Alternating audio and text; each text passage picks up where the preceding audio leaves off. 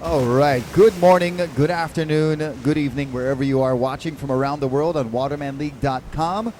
This is a stand-up World Series Turtle Bay Finals event number 10 on our World Series tour. I'm Rocky Cannon. This is Kaipo Guerrero. And we've got some great conditions today. Very light winds for this short course sprint race. Increase in swell, Kaipo. Yeah, the swell came up overnight as forecasted, so it looks like we have optimum conditions for today's in and out of the surf sprint races. Surf running about 3 feet, 3 feet Hawaiian. That would be 6 feet anywhere else in the world. And we have a warm-ups happening right now out in the ocean with some of our top competitors getting used to their boards and their equipment. We had a kids race this morning on the other side of Turtle Bay Resort, on the Kuilima Cove side. That went very well. Marvin Freitas took the victory there for the boys, and it was Sasha Kauhane for the girls. And it was great to see the young kids out there, the next generations of World Championship paddlers. And actually Annabelle Anderson was out there giving the kids some pointers and sharing her professional knowledge with them. So that was really cool for the kids, and it was really cool to witness as well. Yeah, that's right. And so we had a nice start this morning on the east side of this wonderful Turtle Bay Resort. Now we're on the west side. Kuilima Point fronting the pool and the Hang Ten Bar. What a great venue we are in today, Rocky. We got the best of both worlds. We got the ocean right here. We've got the beautiful pool right there. And on your screen, you're looking at a few of our paddlers getting their warm-up sessions in. A lot of them are practicing riding waves with these boards because, as we've been mentioning, these boards aren't built typically for surfing on waves. They're built for speed. They're not really meant for performance surfing on waves. So having that balance and being able to negotiate down the face and through the finish line is going to be very important. So a lot of guys getting warmed up there.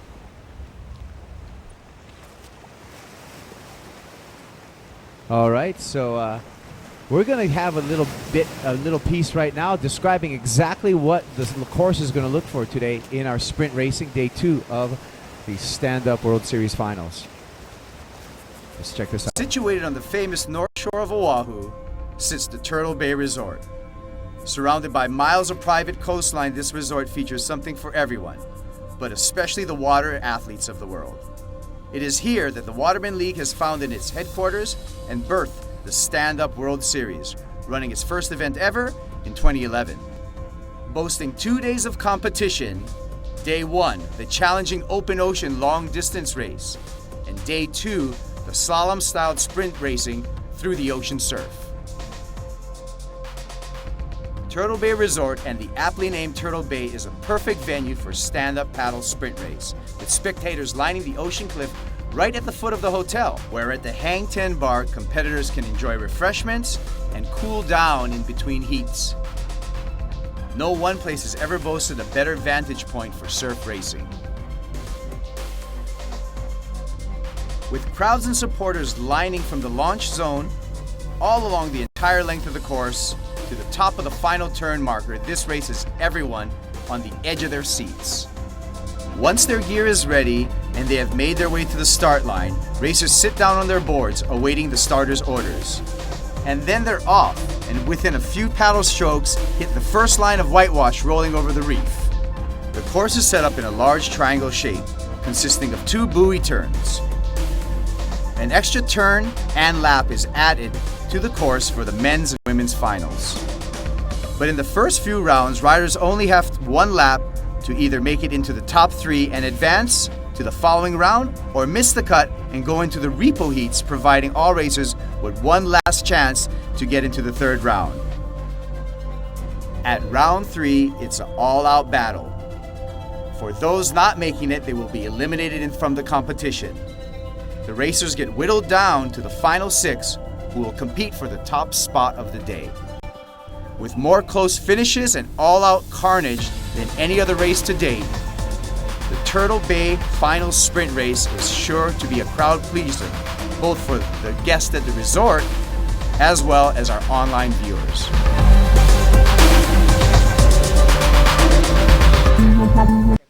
So that was a very thorough description of our sprint course races today. You saw some of the footage there too about negotiating in and out of the waves. We're going to see some gnarly conditions. We're going to see some carnage. We're going to see some wipeouts. We're going to see some very close finishes today. It's going to have it all. It's going to be very exciting, and it's happening literally just a few feet away from us. Yeah, like I said before, this is a wonderful, wonderful venue for this type. And this is probably the most exciting kind of format for racing. I believe, it shows your overall skill as a waterman, being able to negotiate both paddle fast, but at the same time be able to get through the waves, and then also some of your wave riding skills coming back in. And as opposed to traditional paddling or the long distance like we saw yesterday, we had a great finish at Ali'i. We had a great start here, but the middle part of those races are hard to see because the paddlers are so far out. So when we do this near shore racing, it really involves the fans and the spectators. The paddlers, the athletes can hear the cheering that's going on in the water, so that really adds a lot to the type of competition that we have here. Yeah, that's right. And not to mention, we have a world title duel happening today between Connor Baxter and Kai Lenny. The women's world title already been wrapped up by Annabella Anderson. Congratulations to Annabella. But the men's far from over, so that's going to make for a very exciting day of sprint paddle racing here at Kuilima Point. You know what nation Annabelle Anderson comes from? Domination. Domination. Also New Zealand, right? Yes. New Zealand national, but yeah. For aside from humor's sake, she does come from New Zealand, Aotearoa. There she is up and riding on this wave here, trying her surfing skills out on that starboard. Here's Zane Schweitzer warming up on his starboard. Actually, not his, he's borrowing because he broke his board in half. And you talked about the price of these boards yesterday a little bit. The better part of $4,000 and some odd dollars and change. So costly event there for Zane Schweitzer. Good thing he's sponsored, but goes to show you that the power of the North Shore and the power of the waves that these guys paddle in and the conditions really do have consequences. yeah, that's right. Hopefully we can catch up with Zane a little bit later today for an interview and find out exactly how that happened. I'm sure there's a good story behind that. So we're waiting. We have our warm-up session right now in the water. We'll have a 12 o'clock briefing, and then we're going to get on to our first heat of the day.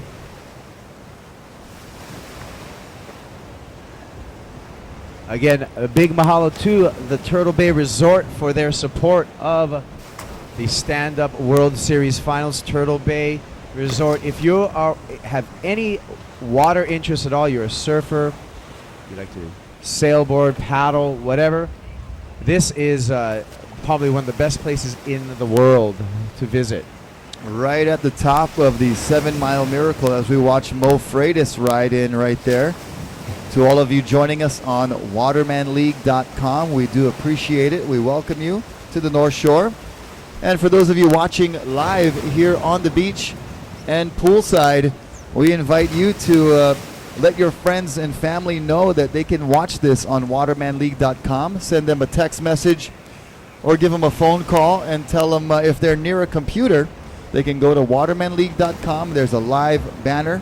Click on that and they'll be able to watch what you're watching. And it depends on where they are in the world. Most, I think, would rather be here. But you can make them a little jealous. Tell them, hey, look at me. I'm over here in Hawaii. It's Aloha Sunday. And I'm watching the world's best athletes compete right in front of my very eyes. Now I'm jealous. There's Kai Lenny scooting on down the line on that inside wave. We'll have a competitors briefing, athletes briefing at 12 o'clock. It is approximately 11:40 Hawaiian Standard Time. So all the paddlers, you guys are going to want to take your last couple of waves and bring it on in for the briefing. We want everybody to be here for the briefing so everyone's on the same page and very clear of the course and the rules, okay, you guys? Because that'll make for a much cleaner race. Well, and you don't want to be victim to making a wrong turn or using the wrong shoulder on the lap around the buoy. You want to make sure, like you said, Kaipo, you want to be very clear on the course because it's a short distance course and a sprint. It's not just a straight shot down the coast. It's hard to mess that up. Right. But this involves many turns in and out through the surf. You want to make sure you have the right course mapped out, and it's essential. As a competitor, as a professional, that's very important. Yeah, so that's right. So we got 11:40 right now, so 19 minutes until that briefing, and we're going to ask all of the paddlers to make their way in for that. Hey guys, briefing. to our right side, you guys are all on camera right now. To our right, wave over this way. Yeah, all right. Peace sign, shaka sign, regular waves, beauty queen waves. I see one over there like this. I like So there you go. That's a picture for those watching on the web. That's a picture of our gallery. We got some nice seating here, stadium-sized seating.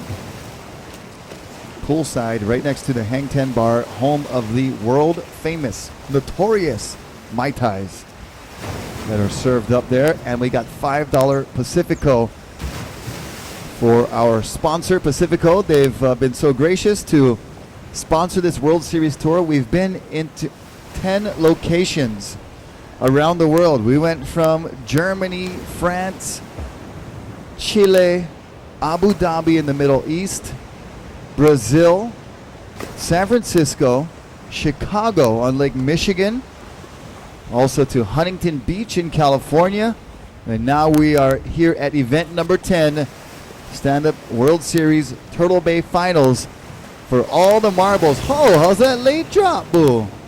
Buggo and pull them off, Uncle? Keith Baxter. All right. Oh, that's Connor's Fada showing them how.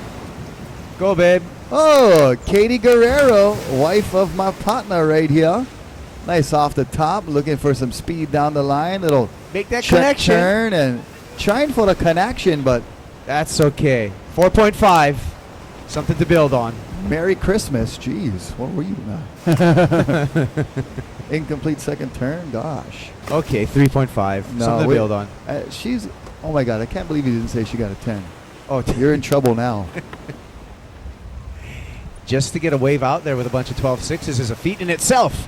Yep, and there's Annabelle Anderson, and there's a brother shredding on his blue board. It is shreddable today, and so like we've said before, the waves have come up, and the conditions couldn't be better for today's sprint races. So we're gearing up to a great day here at the Turtle Bay. All right, Hawaiian Standard Time has us at about 11:45, 15 minutes to our athletes briefing right behind us here on the grass, same place as it was yesterday.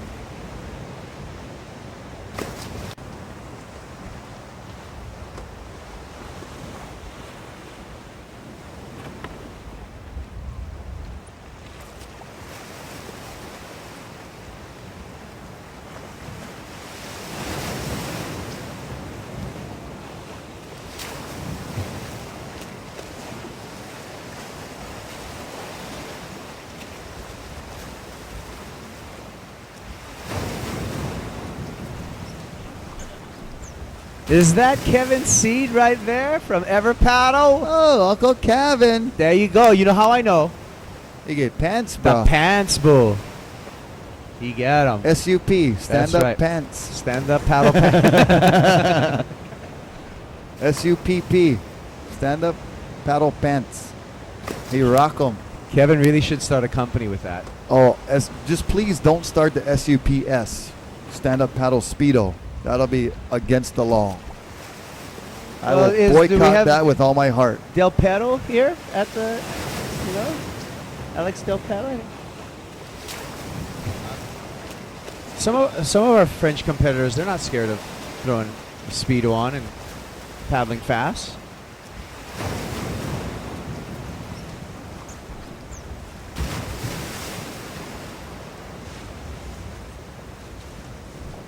That's brother Wrigglesworth Napoleon right there. But a Riggs. Poor Riggs. That nickname's gonna stick with him, and that's all because of Uncle Hey, Rocky you right know, there. Wrigglesworth. I love the kid. He's a great competitor, and he comes from legendary surfing ohana here in Hawaii. And Well, he's yeah. all he's a very good attitude, good spirited kid. You know, never lets his skill and his accomplishments go to his head. He's always very humble, and you know, I feel like, I hope at least, I can joke around with him like that. Oh And- yeah. And it's I try to use it every other, you know, not too much where it wears itself out, but And Riggs is solo here today, if you've noticed, and that's because Dad and probably Grandpa are paddling in the middle of the Molokai Channel as we speak right now. Molokai Hoi going down. The annual race between Molokai and Oahu, 6-man canoes. That's happening today on the other side of the island, on the south shores, where they're going to finish. But right now, they're in the middle of the Kaiwi Channel. oh man, with this weird dead wind too, they are hustling. I'm going to tell you one thing. It's hot out there. Woo, yeah. Got to stay hydrated and keep yourself moving forward in that 6-man canoe as Uncle Nappy and Aaron, like Kaipo said, are in the middle of that Kaiwi Channel right now, crossing from Molokai to Oahu. And we are just about 10 minutes from our briefing. So if you guys could bring it in, all the racers could bring it on in so you can get briefed, please. We want to make sure everyone's on the same page, so everyone's in clear understanding of both the course and the rules today. So about 10 minutes, so you guys bring it on in, catch that last wave and bring it on in.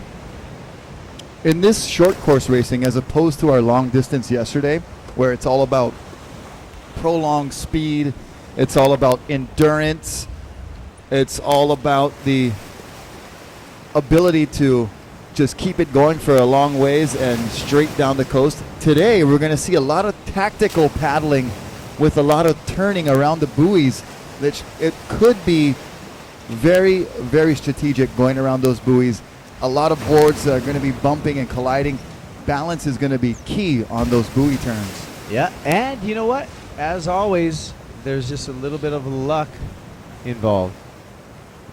Oh, better Riggs just did a mean swooping cut back right there. As we see Uncle. Who's that? Brad? That's Brent from Kaimana. Oh, better Brad, right on. Good to see. Stand-up paddleboard. So I believe he's the owner and the paddler himself. Good to see the all Asia Raja in the lineup. Oh, Hawaiian pearl dive on the outside. Here we go, the blue board shredder taking off late and deep. Little bit too late, little bit too deep. All right, so again, competitors, we have your briefing. And paddle for that wave, babe. Go. Yeah, Mom, go. Kaipo's daughter up here on the microphone.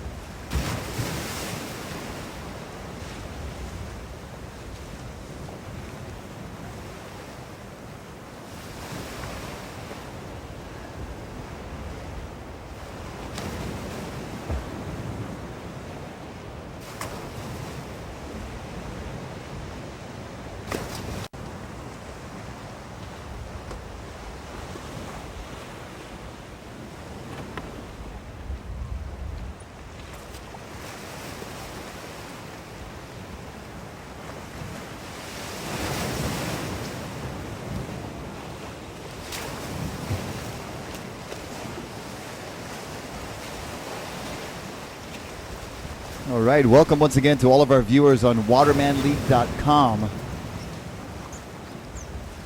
We are about less than 10 minutes from our briefing, and then we'll be ready to start our first heat immediately following the briefing. There's Ingo Rademacher.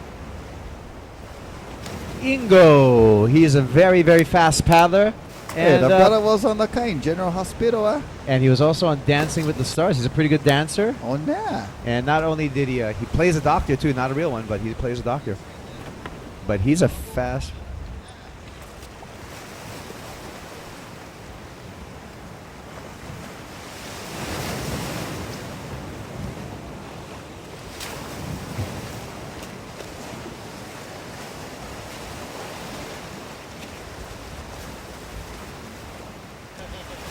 All right, you guys, we're about 9 minutes to the pre-race briefing. Pre-race briefing. Sorry. Pre-race briefing in about 9 minutes. So bring it on in if you are a racer. If you're just out there surfing or stand-up paddle surfing, you can stay out there and take advantage of the break before we clear the water for our first heat. Enjoy for now. Here goes brother Riggs on the outside. Number 100 on his jersey. Oh, number 10 or 100. What is that? 10? Oh, it is 100. How you get that, bro? I never know how triple-digit jerseys. They had that in lacrosse. Oh. No, I'm just made that up. Oh, we could see a lot of that today in our races. There's a steep section right there here at Turtle Bay where the wave really jacks up. And if you're not ready for it, like we've been talking about, you see these stand-up paddleboards built for racing. There is not a lot of bend in the board, or rocker, as we call it. So it's a very flat design built for speed. So that steep section could pose a little bit of a hazard for our paddlers during race time, as we saw that brother right there on the green board fall victim there. We've seen a couple of guys already go down in that same spot. Yeah, and these boards 12 foot 6 inches in length, so that's a lot of board to make sure that nose doesn't poke under the water and pearl dive. So they're challenging.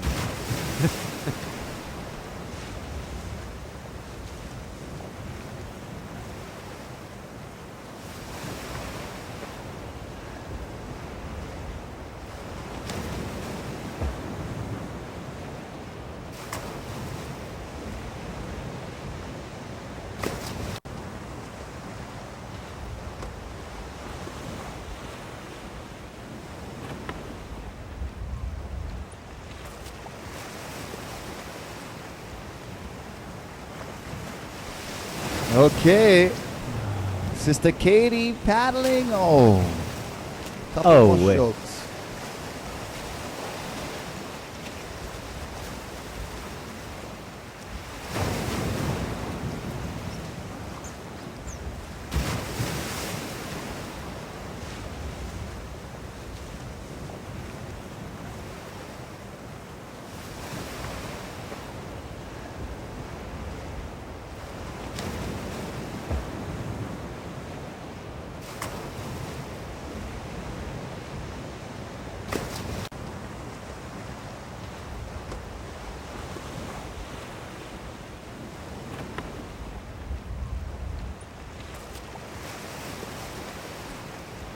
Here we go, paddling.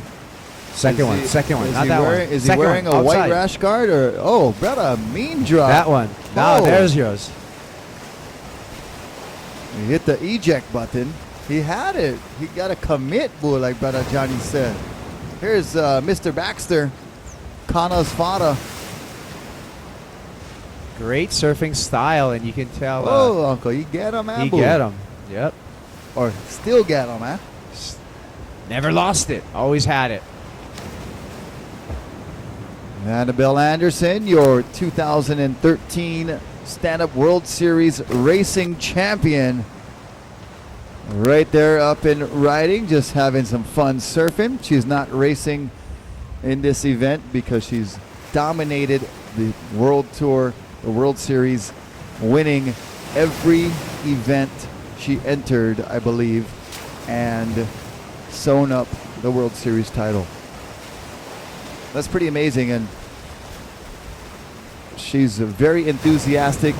We saw her this morning with the kids. It was great to see her giving them some pointers and interacting with them, paddling out there with them. That was really cool this morning.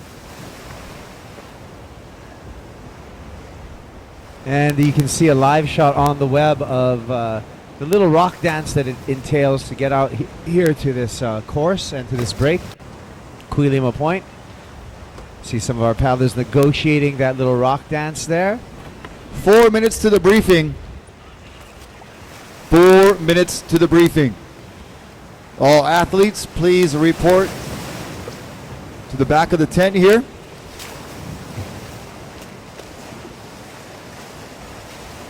Four minutes to the briefing.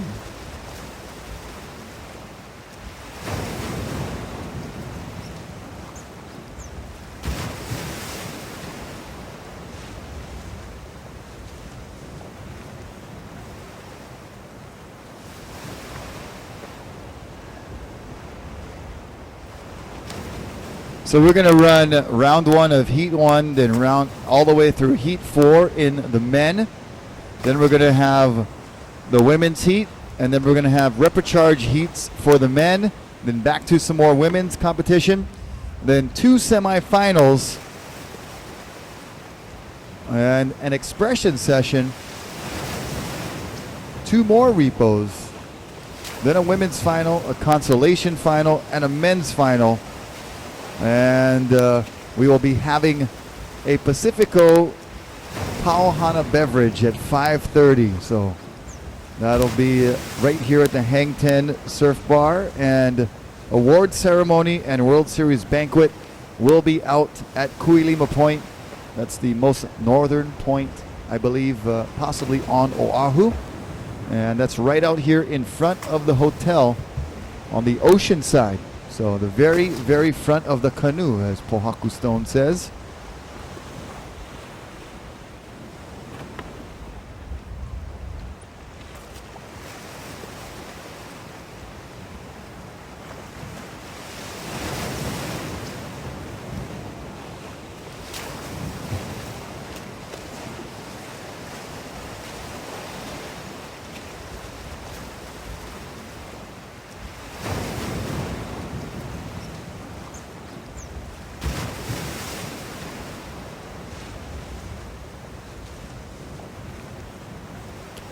All right, here, Katie. Go, Katie. Paddle hard. Go, Katie. Go, go. Tell the guy, watch out. I get him. Oh, the bucking bronco. She handle.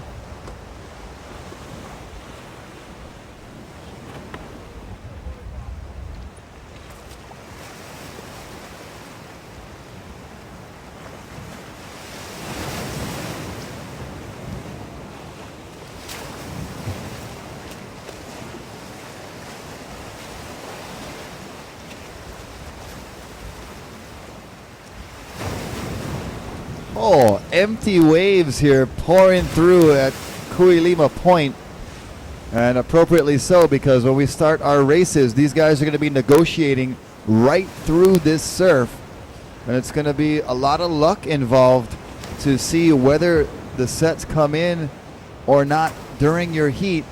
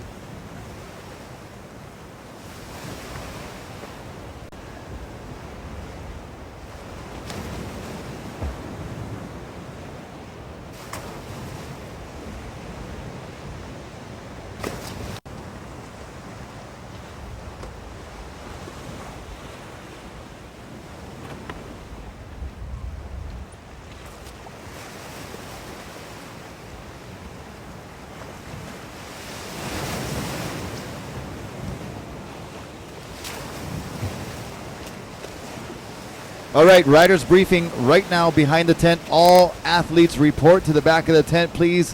At this time, all riders report to the back of our tent right here on the grass, same place as yesterday. For the riders briefing, athletes briefing, make sure you know the course, the rules, etc., etc.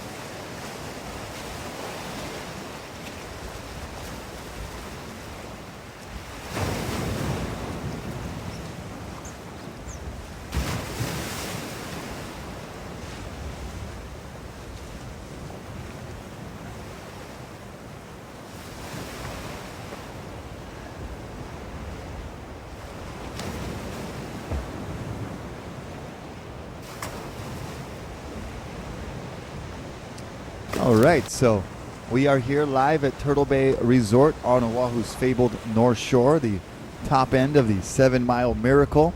We're here for event number 10 of the Stand-Up World Series Turtle Bay Finals. We have 2 athletes competing for the championship and a bunch of other athletes competing for standings and for points, prestige, pride. It's all on the line here for the Turtle Bay Finals. And we've got some great conditions with a pretty good sized swell filling in here. It's going to be tricky going in and out through the surf. There's going to be a lot of carnage. There's going to be a lot of exciting action. We need our athletes, all athletes, to report to the back of the tent here. All athletes, please report to the back of the tent for the briefing, course description, and other pertinent information.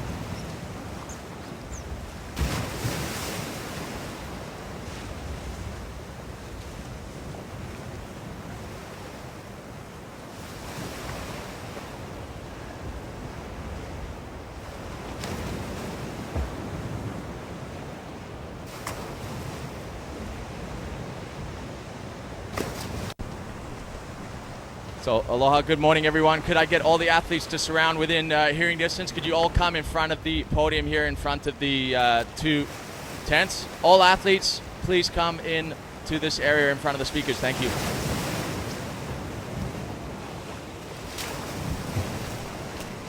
So all athletes that are under the Turtle Bay tent and around there, please come in. This is an important briefing. We'd like to speak to you guys, so if you could all come in close, that would be great.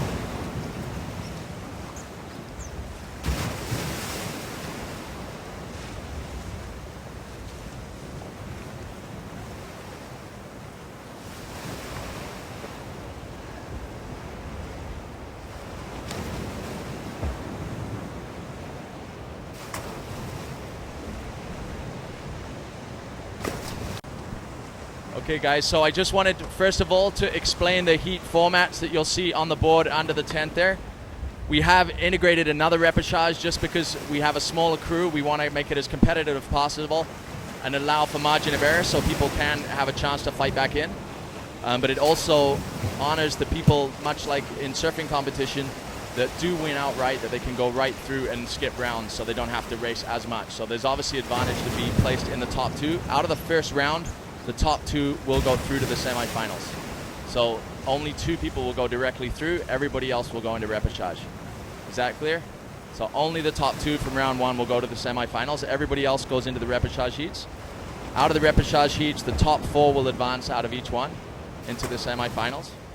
And then as we get to the semifinals, the top 2 again will go from the semifinals to the finals from each of the semifinals. So they will skip that last repechage heat. and everybody else will go into the repechage.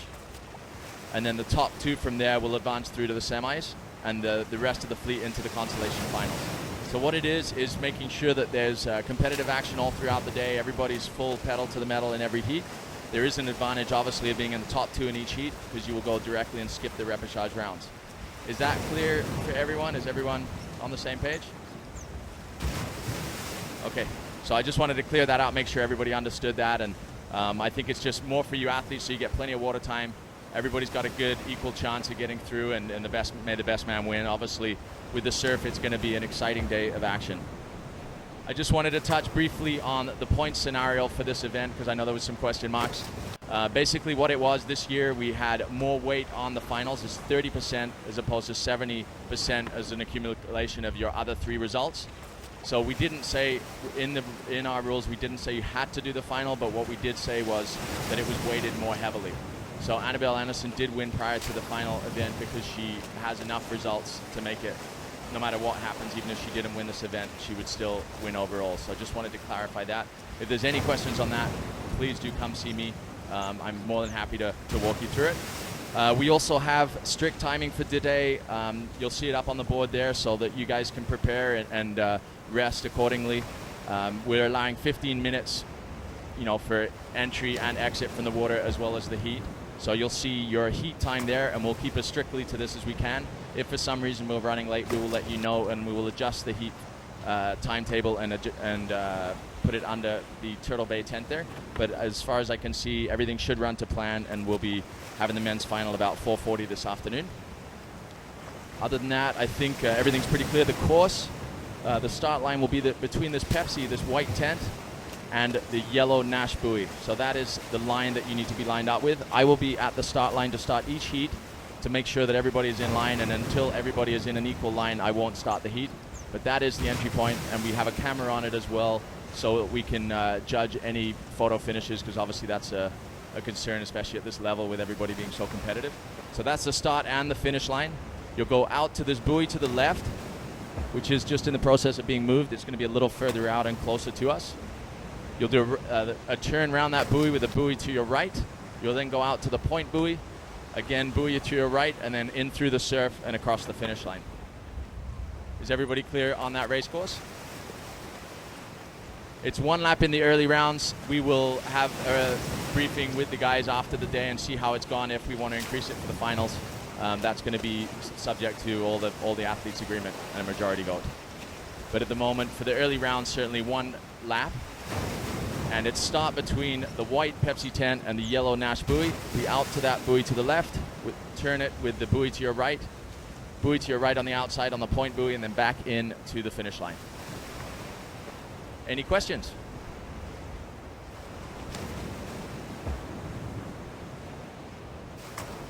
Any questions at all?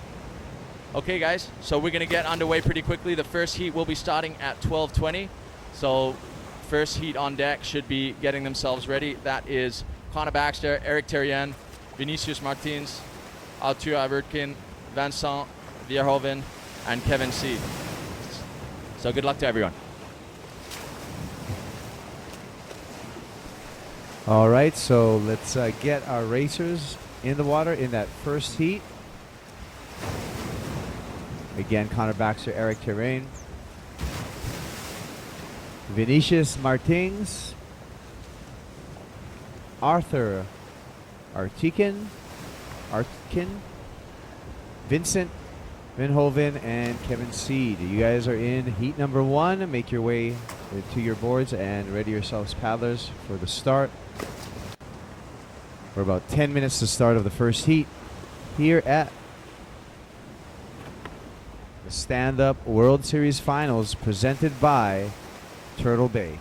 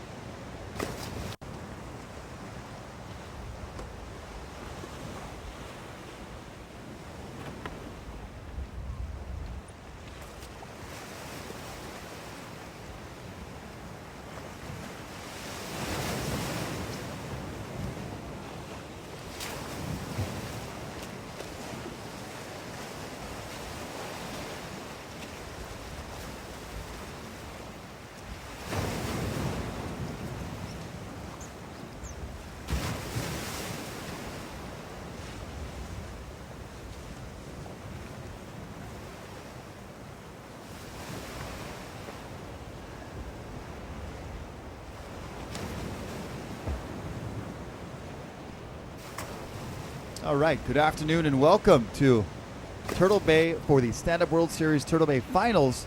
We are just a few minutes from the start. The riders have had their briefing, Kaipo, and I actually have been just kind of frothing to see this race start because it's going to be so exciting.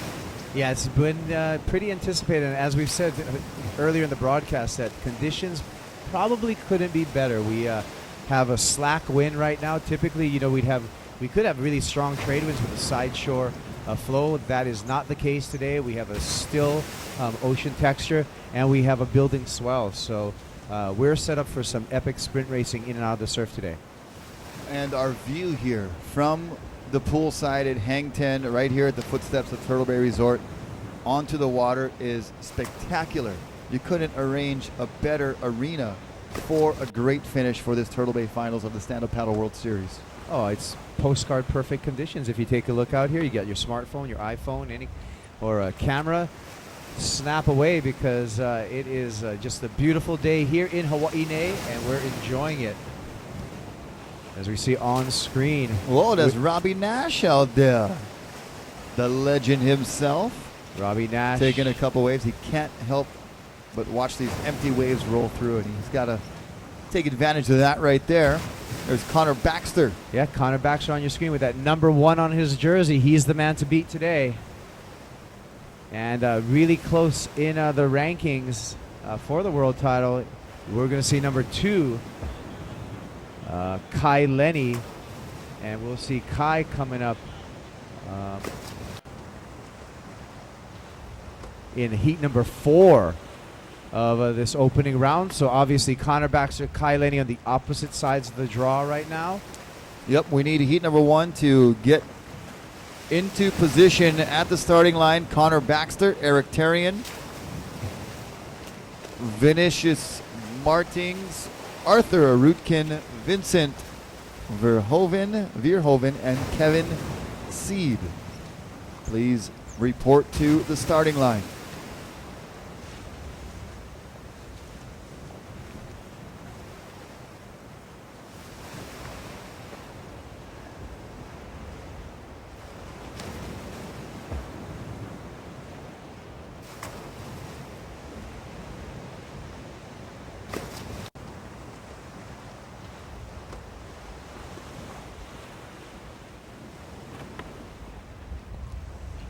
So there are a couple of buoys out there. We got the Nash buoys being set up.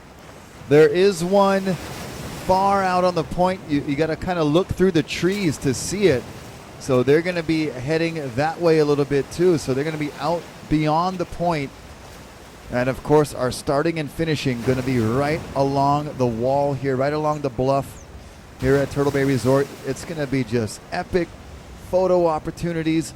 Epic viewing. You'll be able to look right down at the athletes. You'll be able to see their detailed facial expressions as they hammer through the finish and the starting area. Yeah, that's right. A lot of these guys are going to be hugging the wall or catching the waves right here at the Kuilima Point or the Pool Bar Point, and taking advantage of waves coming in and having to negotiate those waves at the same time. And I believe our starting position is the same as yesterday. Okole on the board, feet in the water.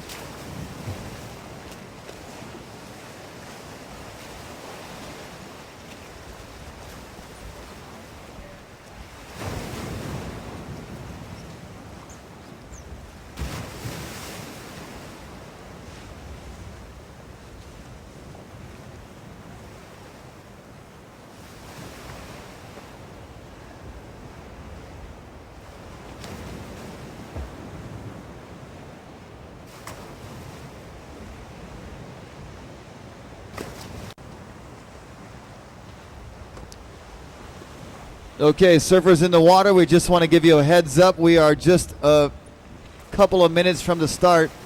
So we want, oh, pull in, Uncle. I thought you was going to go for the barrel. That bugger went spit a little bit. Ooh, Mr. Baxter. He was like, you know what? Maybe 20 years ago I would have shoot up curl right there, but this one, I'm just going to make sure my back is okay tomorrow. All right, so we're just a couple of minutes away from the start, Kaipo. Yeah, that's right. So everything is getting set up. We got a course going outside, returning around this middle buoy, all the way to the outside buoy, and then riding the waves back through to the finish. One lap for these early rounds. I believe top 2 move on to the next round. Top 2 will go to the semifinals. They'll leapfrog into the semis, and the bottom 4 will fill in to the repechage, and then 4 will advance out of the repechage into the semifinals. Then there will be another repechage round after the semifinals.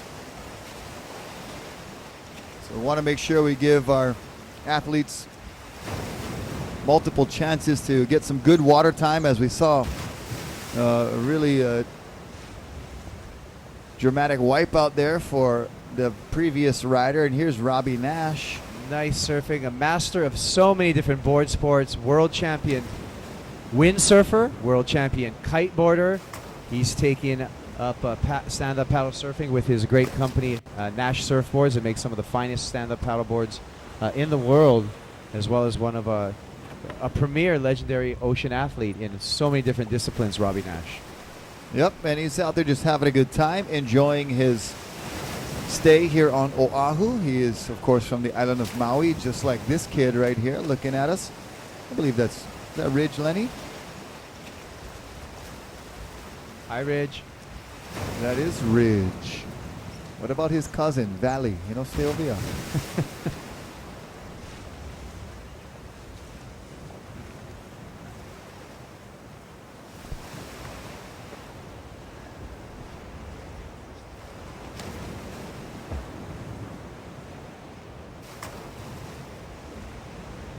All right, so as you can see on your screen on the webcast, we have our first heat lining up, getting ready for the start. Okay, guys, same rules as yesterday for the start. Sitting with your feet in the water, I believe. I believe that is, we're going to be consistent with our start, at least until we're told otherwise. I'd like to see that. So, guys, sit on your board, feet in the water, get lined up appropriately. There you go. Maybe I gotta speak French and Portuguese. Please sit on your boards, guys. There you go.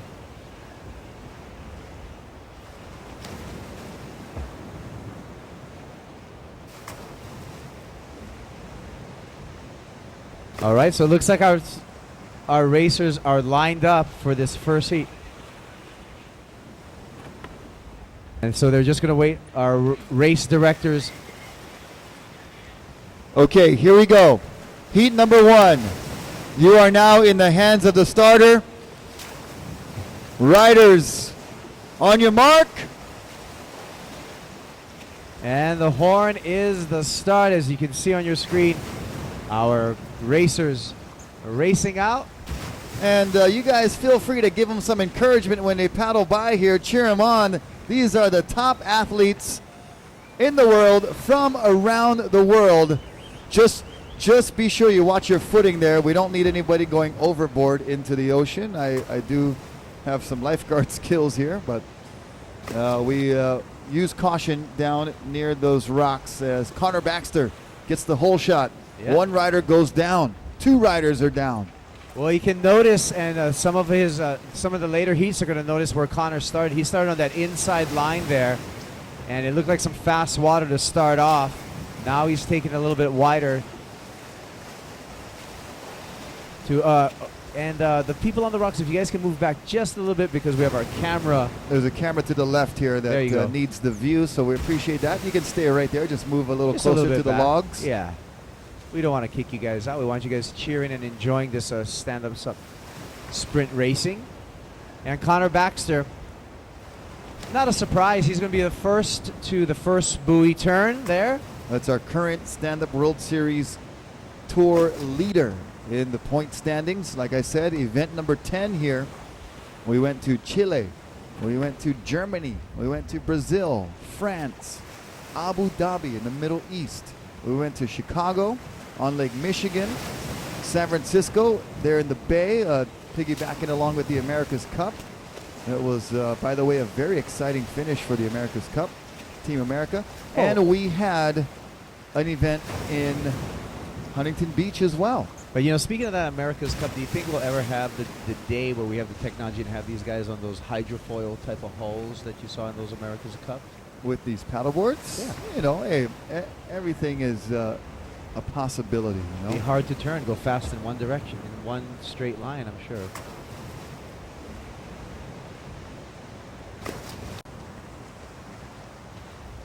See, I just got in some inside information, and then we do have a couple of companies, especially working for long-distance straight line runs, working on some hydrofoil fin technology. Could see that company. We're not going to say what the company that is. We don't want to give out any trade secrets. I'm sure the people at FCS in their laboratory are working hard on everything. All right, here we go. They're going to make that right turn around the outside buoy and then head back through the surf, which should be very exciting. Top two will go to the semifinals. And here we go. Connor Baxter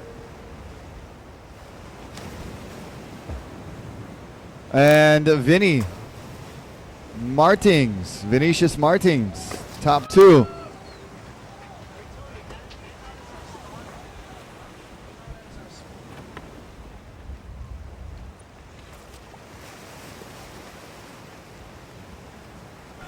So Vinicius and Connor, they look like they're going to leapfrog into the semifinals with that top two finish.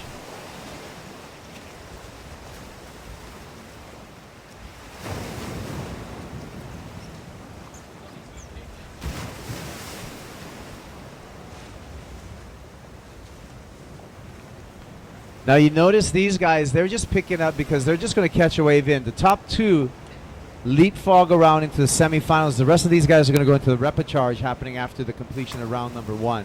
There's Kevin Seed on the outside with the SUPP style stand-up paddle pants. Eric Tarian closest to the wall here, and it looks like Vincent Verhoeven is right in the middle. Well, that could be Arthur Arutkin. But one of these paddlers did not show here, so we only have 5 in this first heat. Heat number 2, get ready. Zane Schweitzer, Jake Jensen, Noah, Janella, Josh Riccio, Andrew Logreco, and Ingo Rademacher. Please stand by to start. Get in the water. Get on the starting line. We want to go bam, bam, back to back with these heats. So that was the course, and you saw how quick that took them, just under 10 minutes. So quick heats going back to back here, and these guys got to paddle about at least 3 heats for the finals. If you do the repechage, you got to paddle about 5 heats, and when you're going all out full bore, you do start.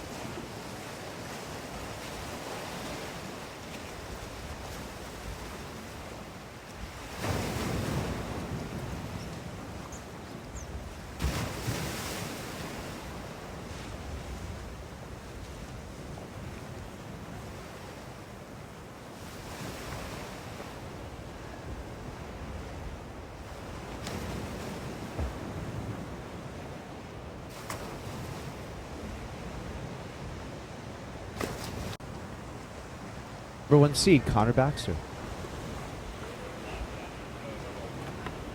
Alright, Connor, so nice little warm-up first heat. Yeah, it went good. Conditions were great. Got some waves, not much wind, and everybody's here and ready. This is the last race for a lot of us, so everyone's going all out, and felt it in that first round. You know, normally it's just kind of a cruise, mellow, but with a little bit of a different format.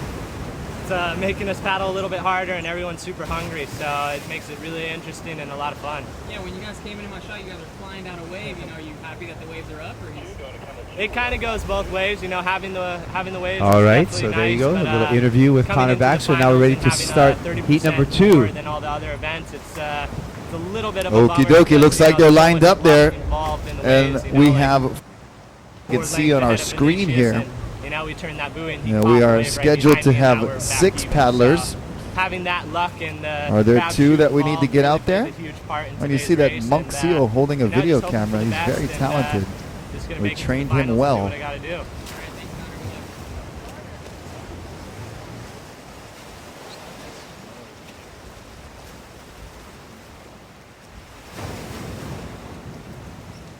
Standing by for the start of Heat 2. There's the other 2 paddlers filling in and getting lined up. Sitting on the board, feet in the water is the protocol for the start here.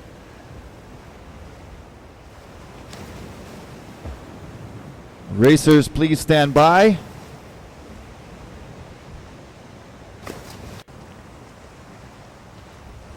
Waiting for orders from race director Tristan Boxford, who's down there with the starting horn, and will give the athletes their instructions here very shortly. Top 2 will go to the semifinals. Here we go. Racers, you are now in the hands of the starter. Racers, take your mark. And they're off. And there we go. We got our angle from the takeoff zone. And Wow. Here they are right in front of us here. Live on Kuilima Point right here. That's Jake Jensen, followed by Noah Janela, and then Zane Schweitzer. And you see those boards, they are so difficult to balance on. You really have to just be in total focus and complete balance with your equipment. Josh Riccio with that green board. And Andrew LaGreco taking the outside track, heading for that first buoy for a right-hand turn. Only the top 2 go to the semis. Bottom 4 go to repechage. yeah, and it looks like yesterday's long distance race winner, Jake Jensen, first to the buoy and first to turn, and Noah Janela staying right behind him, and right behind Noah, Zane Schweitzer. And right behind him, we have City and County's finals, and Andrew LaGreco. So this is going to be a close heat right here, as all the paddlers are now in their drafting positions, going to buoy turn number 2. Wow, this is pretty exciting. They're just nose to tail, very close indeed. As they make their way to the outside buoy, just outside of Kuilima Point. There you go. Cheer him on, bro. Let him know. He can hear you, bro. And especially when they come close right here. Let them know that you're supporting them.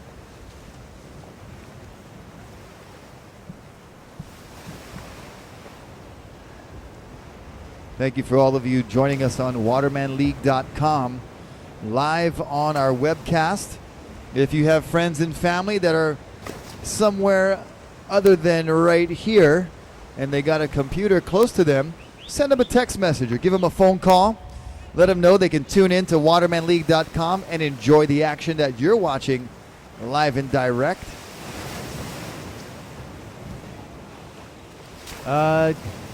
Lady, can you get down in the front on... There we go. Thank you. We just had a cameraman giving us... Thank you very much. This is going to be an exciting finish. We want to document everything. That is something that the Waterman League takes a lot of pride in. There you go. Talk about exciting finish. Oh, only 2 going to the semis, gang. Don't fall. Don't fall. You see that low stance ensuring that... And Noah Janela goes for a carve on the outside, and he can't help himself. And here they go, stroking in. Josh Riccio, Zane Schweitzer, Jake Jensen, and Noah Janela.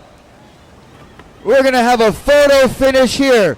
Whose nose will cross first?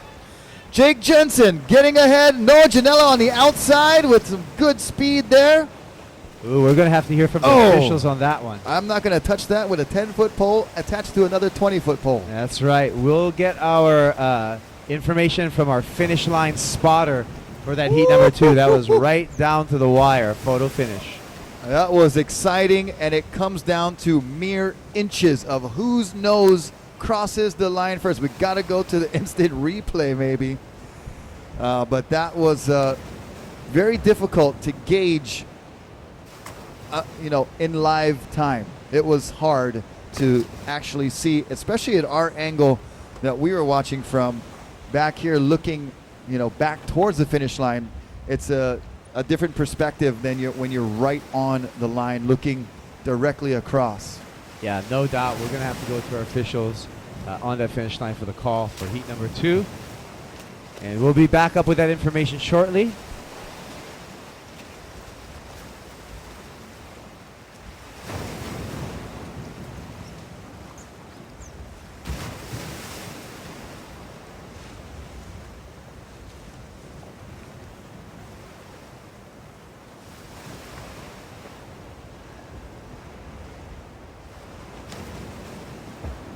So we are going to a photo finish for that heat number 2. Which is very appropriate because these races are going to be so close that we want to make sure that we get the correct results, and having a photo finish, having something to look at is very beneficial. As in other sports, like your surfing, baseball, football, they got all the angles covered. So we are also taking a look at some of our camera angles to see. But to me, it did look like Noah Janela on the far outside was able to get some momentum and possibly just by a mere few inches crossed the finish line first. And it was very close. Zane Schweitzer, Jake Jensen, and Josh Riccio were all just right there with Noah Janela as well. So we will wait for official results before we speculate too much. Yep. And get the proper, accurate results to you as soon as we find out. Meanwhile, heat number 3, you guys can hit the water and line up, please. Oh, yeah. We got to keep this rolling. So heat number 3, Casper Steinfath, Mo Freitas, Paul Jackson, Kaeo Abbey, Riggs Napoleon, Stuart Howells. You guys line up for your start. You get into the water.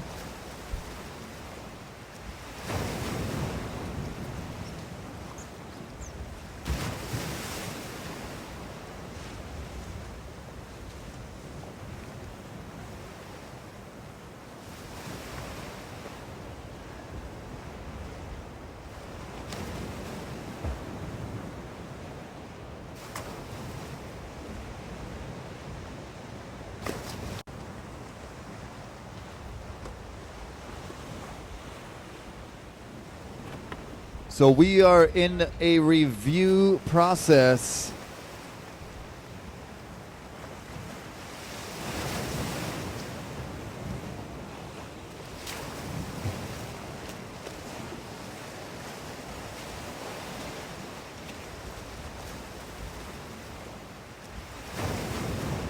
So the last finishing of the previous heat is under review. And Tristan Boxford and race officials taking a look at some footage of that photo finish.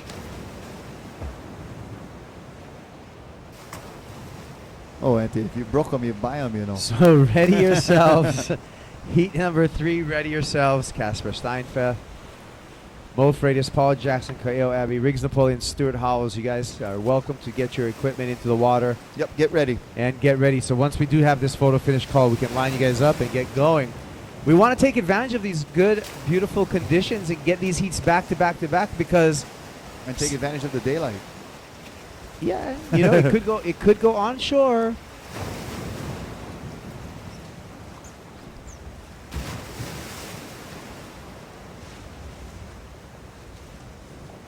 Very important results in that previous heat because third and fourth, you're right there, but you have to go through a repechage round. And it makes it just that much more difficult to seek your way to the finals. So top 2 will be going to the semifinals. Bottom 4 will be in the repechage round. In the first heat, it was Connor Baxter and Vinicius Martins advancing in the top 2 spots. Eric Tarian, Arthur Arutkin. One of Arthur or Vincent was not present in that first heat, so I'm not sure who was the missing person, but Kevin Seed will also be in the repechage round.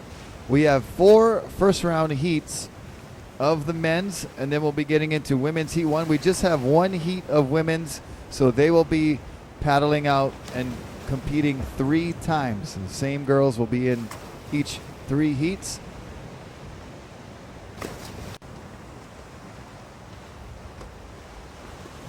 And their points and their placings will be compiled to see who wins overall for the women. We'll get into the women's competition after heat number 4 of round 1 of the men's.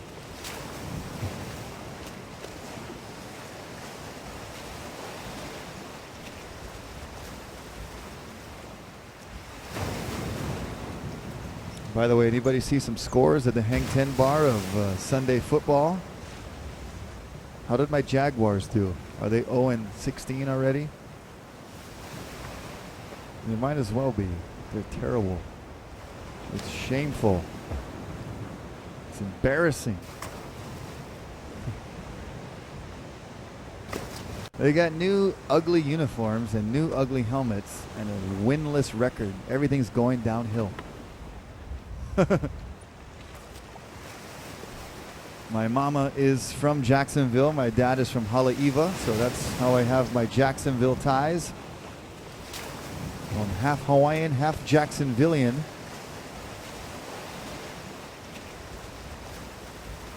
So we have results, official results.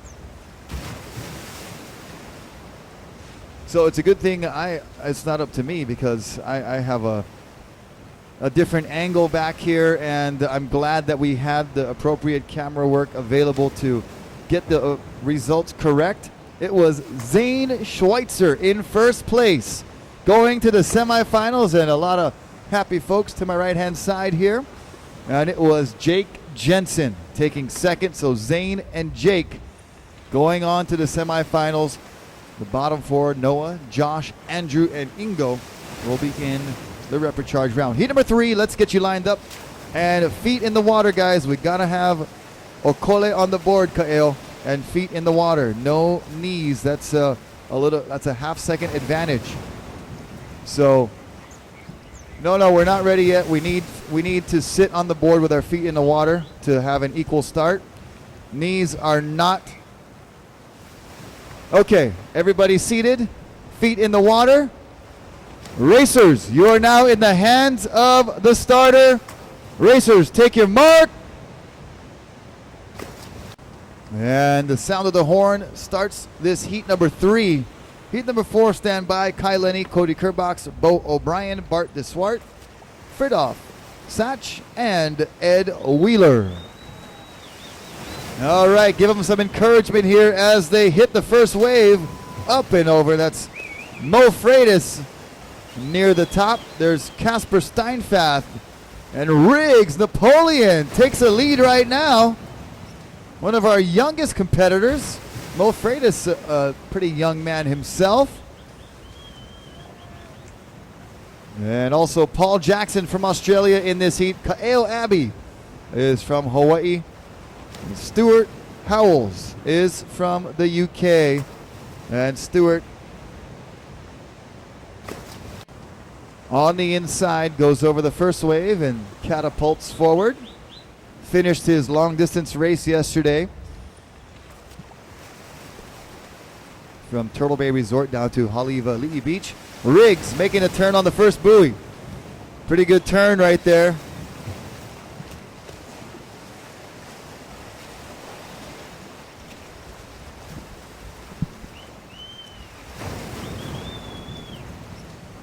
Mo Freitas right there in the number 2 spot. You can see him kind of saving a little bit of energy. Now he picks up the pace. Kaeo Abbey in a close 3rd. Casper Steinfath, Paul Jackson in 4th and 5th.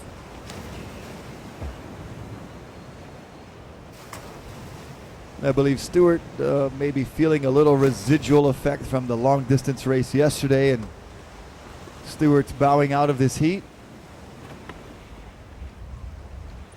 But congratulations to him on finishing the long distance course yesterday.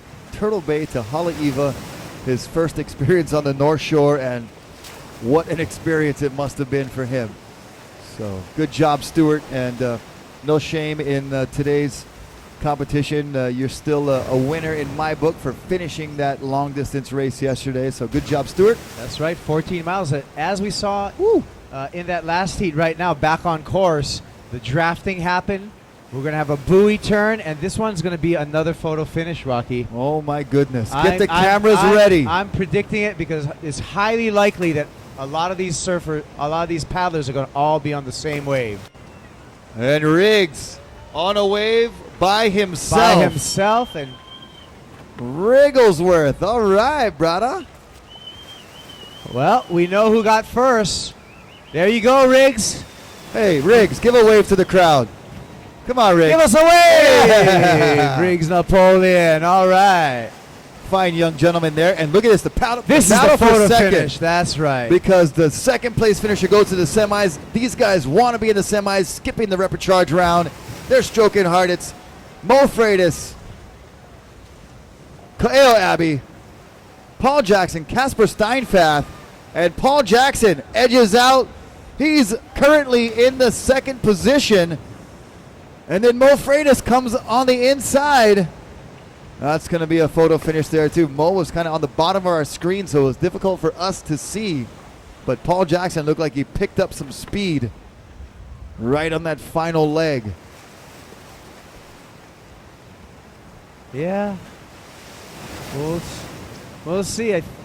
I think Mo saved it for that last burst of energy. We'll see with the official call. He was like really cruising right here. I was like, oh, I guess Mo just going to go to the repechage, and then boom, he turned it on. I think that was really good strategy, actually, by Mo Freitas. He just saved his energy and knew it was going to be the last 20 strokes that were going to get him in. Well, we'll wait for the official results once again for that photo finish, because it's a very crucial result. We want to get it correct, because the second place finisher goes to the semifinals with Riggs Napoleon, the man you see on your screen right now. The kid you see, I should say. Young man. The young man, yes. Riggs Napoleon. All right, so our final heat for the men's round number 1. You guys can get to the water and get all set up. Kai Lenny, Cody Kerbox, Bo O'Brien, Bart DeSwart, Fritjof Sach, and Ed Wheeler. Also, women, stand by, get ready.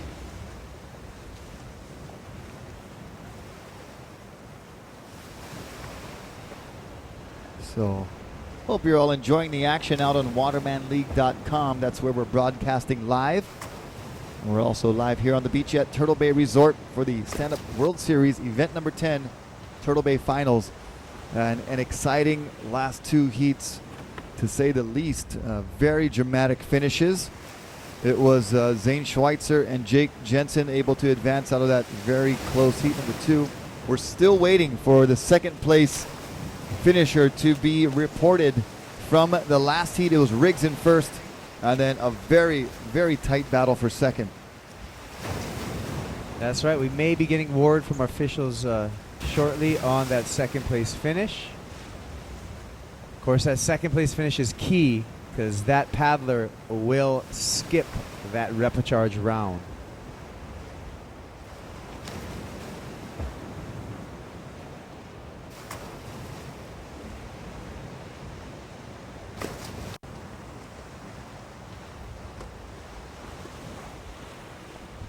All right, we're going to, while we review the results of the previous heat, we are going to go down to the winner of that heat and speak to Mr. Riggs Napoleon. All right, Rick, so you clearly won that heat, man. How'd it go?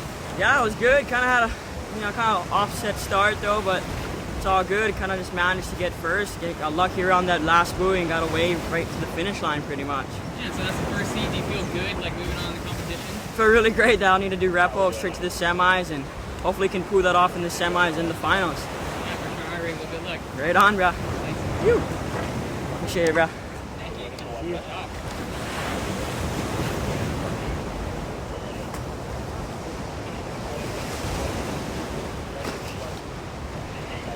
Okay, We're going to start heat number 4, and we're still standing by for the results of who got second, official results, but we're going to go ahead and start heat number 4. Racers, you are now in the hands of the starter. Racers, take your mark. And they're off. Kai Lenny in this heat. Cody Kerbox. Bo O'Brien from Australia. Bart de Zwart from the Netherlands. Fritjof Sach from Germany. Ed Wheeler from Hawaii. Of course, Kai and Cody from right here in Hawaii from Maui. And Kai Lenny off to a pretty good sized lead so far. Cody Kerbox right there with him, as well as that looks like possibly Bo O'Brien.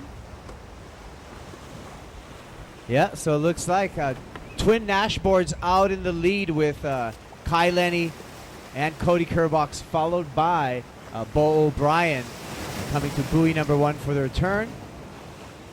Those Nashboards looking like they're running nice and fast here in these conditions. Turn number 1 coming up as Kai Lenny hits the buoy first. Kai Lenny, possibly one of the most well-balanced as far as getting out through the waves on his stand-up paddleboard. You know, it's one thing to be able to ride the wave in, but I've seen him go over some pretty sizable whitewaters with his board and not fall off, and that's been the difference in a lot of the races that he's done well in.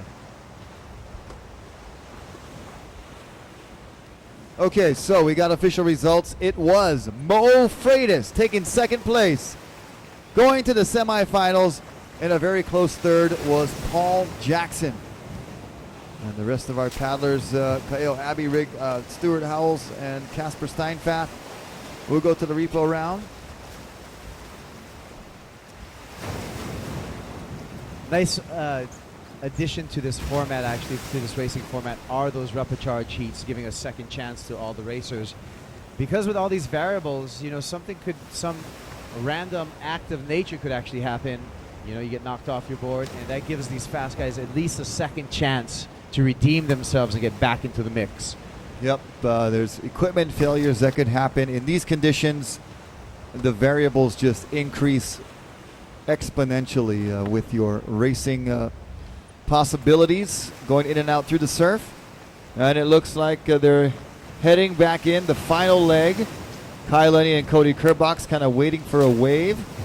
They got a pretty good lead, but right there in third, Bo O'Brien not going to let Cody off easy. He's right on his tail. And that was the game changer right there, because Bo was not able to get onto that swell. Let's see if these two Nashboards can stay on it. Team Maui. There you go. Team Nash.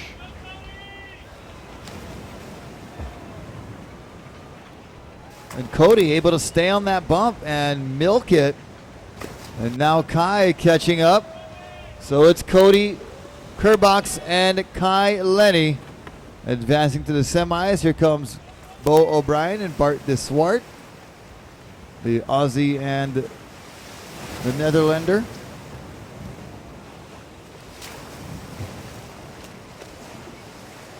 All right, so it looks like advancing out of that heat. Heat number 4 for the round number 1 is going to be Kai Lenny and Cody Kerbox. And Bo O'Brien with a great effort coming in third. We'll see him in the repechage round. Meanwhile, still on course, we have Fritjof Sach and Ed Wheeler. Oh, bad wipeout area right there for Wheeler. And let's heads up on, and he's okay. We see the head pop up. We got a paddle. Very close to the rocks there. He is inches away from those rocks, and this wave is going to not help his cause. Oh. And I hope his leash is good, because that's an expensive bod. I hope you're not borrowing them, bro. Here we go.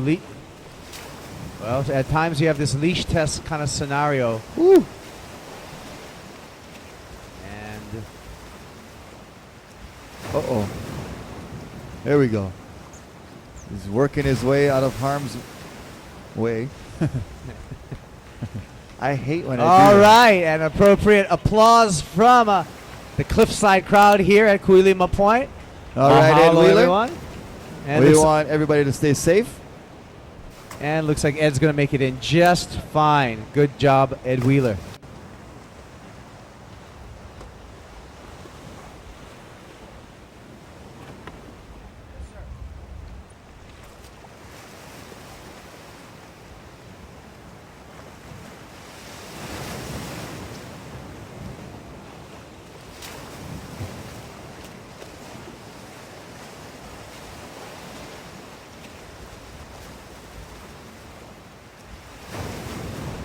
All right, so we're going to get up into our women's heat number 1.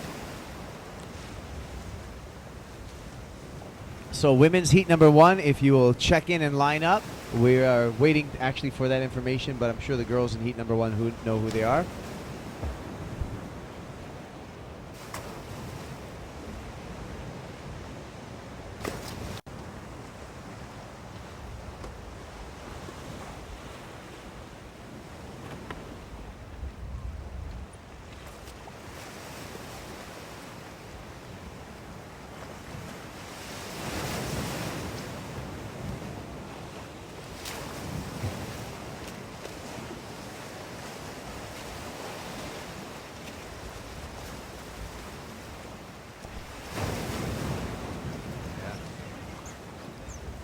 Mahalo Tony Freitas. And we got Kai Lenny on the beach for an interview. All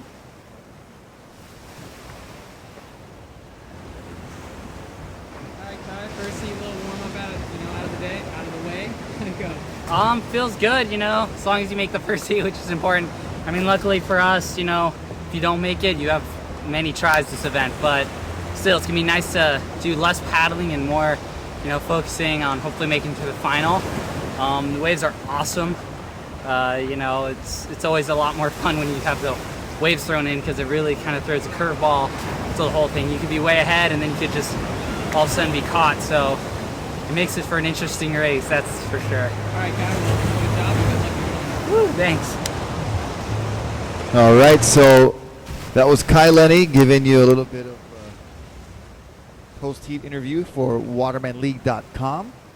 And now we are ready to start the women's here in a few minutes.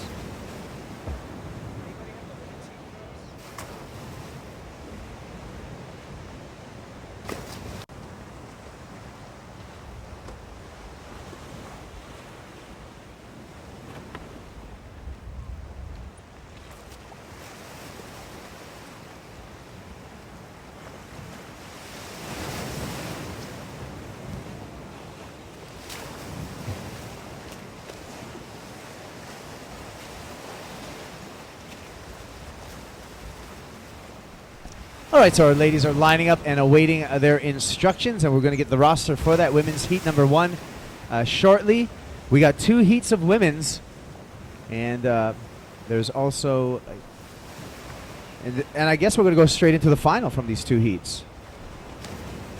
It's going to be the same girls in each heat, and they're just going to do a heat 1 race, then a heat 2 race, and then a final. So they're all going to race. The same girls will be in each of the 3 heats. Okay, so after this women's heat, we're going to have a 10-minute break for our racers to get all together, and then we're going to go into our repechage round for the men. And that is the official word. But we're just moments away to start from heat 1, round 1 for our women's division.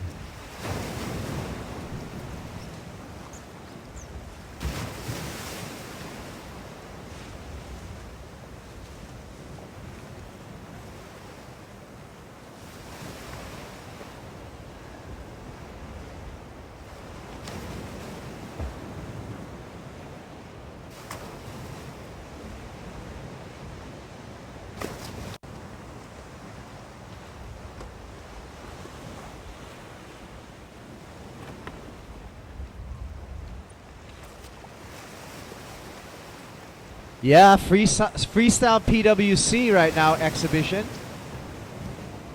You got the lineup to yourself, and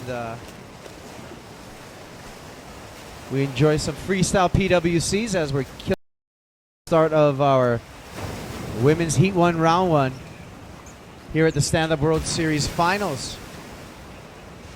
Presented by Turtle Bay. Is that Hank Photo out there? The paparazzi's here. The infamous Hank Photo. Hank, can you do a couple of PWC tricks for us? We're killing time right here. Show us a wheelie.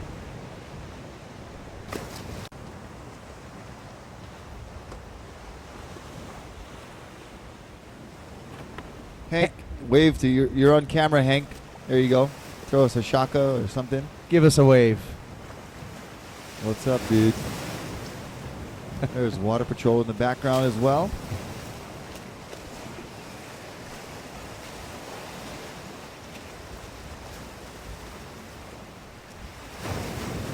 All right, so it looks like our ladies are all set up and lined up.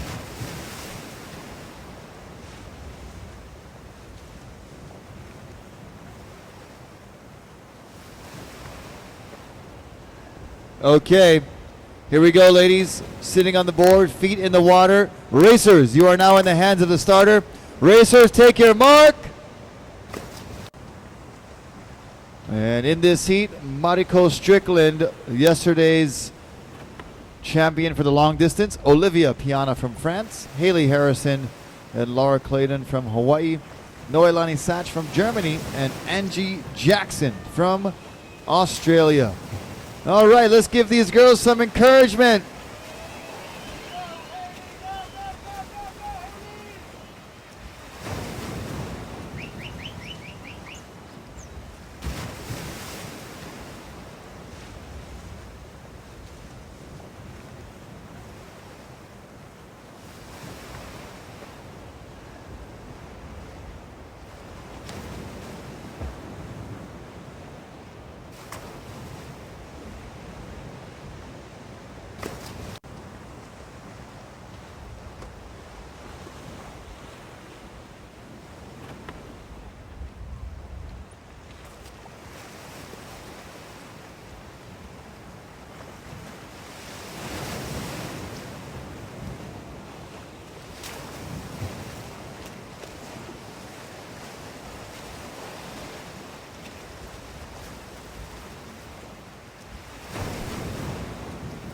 So it looks like we got Angie Jackson in the lead of the pack, making it around that first buoy, along with Mariko Strickland right behind her. And looks like Haley Harrison also in the mix.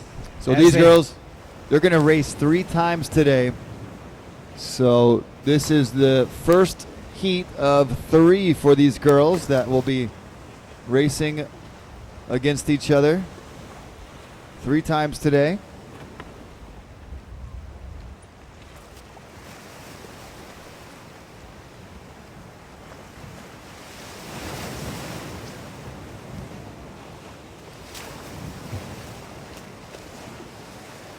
And Angie Jackson still protecting her lead as she's making her way to the outside buoy, and then it's going to be that buoy turn, and then all of us, of course, we're going to have that telltale wave riding in. That's going to be, if we get all these top 4 girls on the same wave, it's going to be another photo finish.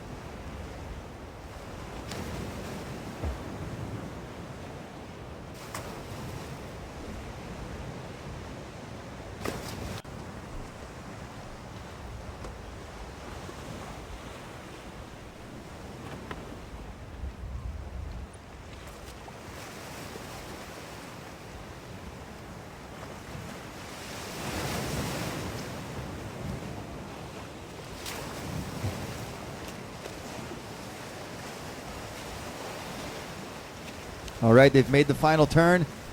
Heading into the surf zone now. And look on the outside, Kaipo. Do you see what I see out there? I see what you see, Rocky. It is a set of waves coming through. Corduroy on the horizon. And this is going to make for an extremely interesting finish. I would want to catch this first wave. Oh, Mariko Strickland and Angie Jackson get tangled up. Oh, no. The door is wide open now for Haley Harrison. And look at Olivia Piana's like, holy goodness. Wow. Haley Harrison up and riding now. Wow. Sometimes it pays off to stay wide, but meanwhile on the inside, heads up for all of our competitors. And heads up with our water patrol. Noilani Satch real close to the wall here with Mariko Strickland right over here grabbing her paddle. You must finish with your paddle. Angie Jackson in third.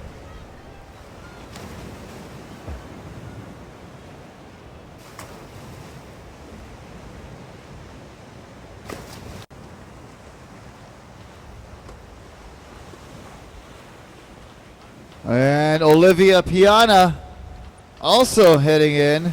Laura Clayton in the mix.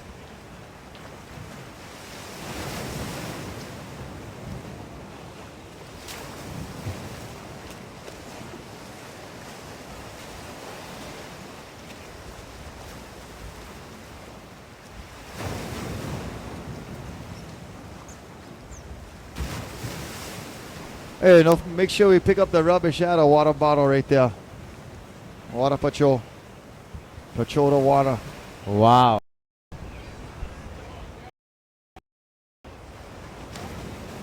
So that was some excitement there.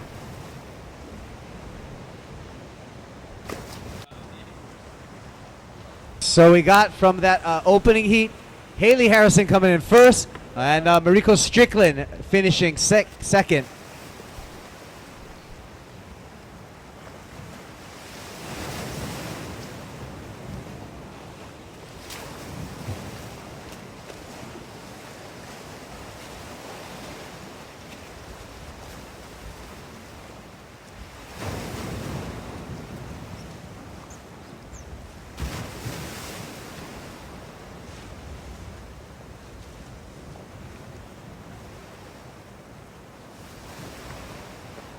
So, of course, for the women's heat number one, the biggest set of the day rolls through as they're coming through the finish. We're going to have a little 10-minute break before we get into our repechage number one. And we're going to throw it down to the winner of heat number one for the Wahine from Hawaii, Haley Harrison.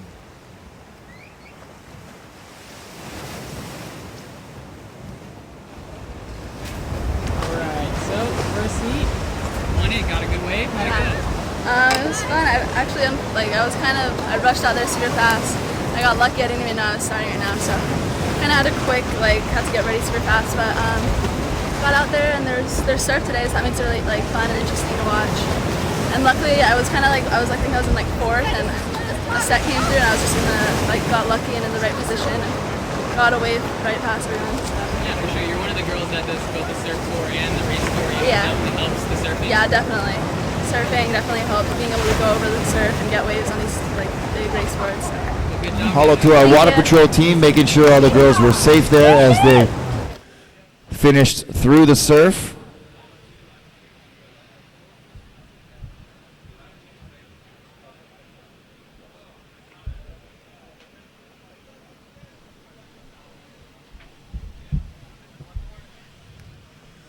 Stand by. We're going to take a small break, but repechage number one, get ready.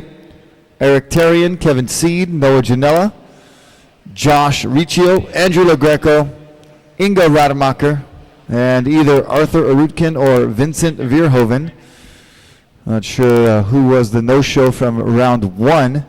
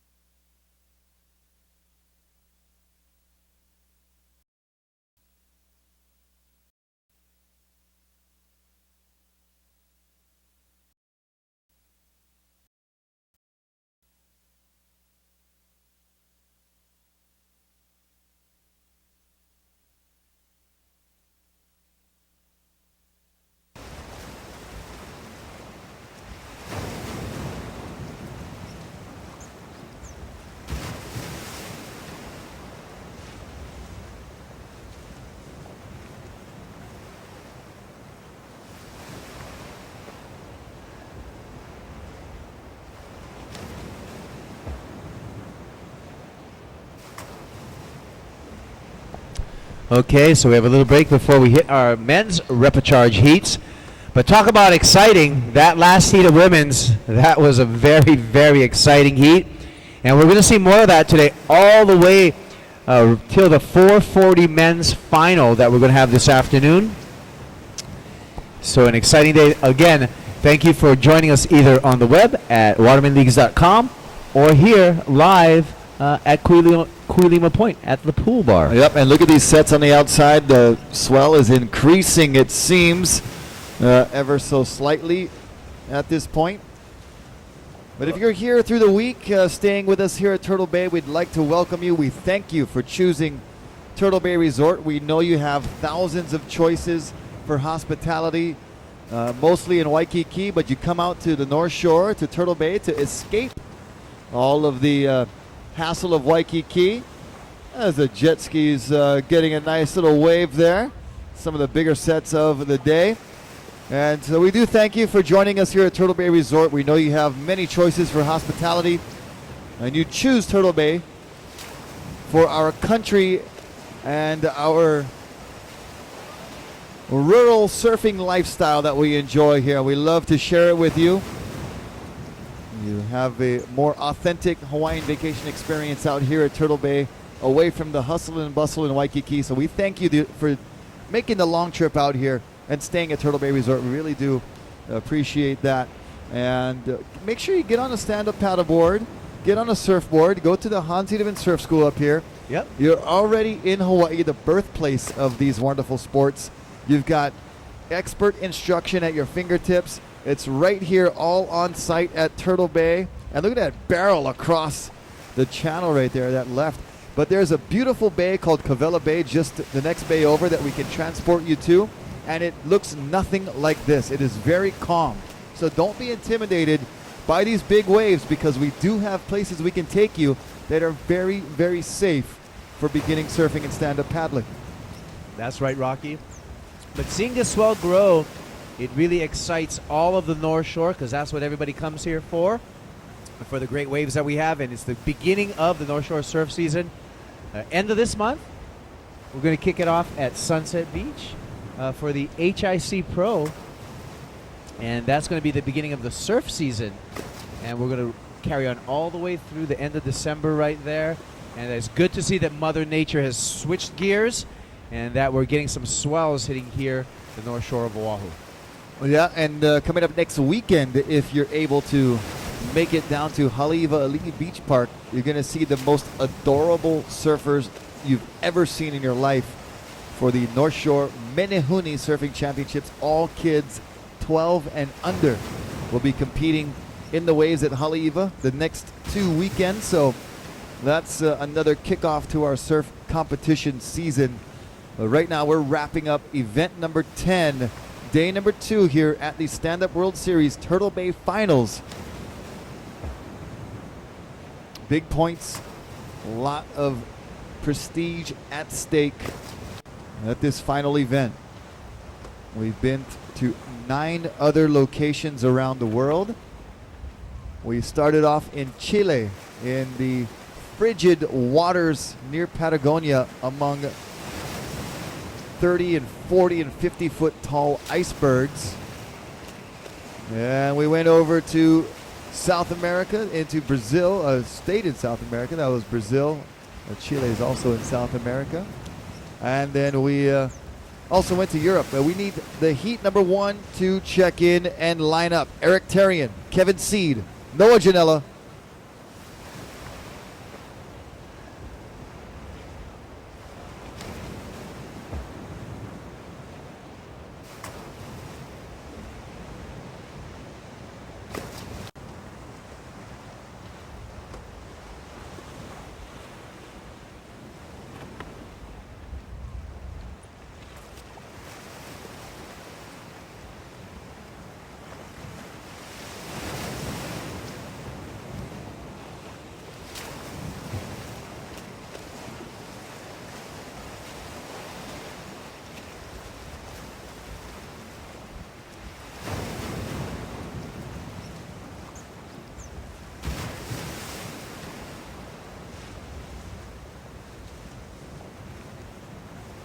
All right, again, so let's have a repo heat number 1 report.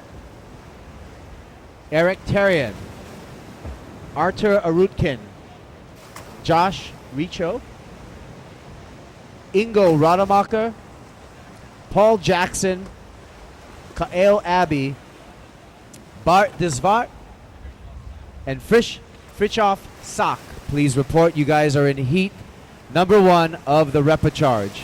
So report and get lined up at the starting area.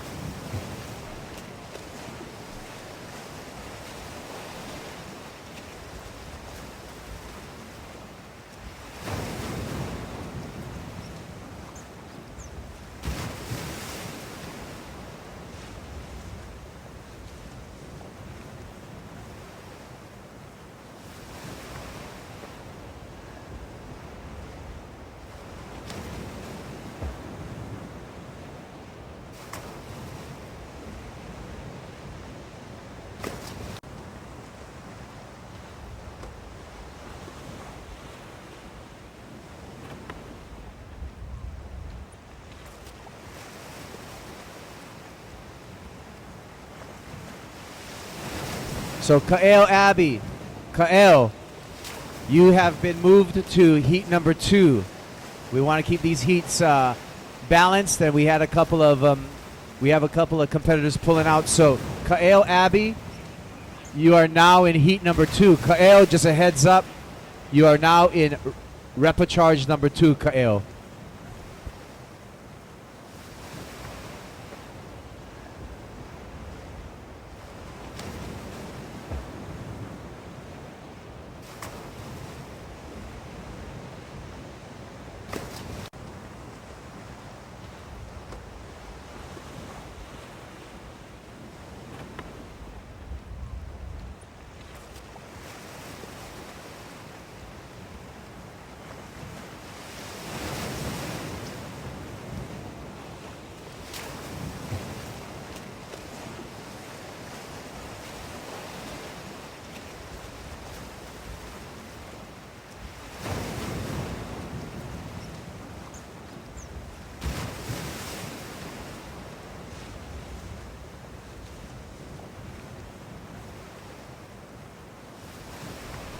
So Kael Abbey, you're going to be in heat number 2.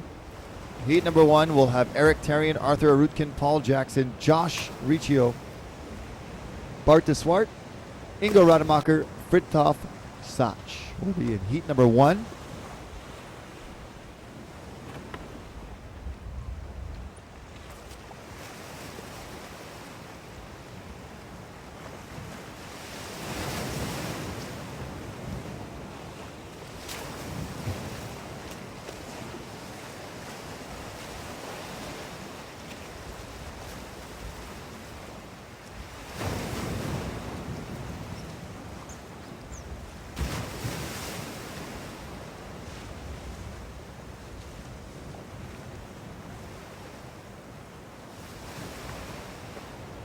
All right, so it looks like our repechage number 1. The guys are all lined up. Again, Kael Abbey, you're going to be in repo number 2.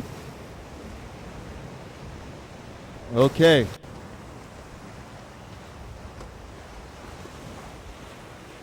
Here we go. All racers sitting, not on your knees. All racers must be sitting on your okole, your backside, feet in the water. Same start for everyone. Here we go. Racers, you are now in the hands of the starter. Racers, take your mark. And here they go. And they are off. Repechage number 1, top 4 advance to the semifinals for 2 8-man semifinals. After these 2 repechage heats, we're going to go to women's round 2. Heat number 2. And look at that. Paul Jackson out to an early lead. And Jacko looking like he's got the whole shot right there. And if he can get over these couple of breakers, he's going to be in very, very good position. And from the semifinals onwards, we're going to be doing 2 laps. So these guys are just going to do 1 lap here for the repechage. But for semis, And the next repechage round and in the finals, it'll be 2 laps. Well, that could make things very interesting.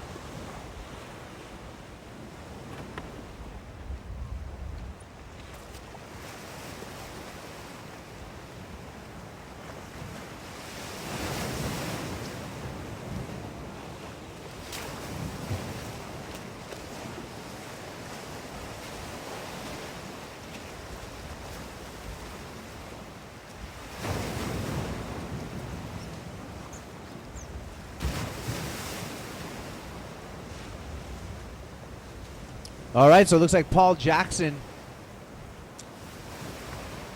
Jacko right here, threading the needle. And, oh! And that was a fin to the midsection. He's back up.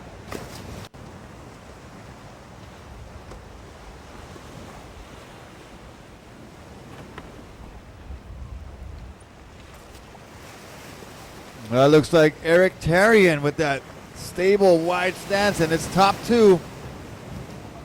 Top 4 to the semis, I'm sorry. So those 3 will be advancing.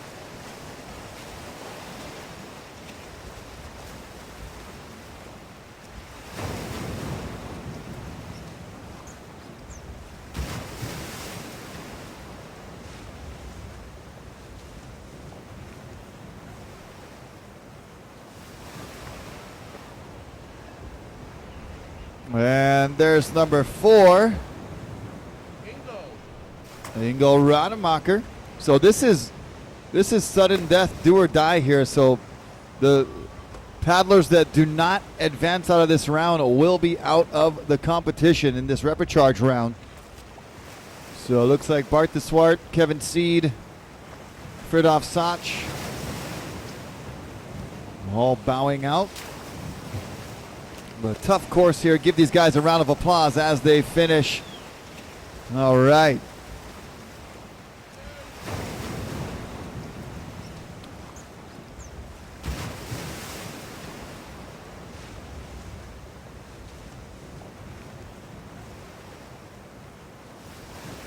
All right, so we saw our advancers. Ingo Rademacher, Paul Jackson, Arthur Arutkin, and Eric Tarian. Coming out of that repechage number 1. Repechage number 2, you guys can line up for your start. Kevin Seed, Noah Janela, Casper Steinfath, Bo O'Brien, Ed Wheeler,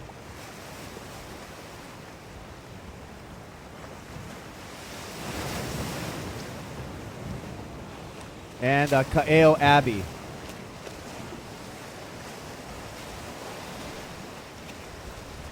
Just a correction.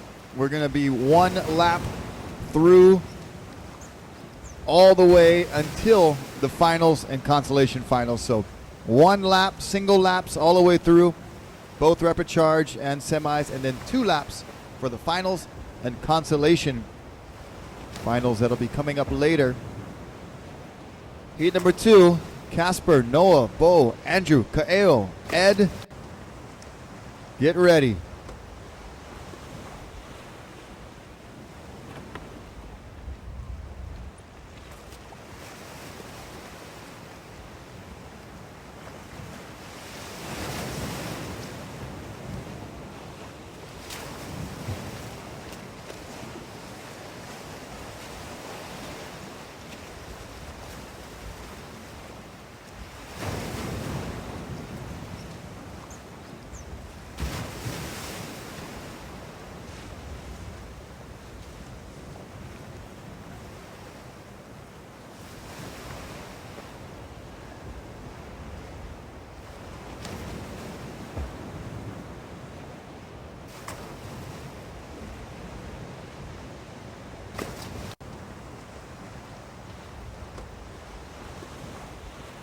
Here we go. Standing by for the start of repechage number 2. Racers, you are now in the hands of the starter. You stand by. You must be sitting, feet in the water. Racers, you are now in the hands of the starter. Racers, take your mark.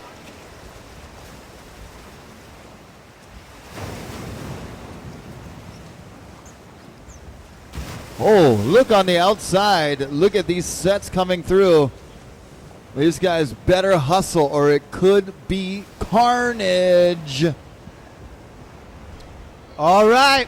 There we go. Noah Janela looks like he's out in the lead.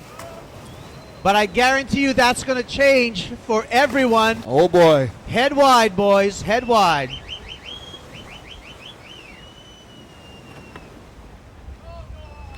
You see the techniques as they go over the waves, and some not able to hold on.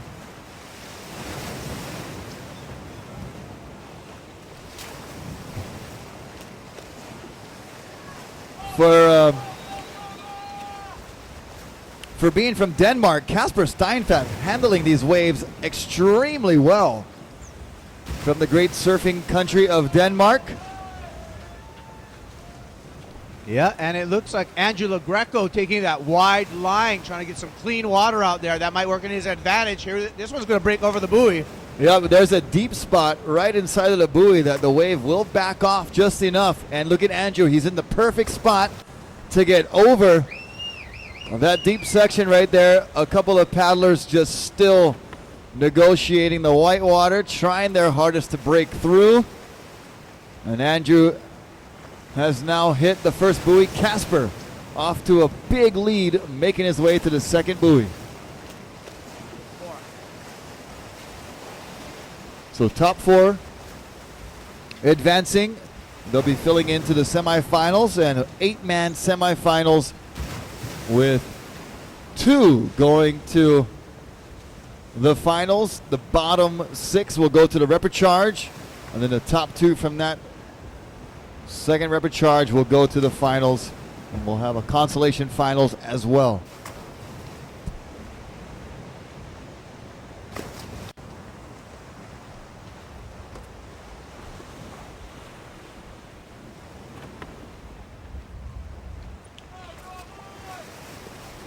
So it's still going to be a race for 3rd and 4th, because 3rd and 4th is going to come out of this round and move on into the semifinals. So our field a bit broken up with that large set of waves coming through, catching some guys on the inside. You know, we saw this morning that inside line next to the rocks being a faster water, but you run the risk of getting caught by a set coming through. And that's exactly what happened in that last heat. So all these competitors are going to have to adjust their lines, adjust their strategy, and watch the conditions as the days go on. And so here we go. Kasper Steinfath. Just hang on, Kasper, and you got it. Whatever you do, don't fall. No pressure. Now, Angela Greco, unfortunately, in second place, just went down in a really, really critical. Watch Le Greco here. He's going to have to take a steep drop. And this is going to be a lot of skill. Dead cockroach style. Going for the Okole ride. Look at these waves on the outside still pouring through. Get him, Andrew. Wisely, he waits. And he's going to get a little side slip there. He goes down. Noah Janela on the outside. Noah on a big one, way over his head. Trying to steer away from the rocks. Does a good job holding on. Excellent control. Good job, Noah. Hang on in there. And Angela Greco in the channel, so we got our top 3. All right. Noah admiring the gallery here, just so stoked that he was able to make it through there. We got a broken leash. A possible water patrol. We could get the board over here before the bugger hit the rocks. Maybe. Maybe not. Leave the guy. He can make them. They save lives, not equipment. Oh, shnikes. Water patrol. Ouch. Of course, the priority is to save a life, and The equipment is, of course, secondary. I would tell Kyle if I was him, I would say, hey, go get my board, I bro. can swim. I'm good. I can swim. Yeah, Okay. well, Kael is good. Your board's in a deep spot right there, and Kael, you can still get fourth. So get on that board, Kael. You and must finish. you You're going must to finish. advance out of this. You're You must- still looking good, Kael. You Keep gotta- it up, boy. Come on, Kael. Get on that board and through that finish line, Kael. He must be finishing with all equipment can do it. intact. Meanwhile, out the back could be the spoiler.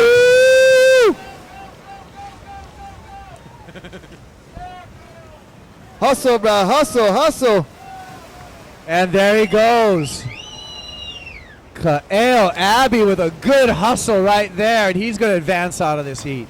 Getting that crucial fourth place advancing position. Top four advance out of this repo. And then into the semifinals and into the repechage. It's top two from here on out. And we'll be doing single lap races until we get to the finals and the consolation. Repechage number 2 in the books. Women, let's get ready. That's right. Women, line up again because you guys are back out for your second heat. And we're graced by the presence of Hans Hedemann Surf School's Hans Hedemann's on there. Yep. Good to see the boss here. Enjoying another beautiful day at Turtle Bay. And make sure you guys head up to Hans Hedemann Surf School because we have excellent instructors waiting to give you the experience of your life. We have great conditions over at Cavella Bay, just to the west end of our resort. We transport you there. We get you loaded right on the beach right there. And actually, don't be intimidated by these big waves. There's a great calm area at Cavella for beginner surfing. All right, so we got Casper Steinfath on the beach for a post-heat interview right now. Casper, good job, man. Tell us about that heat. That was a sick heat. It was right as we started, we had a really big set come through, and I was really thinking inside myself, can I make it out before it hits? And I tried my hardest and just got out in time and some free room. And then it was just all fun from there, just surfing in and hearing the crowd go nuts. Good feeling here at Turtle Bay. Just happy to be back. For sure, you talk about Turtle Bay and the crowd. What do you think about this arena and this whole course? This is the perfect arena for a sprint race. I mean, how awesome is it? You get people cheering you on from the sideline. They're laughing with and at you, and it's kind of funny. And stoked to have all the people back home following as well. Thanks, my coach, my family, everyone out there, and it's just great to be here at Turtle Bay. Good job, Casper. Good luck with the con. Thanks.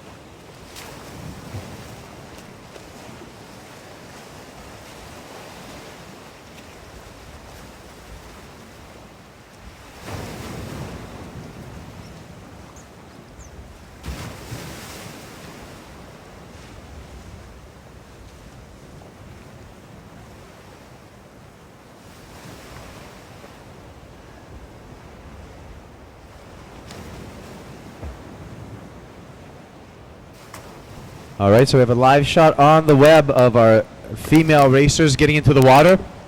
And they're going to get ready for their heat number 2.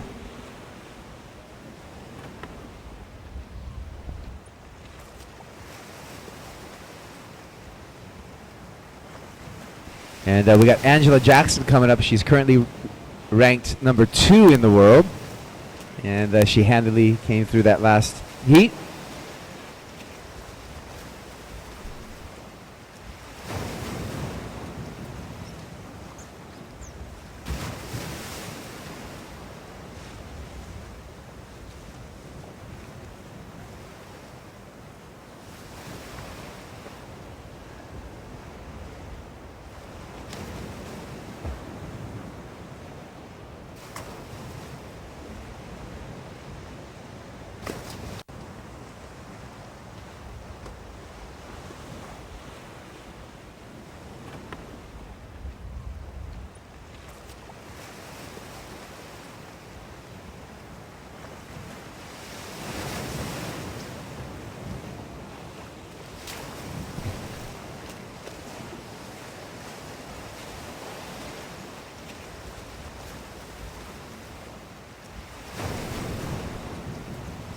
All right, so we're lining up Mariko Strickland, Olivia Piana, Haley Harrison, Laura Clayton, Noelani Sach, and Angela Jackson.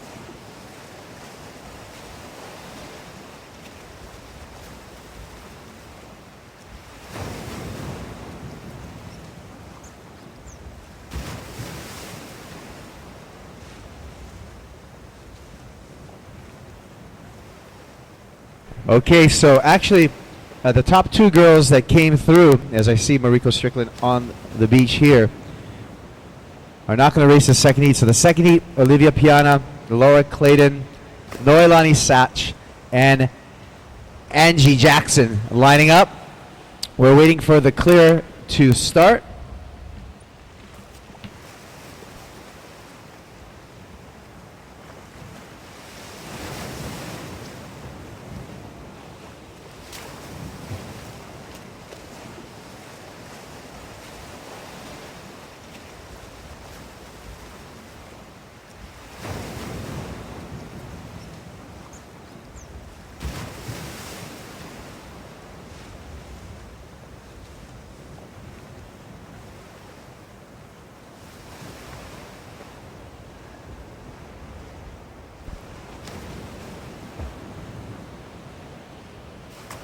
All right, so we're getting our ladies. We should be starting this momentarily as soon as we get the word from our official starter.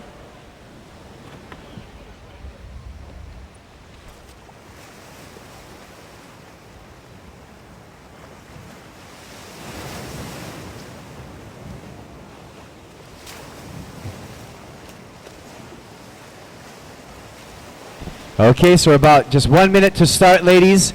So get in your position. I see all four lined up.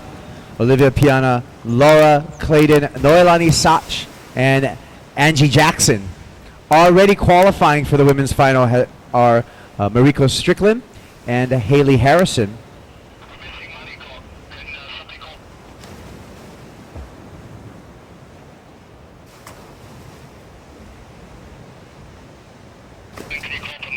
Mariko, you're racing again. We just got the word from our contest director. They're expecting you down there at the start line, so we're still on standby, on hold for Mariko Strickland. We see her. She's getting ready, and she'll be heading out there.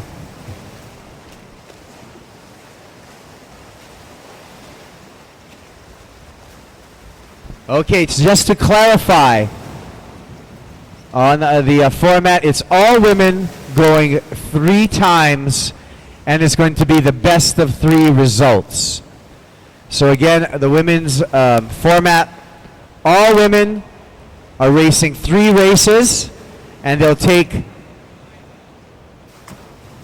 the best 3 results, or the woman with the best 3 results will be deemed the winner. So Mariko Strickland is on her way to the starting line. So we're about 2 minutes to start.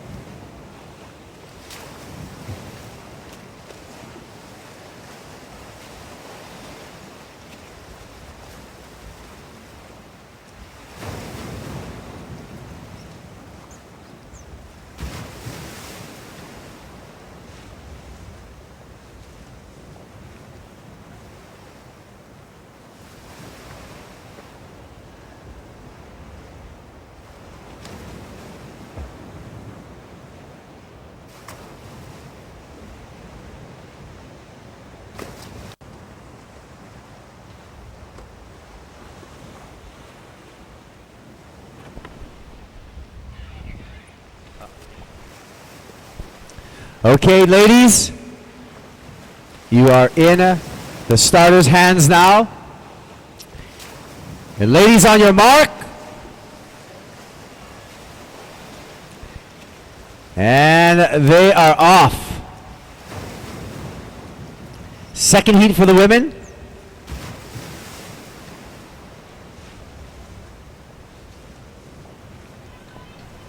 Hello, hello.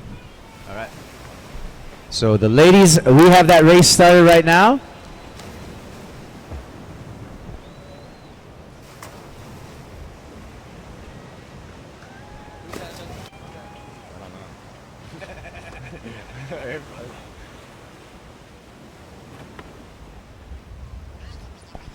All right, so kind of a nice little lull in sets right now for the ladies to get out there. And they're all in a pack. Again, that inside line being the fastest water, but you run the risk of just that right there. Oh, domino effect. Oh, and I don't know. Look at these sets in the back. Wow. There's some motion in the ocean, too. There's some motion in the ocean. So welcome to the microphone, Mr. Mo Freitas with me here, commenting on the women's heat. Hi, Mo. How are you doing? I'm good. How are you, Kipes? Mo, let's talk a little bit about, we got live on camera right now, a little bit about some of the challenges, we've seen some carnage already today. Oh, my gosh. It's getting crazy. It's getting scary. So what about the conditions right now? I mean, what's the biggest challenge to you right now in your sprint races? Probably going out to that first buoy. You know, if you get one of these sets like what's coming right now, it could completely change. And you know, it depends on what run you take. If you know, and then once you get up to that very far buoy, it all depends on if you can catch a wave and if you could stay on. So and that seems what determines the lead and what people are passing through and stuff. So strategy, line, a little bit of surfing is going to help, and a little bit of luck and survival out there.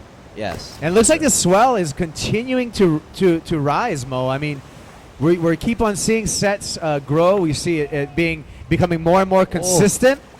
And here we go, live shot of the ladies just getting over some of those waves in this heat number 2 for the women on the Stand-Up World Series Finals, of course, presented by the wonderful people here at the Turtle Bay Resort, one of the jewels of the North Shore of Oahu, the world-famous North Shore of Oahu. Yeah. And I can tell you, the 7 Mile Miracle, we're racing right now, but somebody put some coins in the meter, and I think we got the 7 Mile Miracle here on the North Shore has come to life today.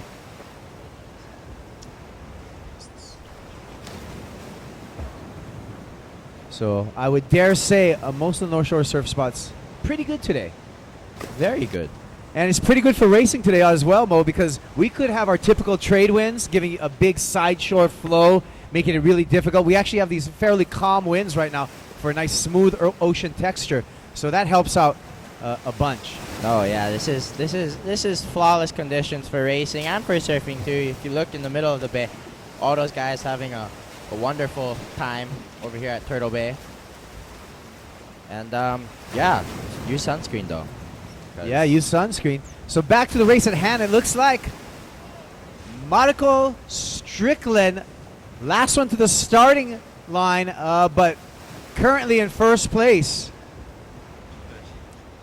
And she's wondering whether to paddle hard now, looking over her shoulder, anticipating a wave coming through. She doesn't want to be too far in and get that wave on her head. Now she's going to take a little bit more of an inside line.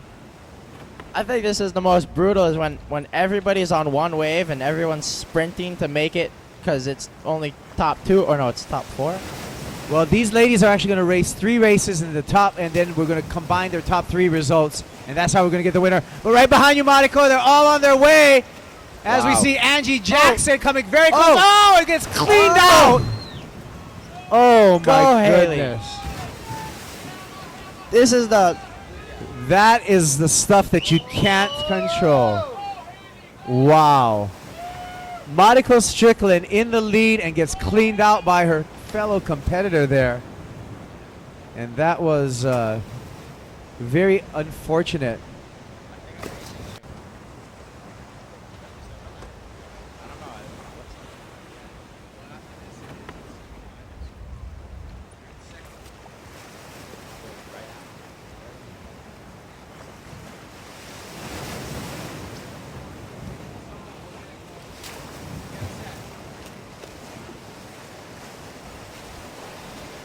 All right. Another exciting race. And we'll be back with some of those results shortly.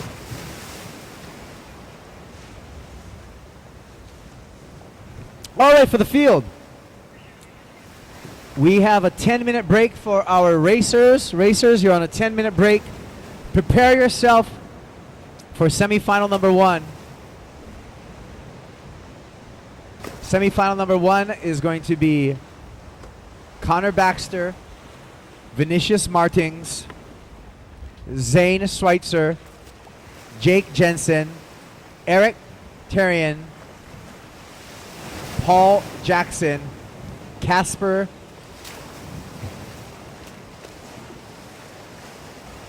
Steinfath, and Noah Janella.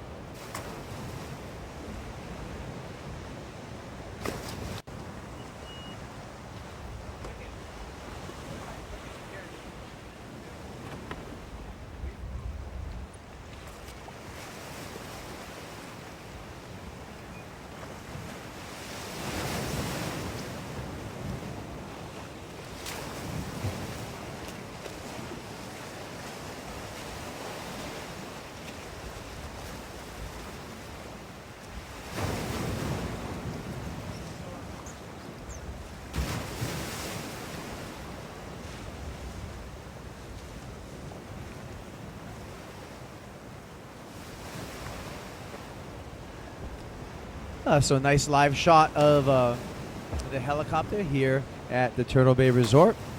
We are under a break right now, giving our racers time to prepare themselves for semifinal number 1.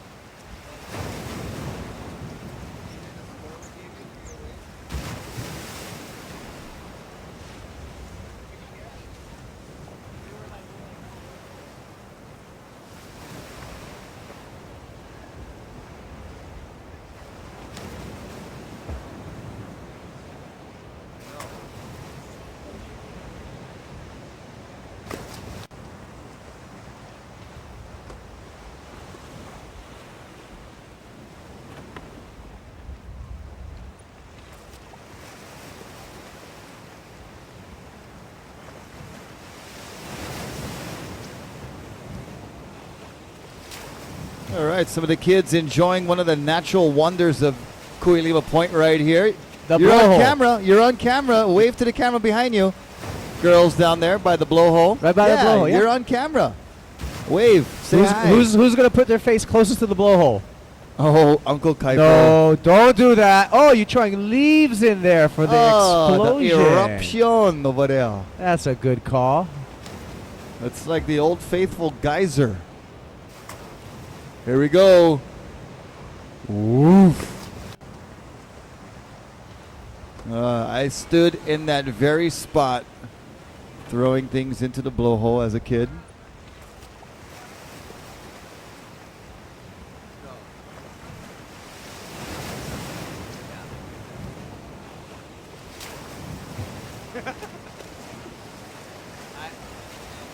For sure, I'm going to say for recon, after we get the down, because Rico got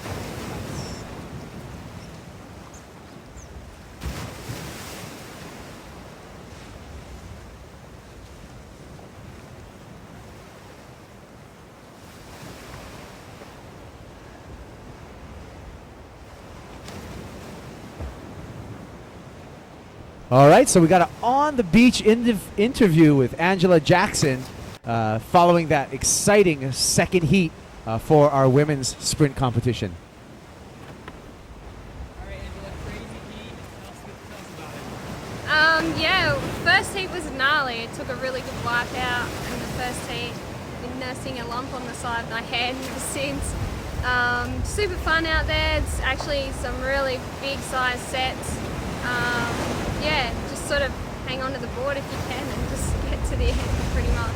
Yeah, so you guys have, I think, one more heat. It's best of 3. You know, you gonna make it out there? How you feeling? I think it's anyone's. I think we're all mixed up at the moment, so I'm not too sure who's got it. So, yeah, same thing. Just sort of get on the board and finish the third heat and see where I'm at the end of it all, really. All right, well, good job, man. Thank you. Ta.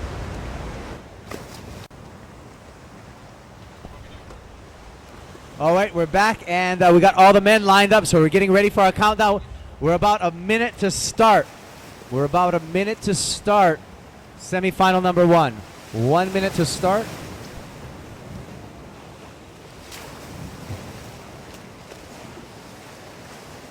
Okay, they are lined up here in semi-final number 1. And you see Connor Baxter with his yellow jersey signifying that he is the points leader on this stand-up World Series. Still a one-lap race, single lap race here for the semifinals.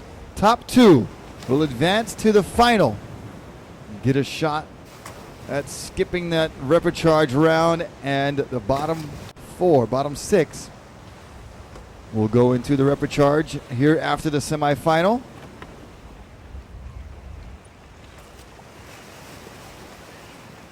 And in this semifinal number 1 is Connor Baxter, Vinicius Martins, Zane Schweitzer, Jake Jensen, Eric Tarian, Paul Jackson, Casper Steinfath, and Noah, that fella from Cavella Janella.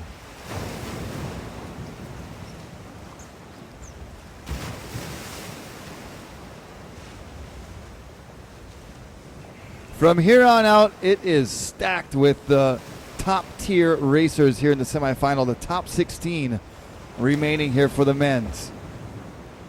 Majority of these paddlers and athletes are part of the Stand Up World Series tour that travels around the world.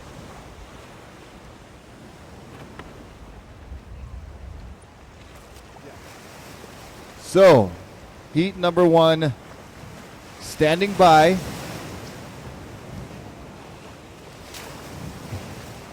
Oh, hurry up, bro. Almost sets. That's why. The guys are like, bro, we like the other guys right are, that's right, Rocky. The other guys are like, what, bro? We want to go. Sagianta, Vinicius. Sagianta, Vinicius. I'm getting some Portuguese lessons over here. That's right. For real, like authentic Portuguese. Yeah, no, for real Portuguese kind. not us joking, bro. Not us joking kind. Appreciate. Okay. Okay, here we go. Everybody, Okole on the board, legs in the water. Sitting on the board, all of you racers, no cheat. Here we go. Racers, you are now in the hands of the starter. Racers, take your mark. Woohoo! And they're off. And paddling with with a lot of RPMs to get that board up to speed. And they'll be coming by the crowd right now. I think we might have to change that acronym to SPMs, strokes per minute. Strokes per minute. And they're headed out to the first buoy, and they're going to get a break from the surf as it goes flat for a minute.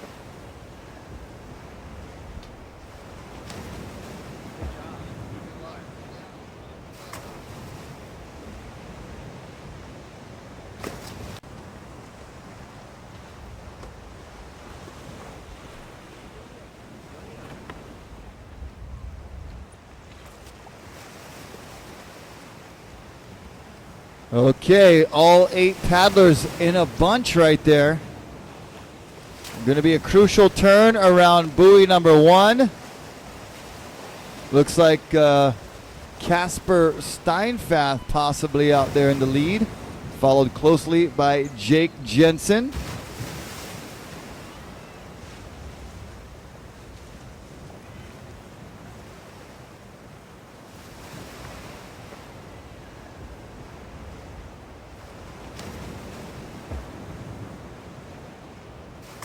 So 2 going to the final The bottom 6 will go to the repecharge round.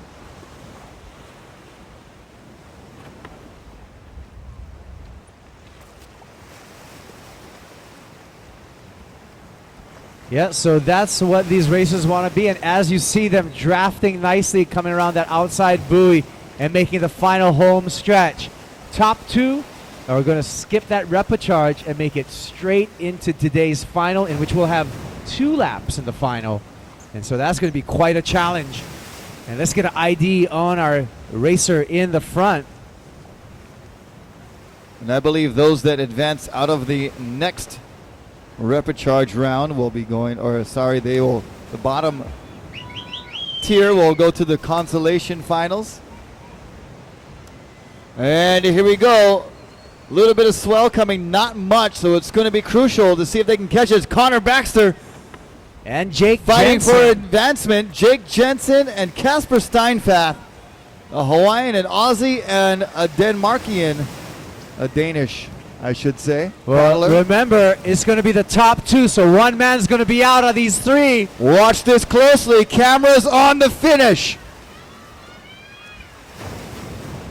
Connor just biding his time. Looks like he's going to try to step it up here. Just staying close. And now he's pumping. Hammering away. And Connor goes down, and it is top 2. It is Casper and Jake Jensen advancing to the final. Connor Baxter goes to the repecharge along with Vinicius, Zane, Eric, Paul, and Noah Janella. Here's Eric Terrian.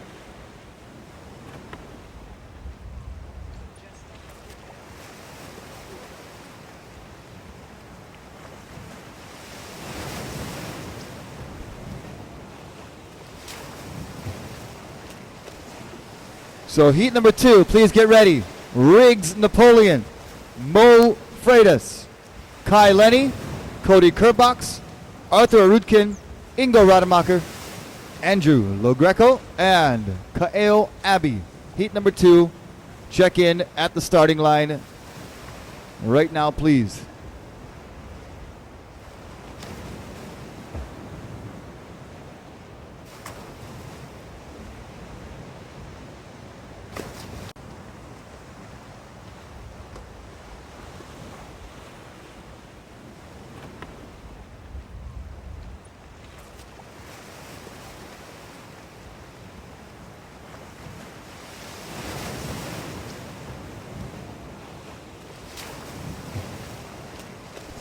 All right, so we got an interview right now with that last heat winner, Jake Jensen.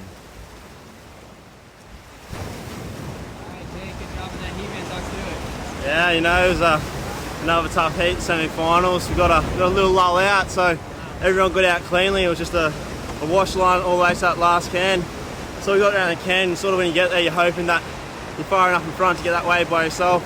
But you know, when you're out there and it's a lull and the sets come, end up with 3 people on the same wave, you're looking across going, oh, it's going to be a tough sprint. But yeah, managed to get that little nose in front and came away with the win for that, straight to the final, so I stoked. Straight to the finals, 2 laps in the finals. You know, are you going to do anything differently? You know, you just got to be out in front. I actually like the idea of 2 more laps. It sort of takes away that the closeness, so if you screw up in the first lap, you got that second lap to come back or to increase your lead, so it's not as nerve-wracking for everyone out there. Yeah, exactly, Jake. All right, good job, man. Good luck. Thank you.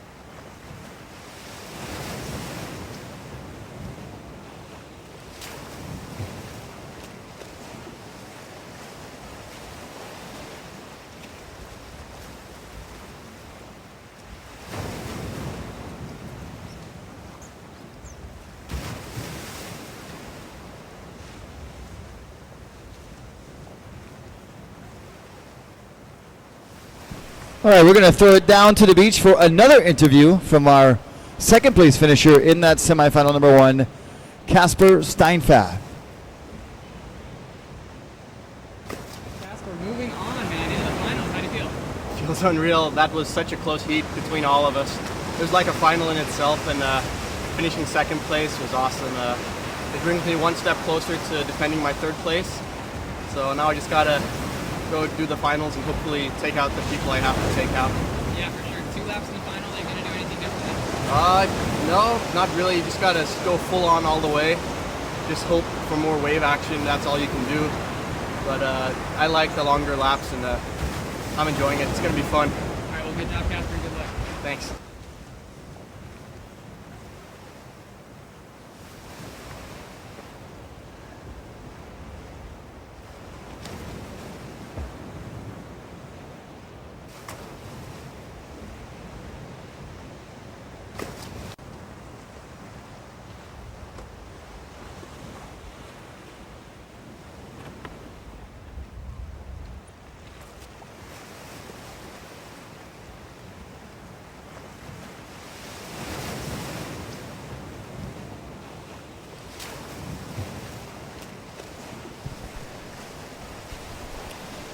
Semifinal number 2. Get checked in. Get to the starting line.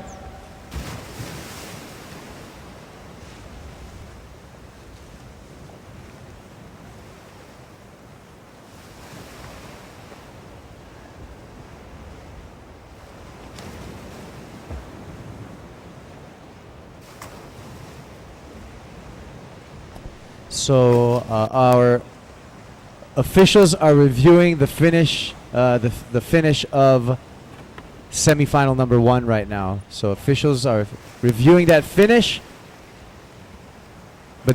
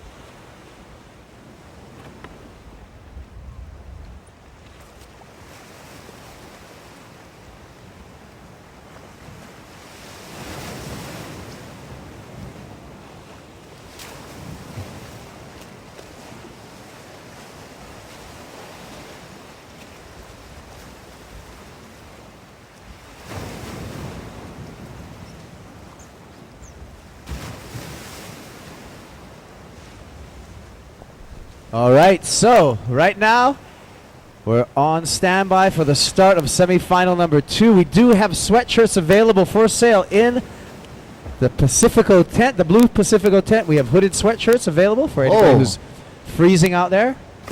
What? Just a little break in sarcasm right now. We have t-shirts, event t-shirts available for sale in the Pacifico tent. World Tour, Stand Up World That's Series right. t-shirts. You don't need a sweatshirt today. Semifinal number 2 lined up, getting ready.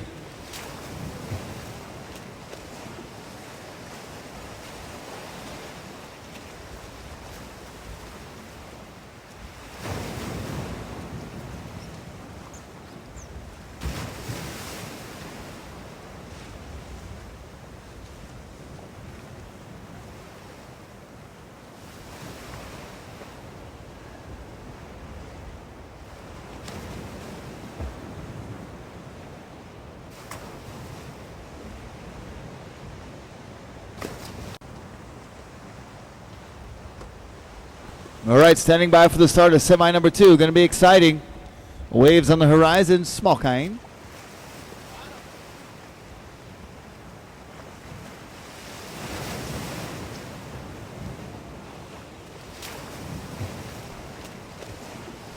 A small kind set coming true. Here we go. Racers, you are now in the hands of the starter. Racers, take your mark.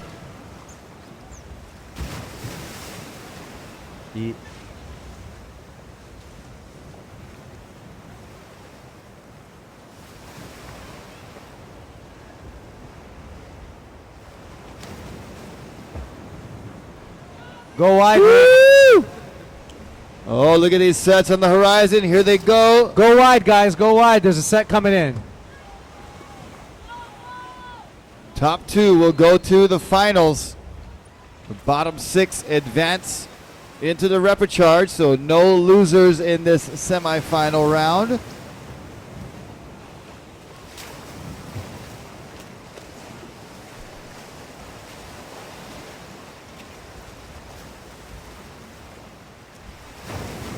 Riggs going over nicely. Mo Freitas.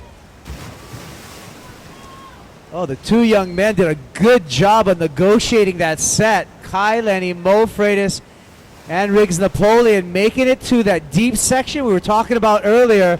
A little bit of a channel right there. And that's going to... Well, what about when the waves break at the buoy? What happens? Whoa! They have to negotiate around the buoy. Riggs rolling up the windows. He stays on. Mo Freitas gets misdirected, now corrects himself, gives a chance for Riggs to catch up. And look at him go. Wow. Wow. Auntie, Here no we shame, go. Auntie, no shame.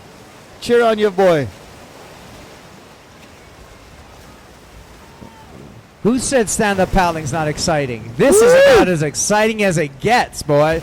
Right here, perfect viewing venue here at Turtle Bay Resort for the Stand-Up World Series Turtle Bay Finals, event number 10. A lot riding on this final event here. A lot of points at stake, a lot of prestige and pride as well, all on the line here on the North Shore. Well, it looks like Kai Lenny is going to be first to turn around the outside buoy, followed by Riggs Napoleon and Mo Freitas right behind Riggs. They could all get this wave, and then it'll be yet another exciting photo finish. Let's see if those guys can get on it. Get your cameras ready. Pay attention on the finish line. And look at the boys coming to this inside line here, looking for a wave, any kind of bump. And there goes Kai Lenny, gets a bit of a glide, and that serves Kai very well as he opens up the gap. Well, here comes a little bump for Riggs Napoleon. And Riggs is going to squeeze into that little bump, possibly catch Kai Lenny. And Mo Freitas. And Arthur Rutkin.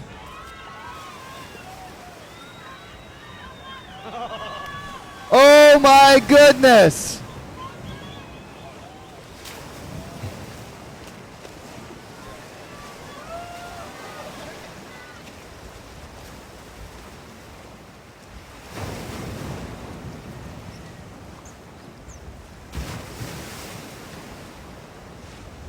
Okay, so that's going to be a photo finish. I mean, we're going to have to wait for the officials on that one. They all tied for first. Oh my Wow. goodness. No, Here's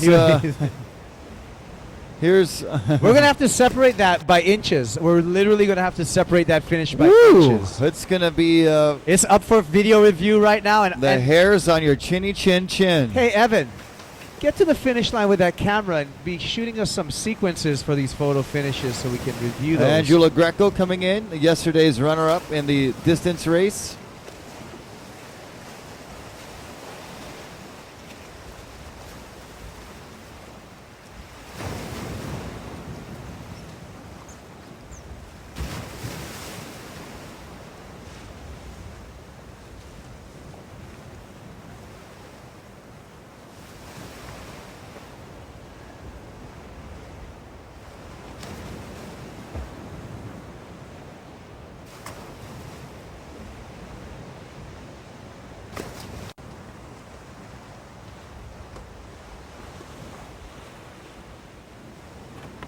Abby coming through.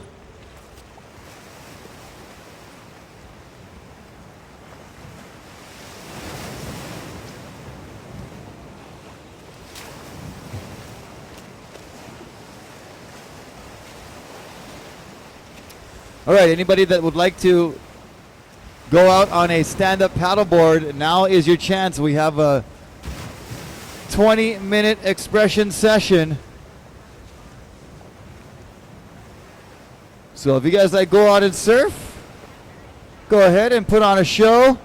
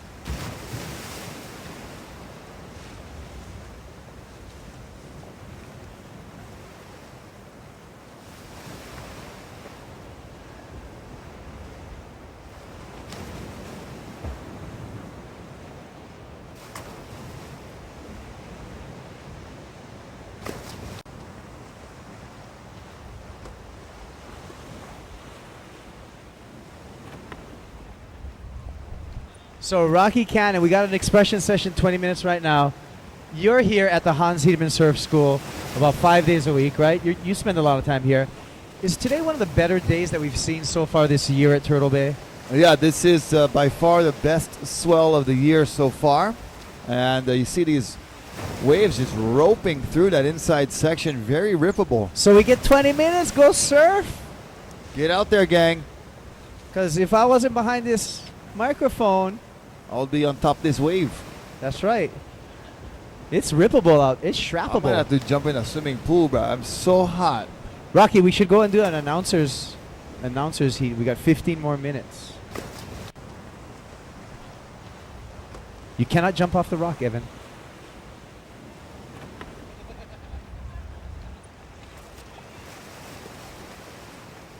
Security. Security. We got a guy thinking about jumping off the rocks. He told us himself. That's right. We need to do a little preventative action here. Arrest him. And he's got a camera poolside. Okay, so now we're down to 15 minutes in this expression session. And one thing for sure, the Turtle Bay and Kuilima Point are expressing themselves in a beautiful way right now. That is exactly right. I was going to say the exact same thing. That only thing expressing itself right now is these waves doing a great job of just mind surf that. Mind surfing right now. Hey, no, drop in on me, you. I didn't know you went. I thought you was going left. You cannot see my mind. I was looking at the right.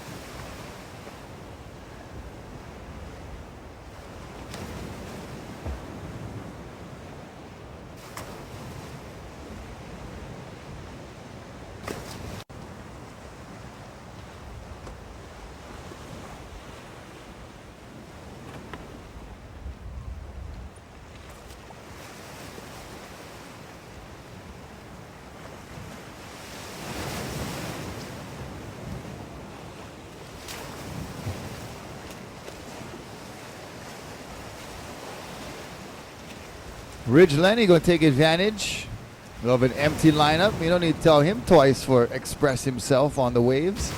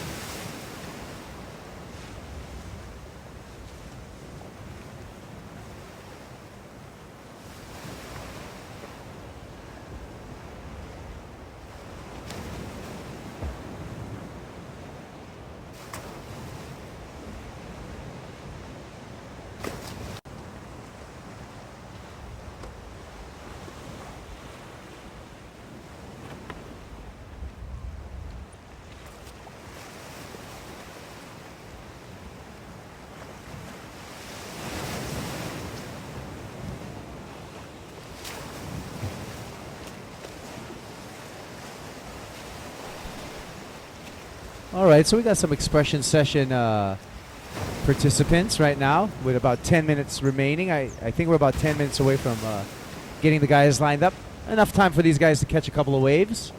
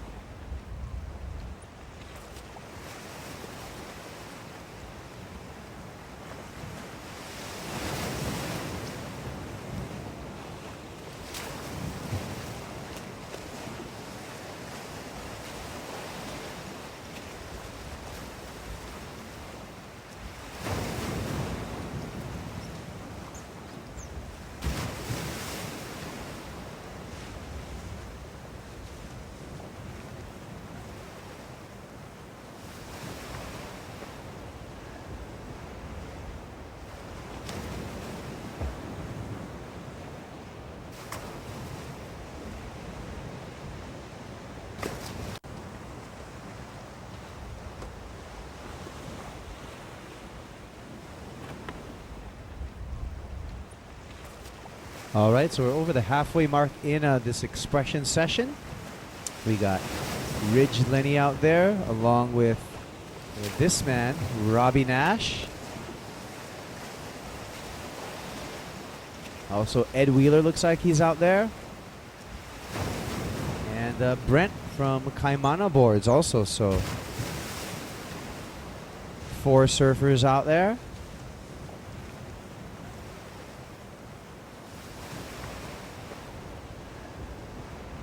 We're going to continue on after this expression session into the losers round, or the last chance rounds, the repecharge. We're going to come into repo number 1 and the repo number 2.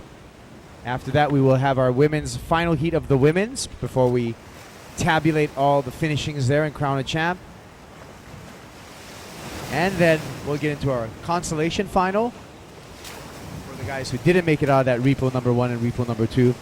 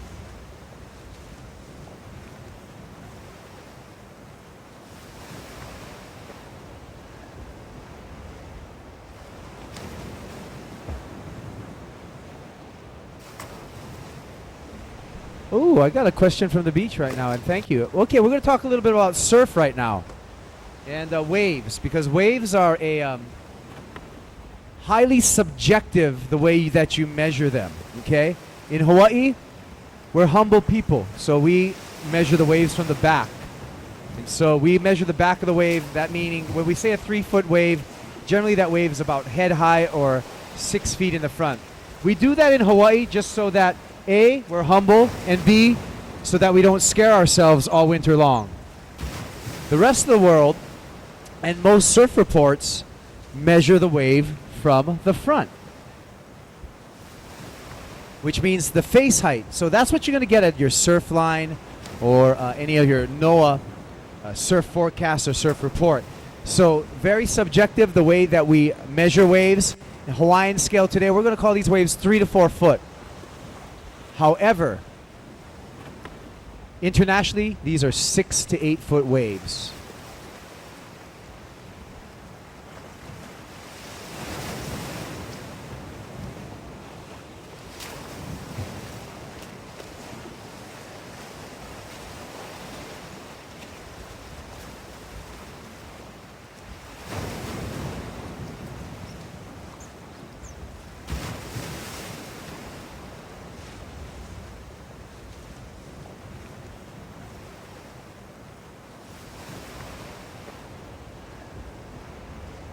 So the results of semi number 2, the top 2 going to the finals. It is Artur Ritkin and Mo Freitas.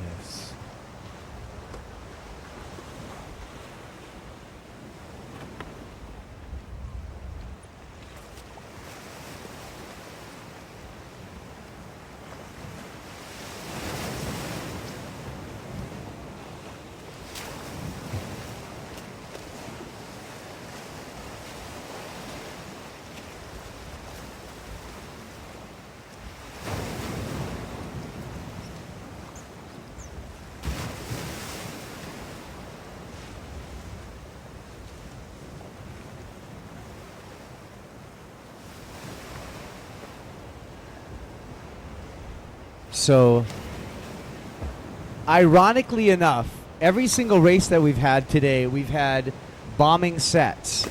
Now we are now we are in our surfing expression session, and the biggest lull of the day is happening. Beautiful conditions out there, however. Kaput. And you know what happens when you call the ocean out like that? Guess what happens? You're going to see some waves coming through, and I already see some bumps materializing for our surfers. Look at this little youngin' on the inside, making her way out. Oh, Sasha Kahane. Annabelle Anderson next to her there. Look at Sasha go. All right. Well, we're talking about waves and we're talking about stand-up paddle surfing, but a lot of these stand-up paddlers are watermen, and participate in a lot of other ocean activities like kite surfing, windsurfing, shortboarding. Kai Lenny, quite notably, also surfs a wave known on Maui as peahi. Yep. Jaws. Paddle in, big stuff out at Jaws at Peahi. And that alone just puts Kai pretty much in my hero book, because that's probably the scariest wave that I've ever seen in my entire life. Oh, yeah. And here's Robbie Nash, well, a big supporter of Kai Lenny. What is he, like 14-time world champ? Something astronomical of that sort. 24-time windsurfing world champion. Oh, my goodness. Talk about dominating a sport. That's Robbie Nash. And basically, Robbie also, if you think about it, invented kite surfing. So dominating a sport, inventing a sport, and now some of his Nash boards are some of the finest boards in stand-up paddle. Here we go. Ridge Lenny on a Nash board himself. A little top turn there for Ridge, and gets out in the open face for a nice slash and cut back and milking the inside section and making the connection right there. Tail sliding gaff for Ridge Lenny, the younger brother of Kai.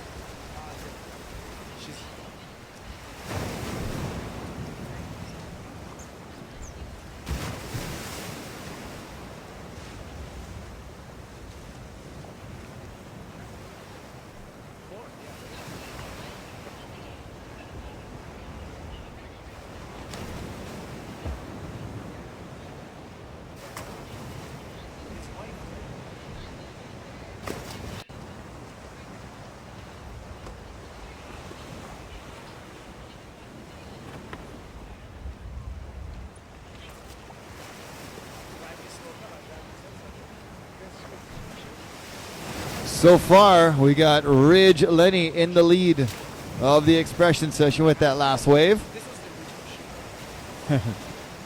Unofficially Ridge. Or just having some fun up here. Thank you to all of you who are tuned in on watermanleague.com.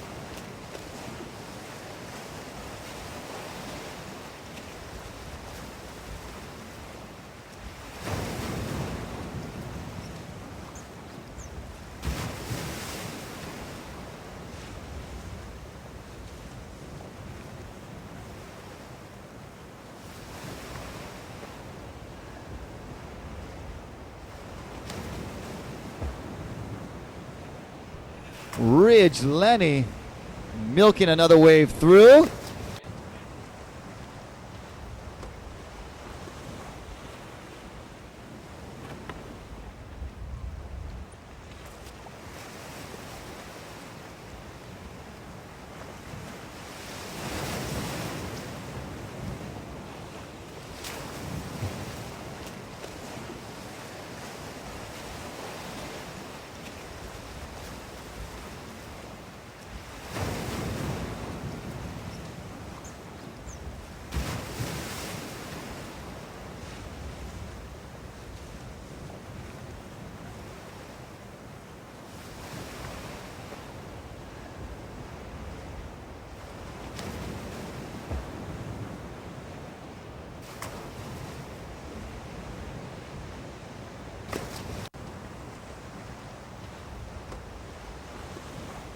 Here we go. Here's a set coming through.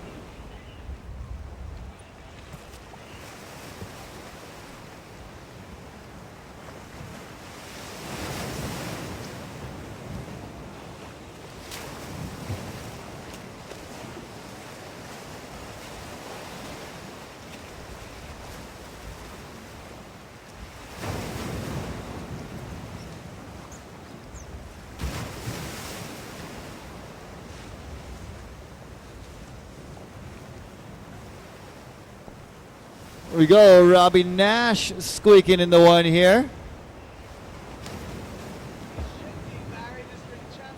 Whacking it off the top. Looking for a little barrel section. Robbie goes off the top on his backhand.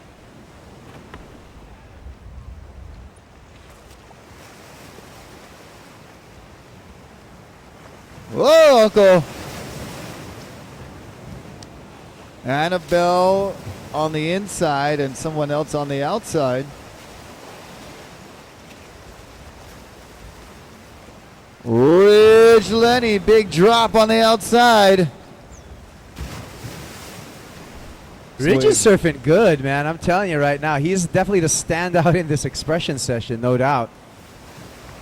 We also have some leash testing going on in this expression session, and those leashes are holding up just fine. We'll identify the brand of those leashes shortly so that we can make a little product recommendation. There we go. Here we go on the outside paddling.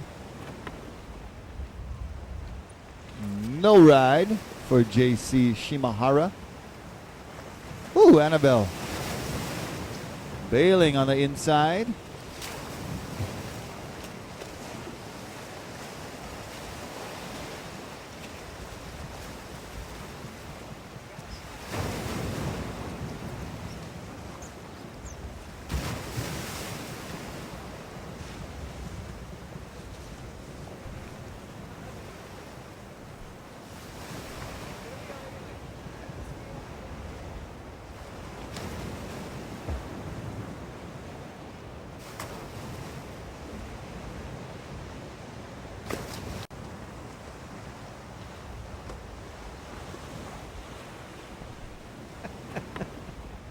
Rocky Cannon, Kaipo Guerrero. We're back here at the sprints of the Stand-Up World Series Finals presented by the Turtle Bay. And what's going on right now, Rock?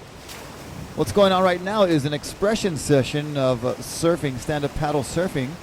We got Ridge Lenny out there, Robbie Nash is out there, world champion racer Annabelle Anderson is out there, JC Shimahara, Ed Wheeler, just anybody who wanted to paddle out and have a good time. I had to go jump in the shower, man, get a little rinse off. It was steaming hot down here. Well, we don't have much wind, and that's why it's so hot and humid here, but it makes for excellent conditions out in the surf. We have smooth ocean textures. We have a rising, looks like a northwest swell right now. And on camera, we have Ridge Lenny throwing the tail on his Nash SUP board. A couple of nice turns there. He's been getting a Whack. Nice finish for him, too. Oh, Beretta. All right, 8.7 for Ridge Lenny. You have 8.7 in your score line, Ridge. You are That currently in is- first place. You've comboed the field. You've comboed the field. Interference call on Ed Wheeler. Nah. Just only joking.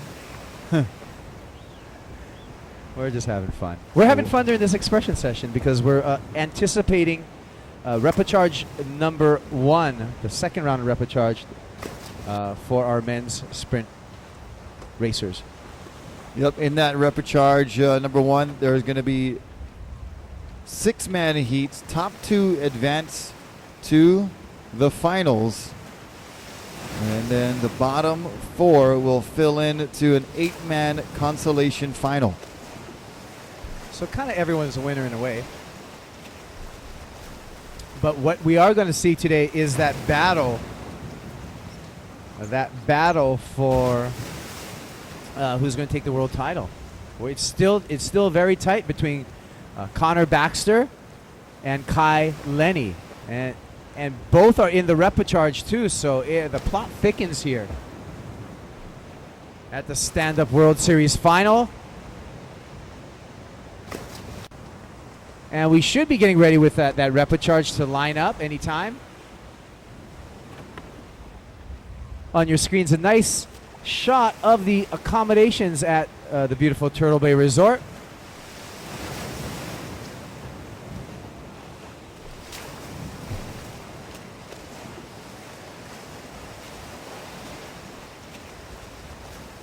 And another shot outside of this expression session.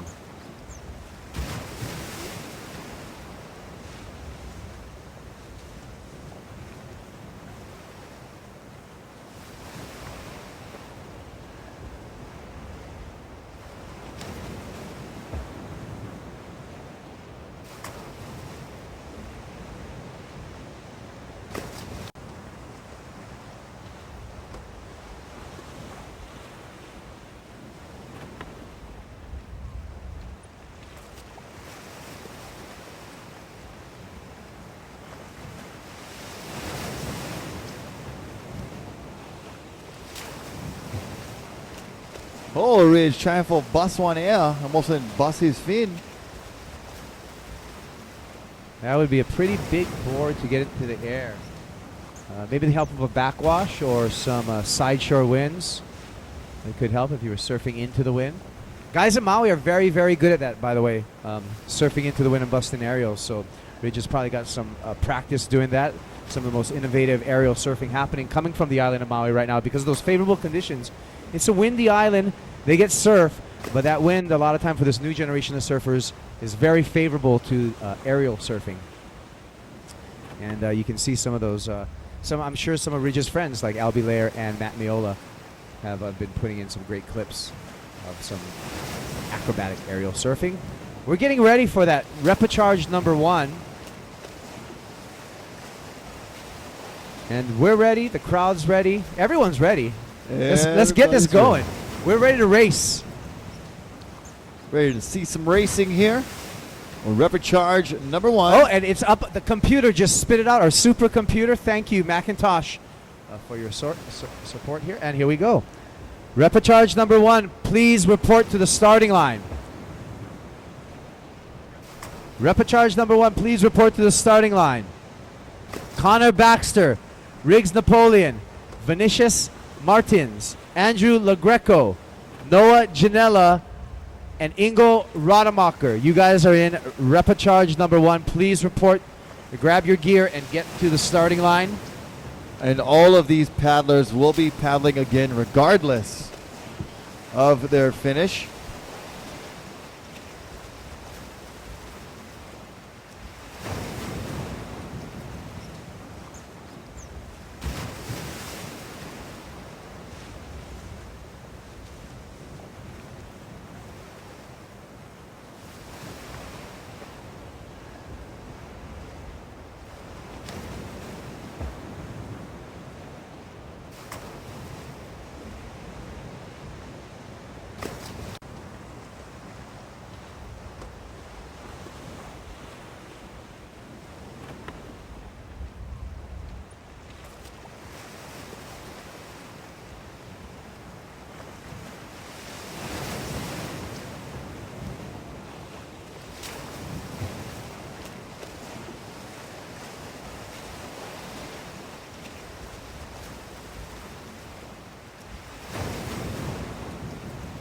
All right, so the order of events today, we're going to have 2 of these men's repecharges. 1 and 2 repecharge. Top 2 out of those repecharge are going to go into the final. The rest of them are going to go into a consolation final. After those top 2 repecharges, we're going to get into our 3rd and final women's heat.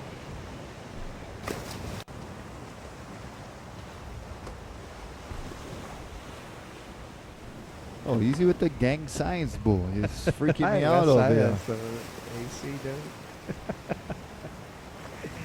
And The North Shore guys, they need 2 hands to make their hand sign.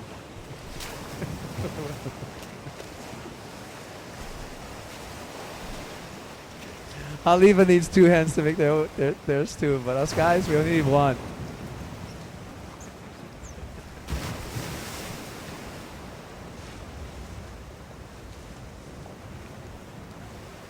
a shot of the jet ski riding with one of our athletes there.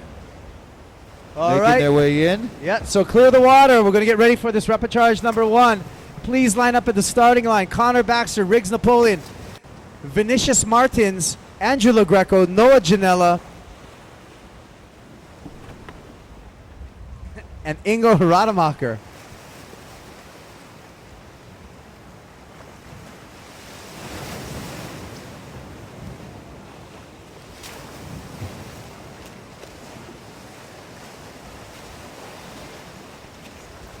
Oh, outside. Big sets on the horizon. No, we're going to, you know what? Let's wait for a lull to start this Oh, we might be waiting for a long time, but the waves coming in and keep coming. Barrett, you get them. Just stay right there. Okay, here goes Uncle Alika. Lika! Oh, rolling up the windows a little bit. Hey, it's rare to see Alika with us on a shortboard. Look at him with the skills. Hawaiian. Oh, Uncle. That was the strategy right there. He never like catch them. He waiting for the big ones on the outside, that's why. Had a little wave spit right there. Ed, this wave can barrel and will throw a nice curl over and have some hollow sections right on this inside part. What about this hollow section coming up right here? Go, Brett, go. Puisai, Brett, puisai. Charge him. Charge him. Oh, wait.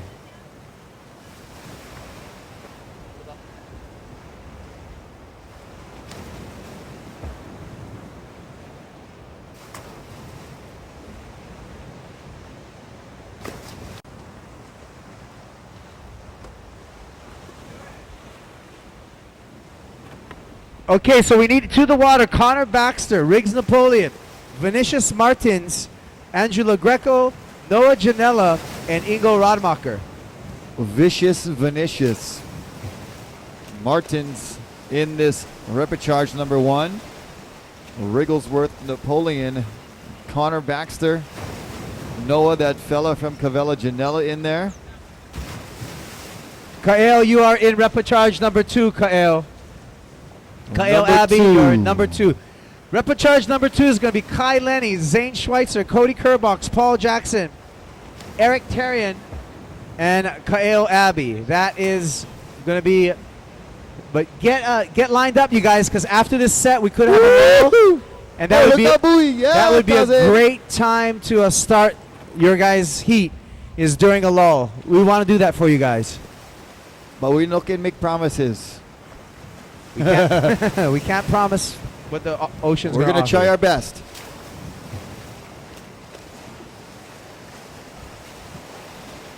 Can we wait till this set just dissipates before we start? No. Extreme, extreme. We've waited long enough. We can take 2 minutes. Stand by, guys. Hey, stand by, you guys. Sit down, Rick. Riggs. Sit down.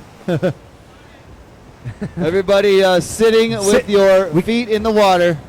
We can't start till you guys are sitting. Hello. Riggs. Please sit down.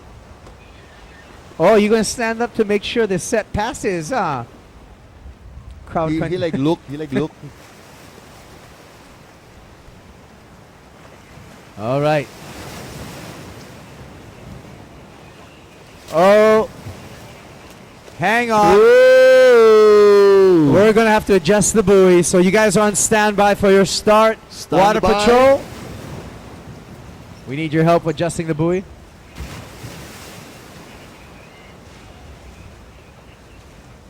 And let's make sure the water's clear.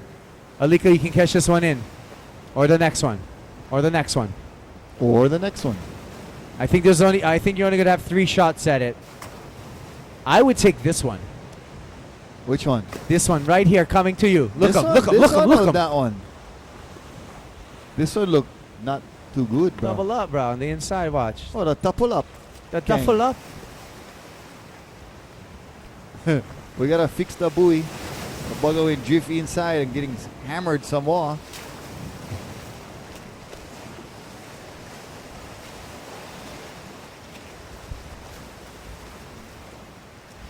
By the way, I was walking down the road yesterday, and I was down the beach, and I was walking through the parking lot, and I seen this Japanese guy. Yeah. He looks, I don't know what he was doing, but he was like scratching his car, like. Oh, he was scratching his car. Yeah, I was like, brother, how come he's scratching your car? And what? Why was he scratching his car? I have a Ichi Nissan. Ichi Nissan. That's 1, 2, 3 in Japanese for you who didn't get it. It's funny. And all the jokes are free. You guys are welcome to get a refund it was on any so of them. funny, I heard crickets.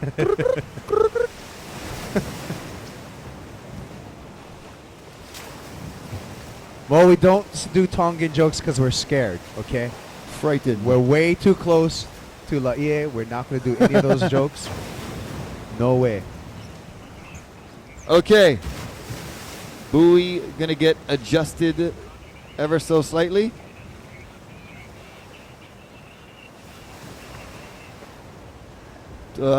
Which buoy? Pake. The one going The south towards buoy. the west. Yeah, the west buoy. Pake. Can we have that Nash buoy moved towards us about 20 yards?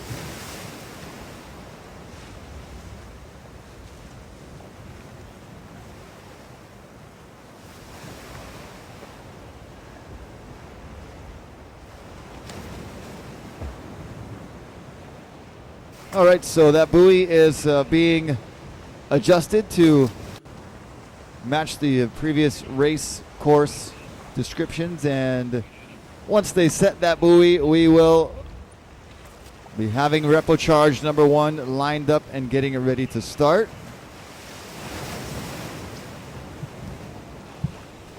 Well, this is some fun stuff, and this is going to be very, very exciting because we're down to a very elite field right now. And even in this Repocharge 1 and Repocharge 2, Rocky, we have Kai Lenny in Repocharge 2. We have Connor Baxter in Repocharge 1. This is a losing round, and both of those guys are in the hunt for this year's world title. So we could see it decided right now. If either of those guys lose, we could see it changing in the rankings.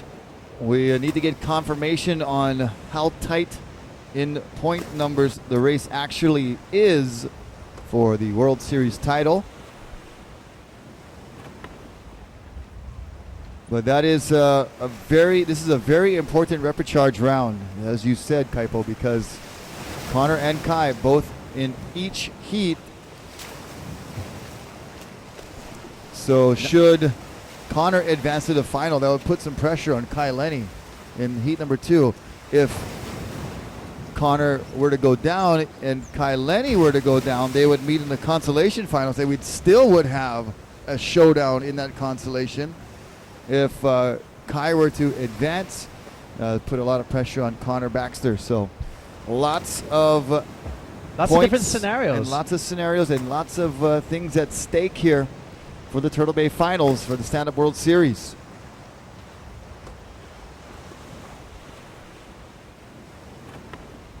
And one of our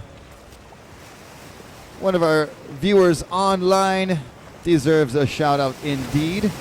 Michael Coyle from Replay Resorts, watching on watermanleague.com, part of the great new and improved Turtle Bay Resort here on the grounds here at Turtle Bay. We've got so much renovations going on, new rooms, all of the new restaurants that we have here, Kula Grill, Pa'akai, all thanks to Replay Resorts and their recent purchase and securing of Turtle Bay Resort and making a lot of great improvements. Well, what they did here, they made a good thing even better. You got the best location you could possibly ask for, probably on the planet Earth, on the north tip of Oahu. But now the amenities are so nice. They're working out the new spa area I saw there. That's beautiful. Come along with big glass windows looking out to the ocean. We have some wonderful dining here now, right, Rocky? Yeah, it's special farm-to-table experiences, especially at Kula Grill and Pa'akai. So great improvements. And thank you, Michael Coyle, for tuning in on watermanleague.com. And we can't wait to see you back here in Hawaii, where the weather is fine, my friend. Yeah, and not to mention, right on the resort grounds, we got about 5-6 different surf spots. Yep. We got some world-class golf courses. Yeah, we got our very own horse stable. Right over there, we house 30 horses. And if you were to hop in your car and drive down the coast, you would be on the fabled 7-mile miracle of the North Shore. Well, and another cool thing that is eventually on the horizon is that we do own 500 acres across on the Mauka side of Cam Highway. The idea is to get farm fresh food from across the street, and we're working on that as we speak.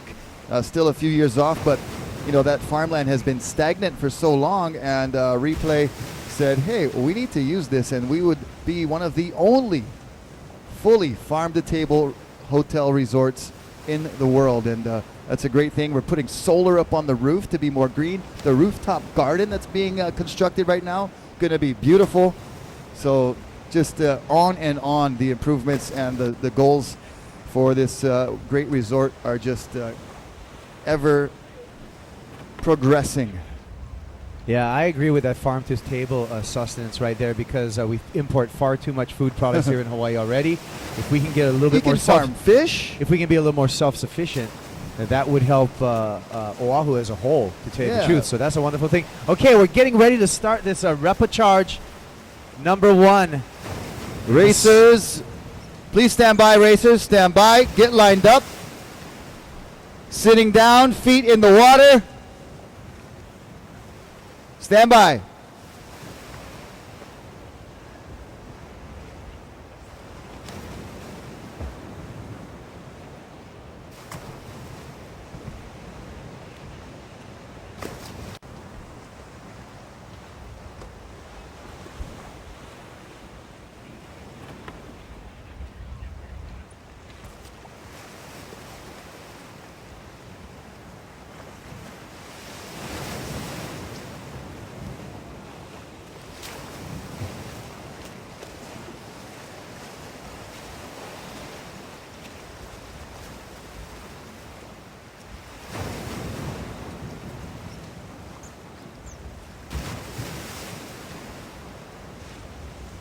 Okay, we've got our racers in position. We've got our starting horn in position.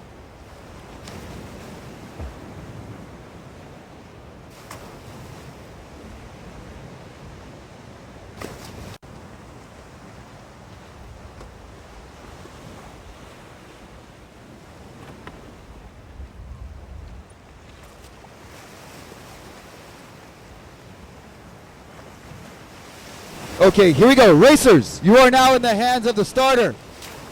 Racers, take your mark.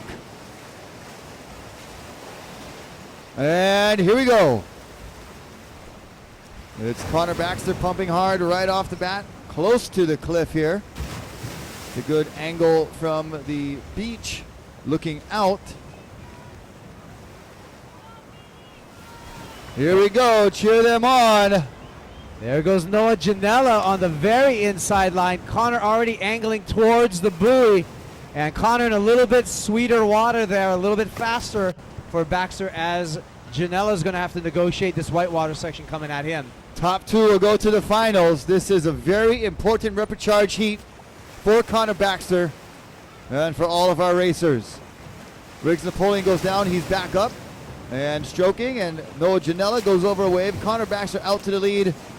And watch out. And Vinicius in the mix as well. Watch out for Andrew LaGreco on that far outside line. That could be a little bit of a secret as he's in some nice fast water out there. Look at LaGreco beelining it for that buoy. And I think that strategy is going to pay off for Andrew LaGreco.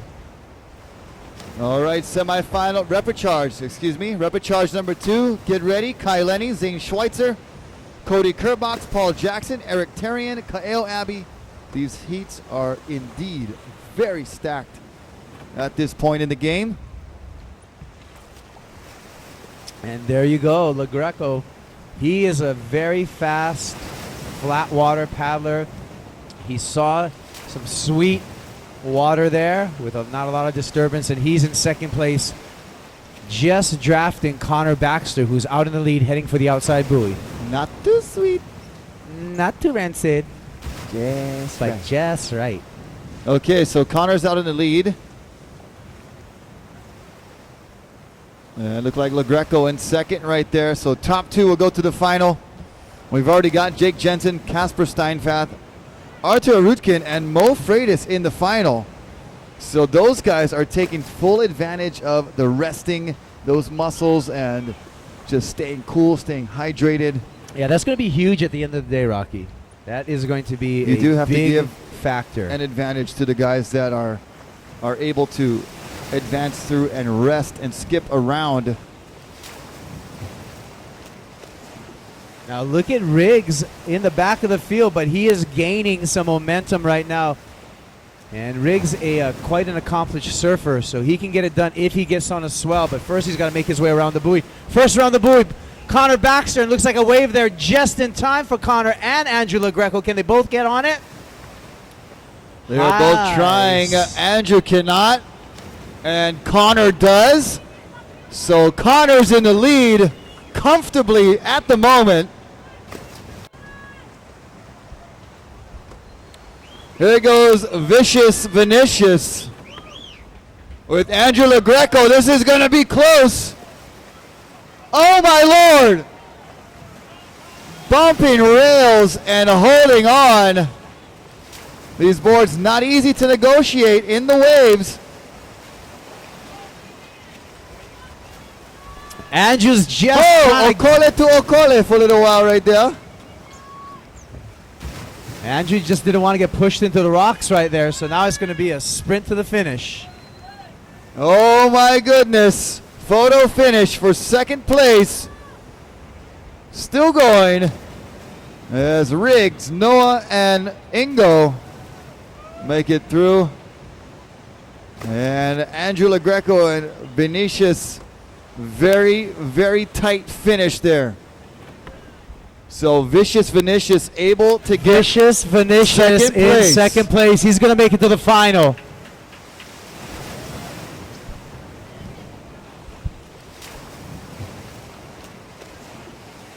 So great support here for Vinicius and also for Hey man, no matter what the sport, the Brazilian contingency shows their colors, and you can tell when they're on the beach right there. Passion in every sport, and we love it. So makes congratulations to Vinicius. Yeah, it makes for a great, exciting event, and that was an awesome finish. Congratulations to Vinicius and to Connor Baxter going to the final, and the rest of the field will be filling into the consolation final. So, still more racing to come. So Connor leaving nothing to chance there, knew that he had to advance to the final, and gave it his all right there. Great job, Connor. Nice job, Vinicius. And now standing by for repechage number 2. So now the ball is in Kai Lenny's court. I'm sure he saw the finish of that, and he knows what he has to do in this repechage number 2. And I'm going to go out and say this one is going to be extremely close, and we're going to throw it down to our winner of the last heat and the World Series points leader, Mr. Connor Baxter.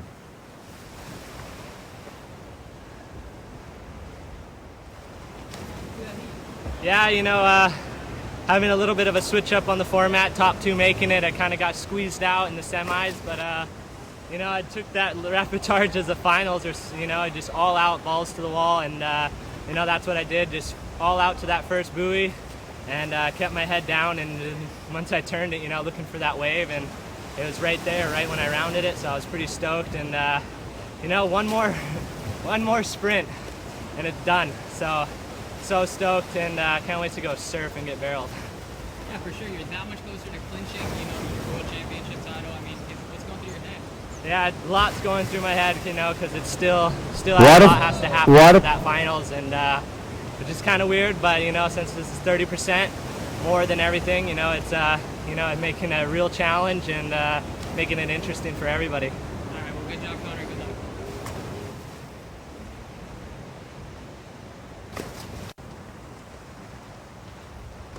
Just that outside buoy as it is in the surf line. So water patrol, if you could pick up that buoy and put it back out in its original position. Of course, after the set rolls through. Oh, looked like the bugger went disconnect. It definitely did. Oh, the buoy up and riding. The Nash buoy. 0.5 for that drop right there. Oh, the string broke.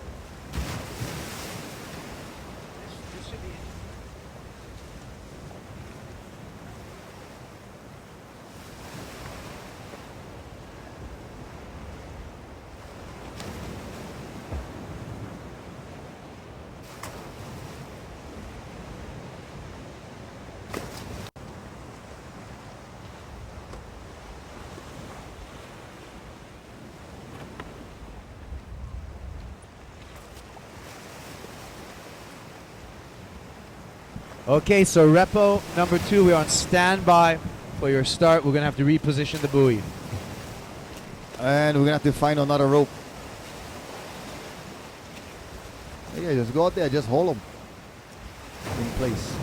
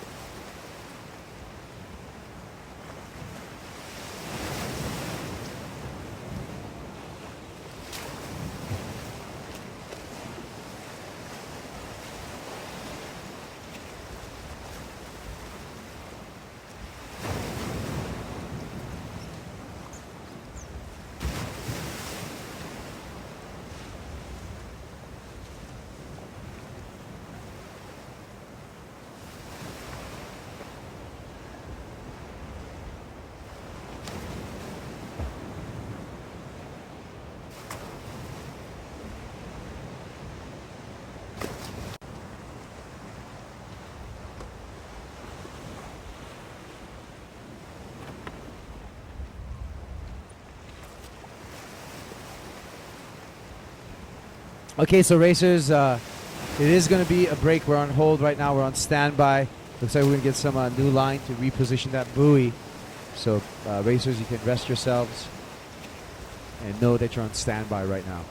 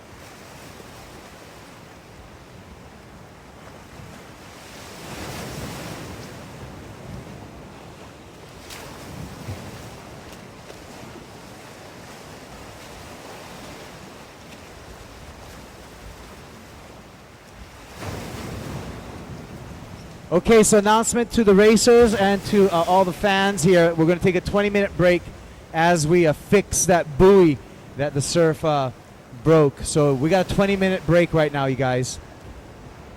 Just a heads up. All right, and with me right here live in the studio is Vinicius Martin.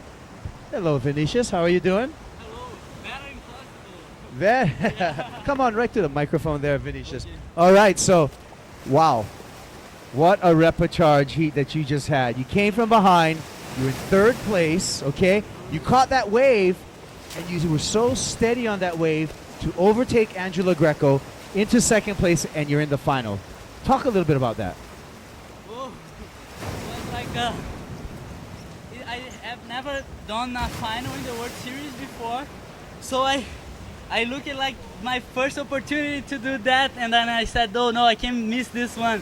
And then I went for everything or nothing, and I'm really stoked, pretty happy to make to the finals. We are stoked for you for making your first final, and we have a new nickname for you. What? Vicious Vinicius, because you viciously attacked that heat right there. So you know what? Hey, what about, we are streaming live on the web on watermanleague.com. What about some comments in the native tongue, in some Portuguese, to some people who may be watching at home? Ok, para todo mundo do Brasil que está assistindo agora, fica de olho agora que vai fazer a minha primeira final aqui e pô, vão decidir o título mundial hoje também. Então vai ser alucinante. E boa sorte pro meu irmão que tem uma race esse final de semana também. I just said like for everybody from Brazil to watch this because it's the first time we're gonna have a Brazilian in the finals, and also to check who will be the world champion this year, and also said good luck to my brother that is racing also this weekend in Brazil. All right, so obrigado and congratulations. We'll see you in the final. All right. Thank you. Good job, man. Thank you. Right on.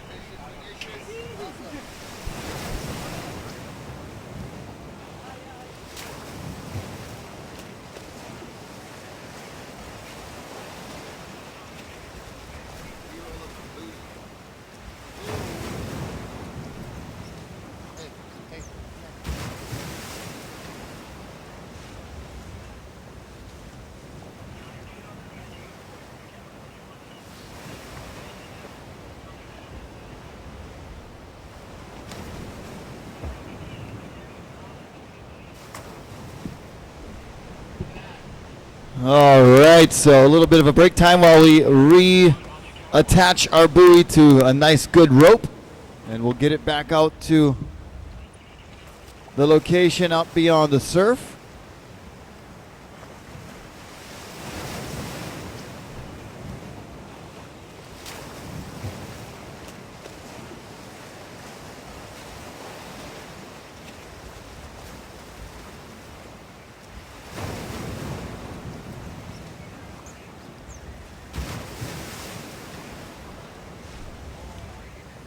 Nice shot of the Turtle Bay cottages in the background with athletes in the foreground, just hanging out at the entry area to the water, down to the ocean.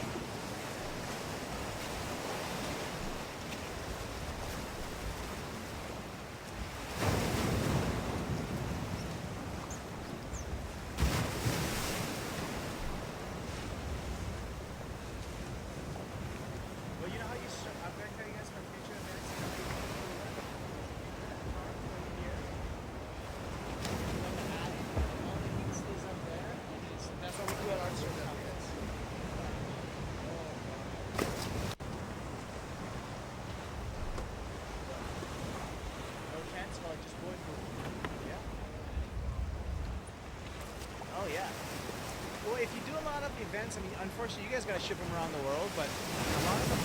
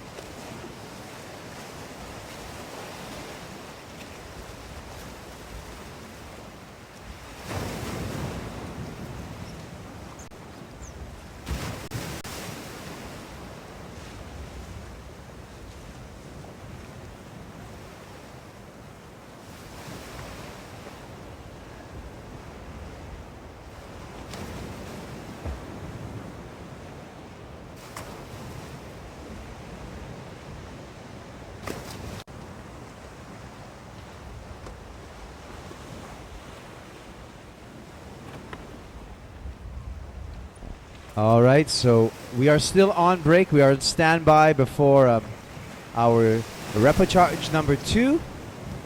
I'm Kaipagoro along here with Rocky Cannon. And we've been told to move over. All right. Not that I don't like Rocky, but he does have his shirt off right now. It's cool. It's just people on the internet looking at you right now. The Rocky Cam. Okay, we're on a break right now. We've already established that our current rankings leader, Connor Baxter, making it to the final. And now, repechage number 2. We're going to have a great race there as soon as we get this buoy set up with Kai Lenny, Zane Schweitzer, Cody Kerbox, Paul Jackson, Eric Terrien, and Kaeo Abbey. It's going to be really important for Kai Lenny if he wants to keep his world title hopes alive to advance out of that repechage and into today's final. And as we look out to sea, our cameras, kind of hitting the racers getting set up, but out to sea right now, we're seeing a building swell. Oh boy, this is a nice size looking wave way on the outside.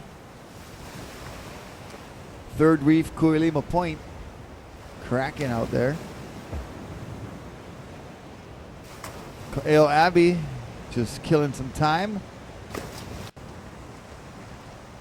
Now, Kaeo had a great effort to stay in the event, breaking a leash earlier today. And he's going to do another leash test. Oh, no, he's going to make this drop. No problem. There he goes, Kaeo Abbey. But broke a leash, had to swim for his board, climb up on his board, and kept his hopes alive in these sprint races. There's a closeout. Kaeo's going to have to straighten out there. And enjoy the impact, and not doing so for another leash test. Looks like Eric Terrien up and riding.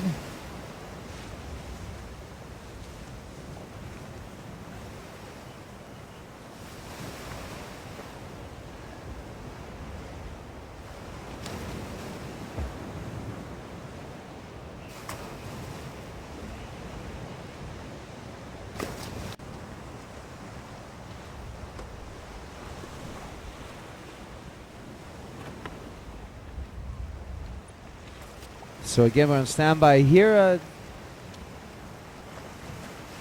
Our water patrol making their way out soon to replace that buoy.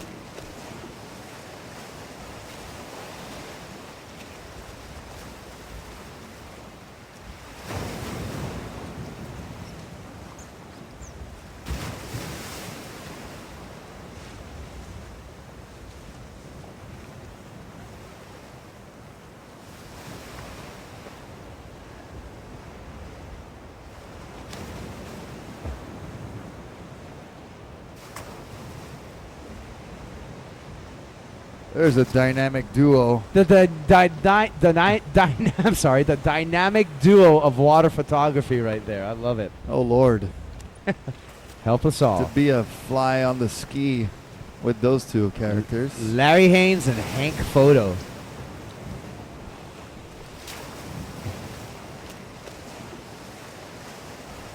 Larry and Hank, Hank and Larry. That's right. I know Hank's real name, but I'm not going to divulge it. But you know I know your real name, Hank. Is it Henry? Nope. Is it You'll never Hankford? guess. No one will ever guess. Hankford?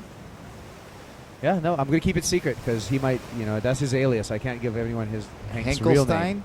No. Hank at one time was a professional kneeboarder. Hank-O-Matic? Okay. Kneeboarding, huh? Yeah, it's a lost art, man. A lot of people don't do it anymore. It's pretty cool. Guys get barreled on those things. I'm going to start kneeboarding now.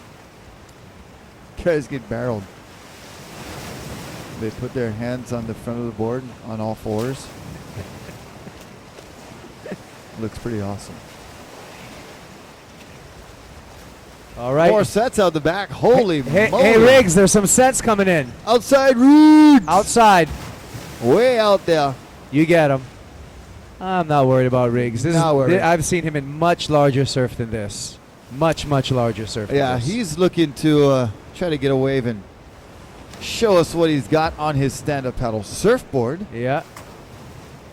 Ooh, look at this one. Riggs was surfing like 12-foot sunset at like 12 years old, I think. I kind of recall. 12 at 12. Who does that? Not many. Not many. many. Not many.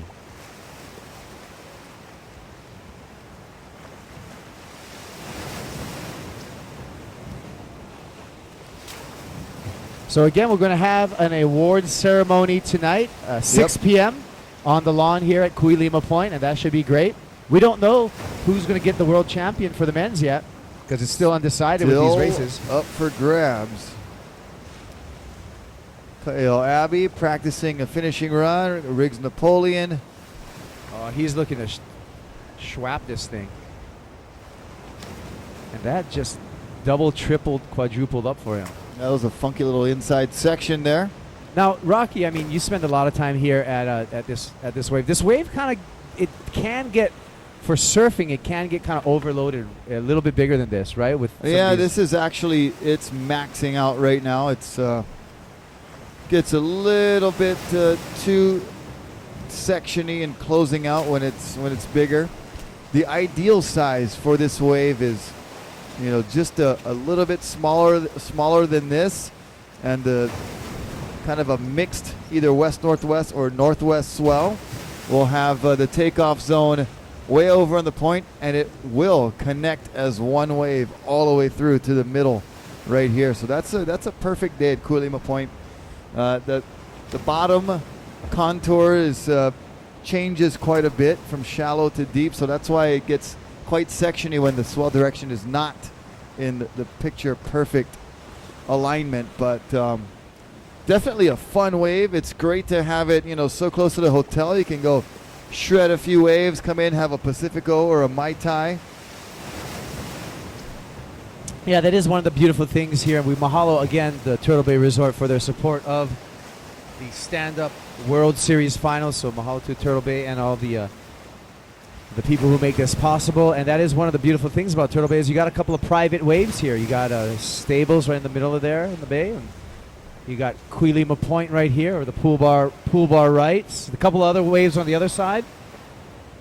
Yeah, discos, baggers, and you can go further down towards the end of the resort property and find some waves to surf relatively on your own, and a lot of great snorkeling over in the Cove and at Cavella Bay. Cavella Bay, great for stand-up paddleboarding, beginning stand-up paddleboarding because it's very calm. And we got a great little beginning surfing wave over there too. Yeah, so we pretty much have all types of waves here in all conditions for all skill levels. And you can do the surf and turf. You can either have an early or a late tee time, get some golfing in, and surf all in the same day.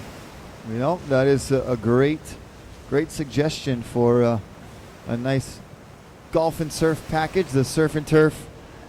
Oh, I like the surf and spa. Take a surf lesson and then go get a massage after. I like to surf and eat at Lele's. Or Cooler Grill. All you can eat buffet. Ooh. That way you don't need to pace yourself.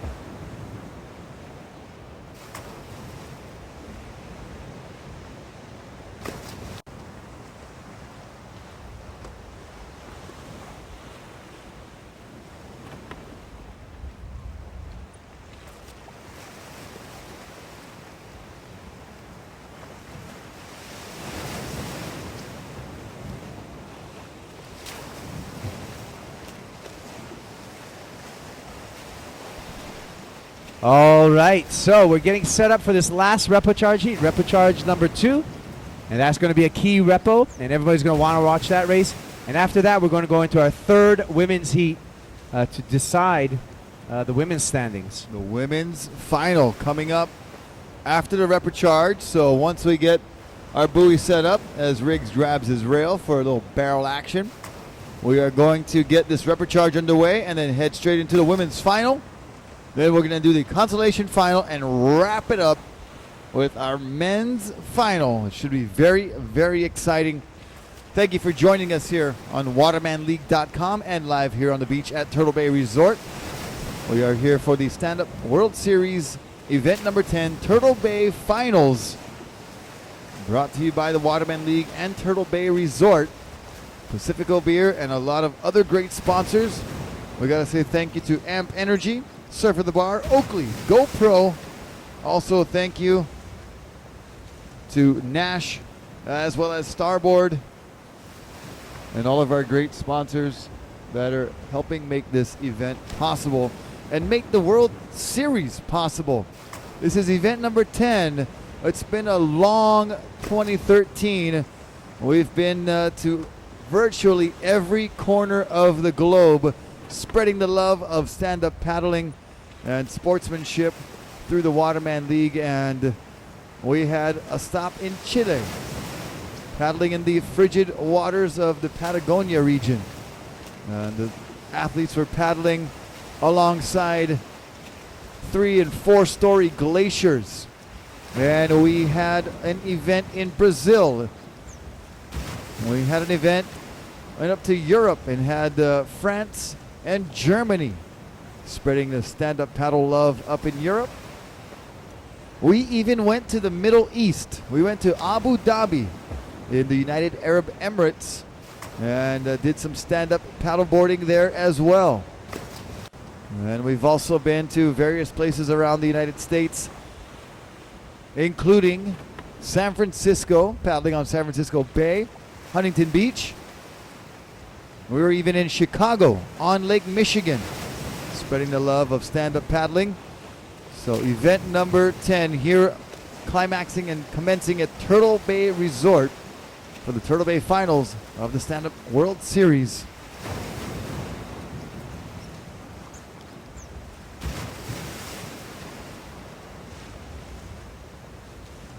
And some more waves rolling through.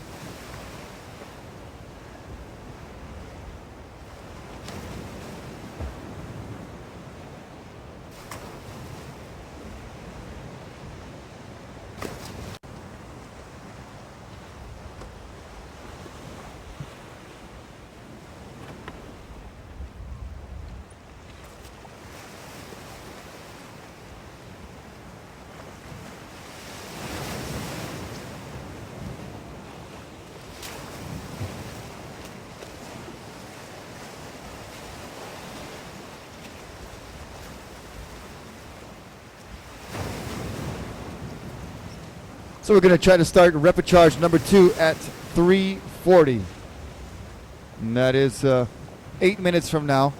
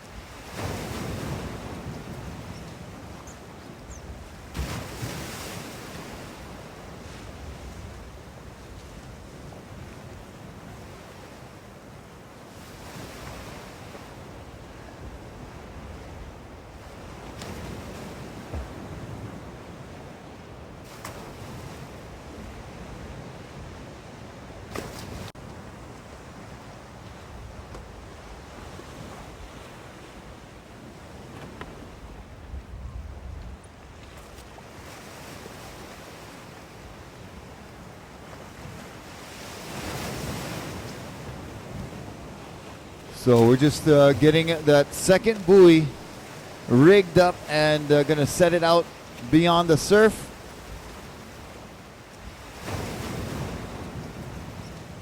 Once we do that, we will begin repechage number 2. Then we're going to be getting into the women's final.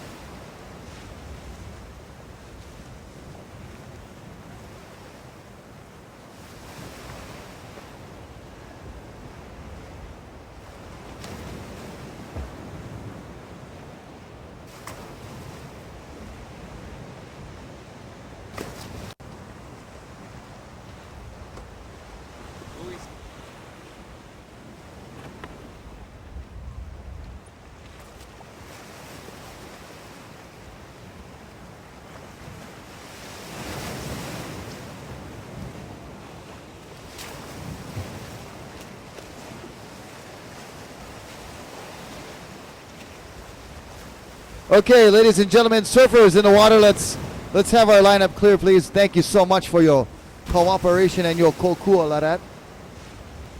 Yeah, so surfers, bring it on in, and so we can start. Or move Ofa. Or you can move Ofa to stables. Saw some good waves over there, gang. Oh, watch this guy. Chee-hee. That was a late one, bro. He got him, man. On the outside, that is Robert Nash up and riding, I believe. That'd be Robbie Nash, yeah. Here goes Wrigglesworth Napoleon. Butter Riggs. By the way, anyone know who won Molokai Hawaii today? The 6-man canoe guys. Who won? Shalva'a won again. Oh, the seventh year in the row. 8th year in the row. Oh, wow. God, I talk about dominance.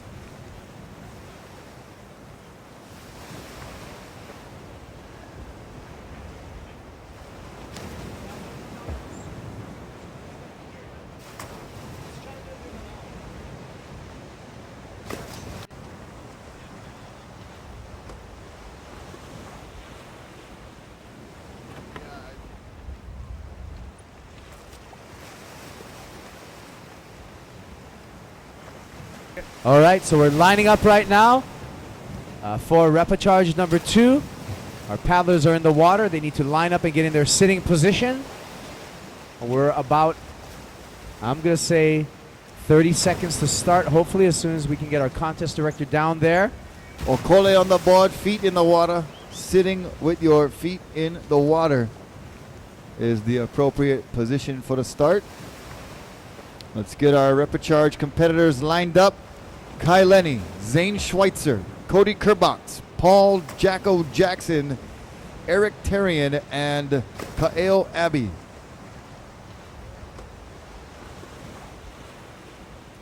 Yeah, this is going to be a hotly contested race right now. Well, we do have a lull in the sets. Let's get our guys all lined up, and hopefully we can take Ooh, advantage this is a of good this time to lull. start right here. Hey guys, watch out in the lineup, please. Surfers in the lineup, please move over. We're going to start repechage number 2. Or come in. Thank you. Here we go, repechage 2. Get lined up. We got a nice lull right now. I know you guys would appreciate starting when there are as minimal waves as possible going out anyway.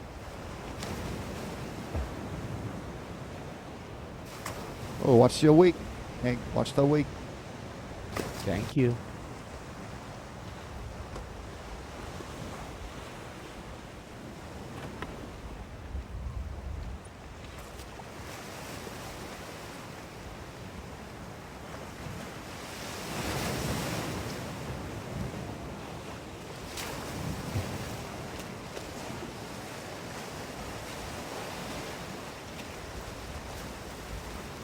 Bailey Naj, if you're in the area. Oh, now you embarrass her. That's why I'm.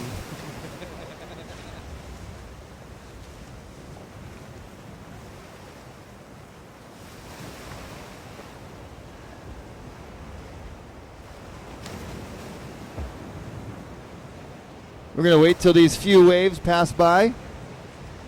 Stand by, stand by. We're going to let these waves come through and let Uncle catch his last one. Watch him. He's going to pull inside right there. Wow. Oh, fade that was him, a Uncle. beautiful fade right there. Oh, he made him. Look him. Oh. Yeah, yes, that is Riggs. Riggs, come in. Confounded. Yeah. There we go, Riggs. Yeah, everybody's watching.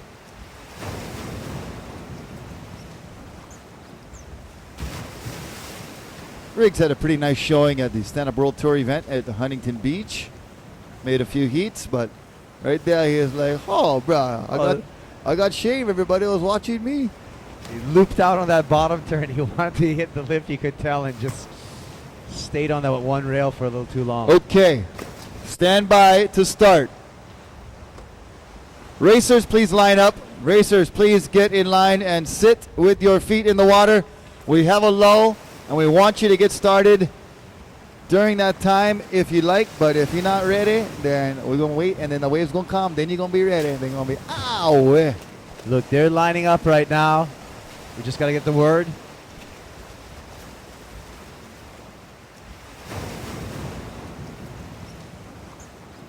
There is the Magnum PI MD500 from Paradise Helicopters.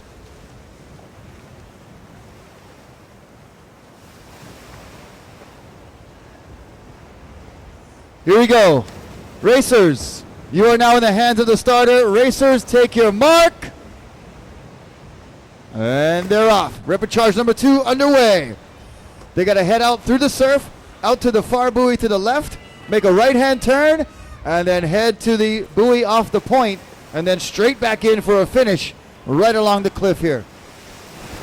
Well, looks like Kai Lenny looking for that hole shot and is in the pack, but he's ahead by just a little bit, heading to that first outside buoy, and now Kai hits some stride in his stroke.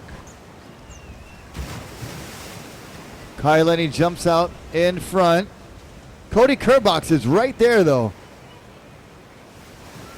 as well as Paul Jackson. Zane Schweitzer also right in the mix right there. Eric Terrien, the French paddler, in a 5th place position at this time. Well, clutch race right now for Kai Lenny, but he is looking in great form as he comes around to that first buoy. Hank, please watch your wake. Seriously. Why are you going to speed right on the course and create wake for these guys?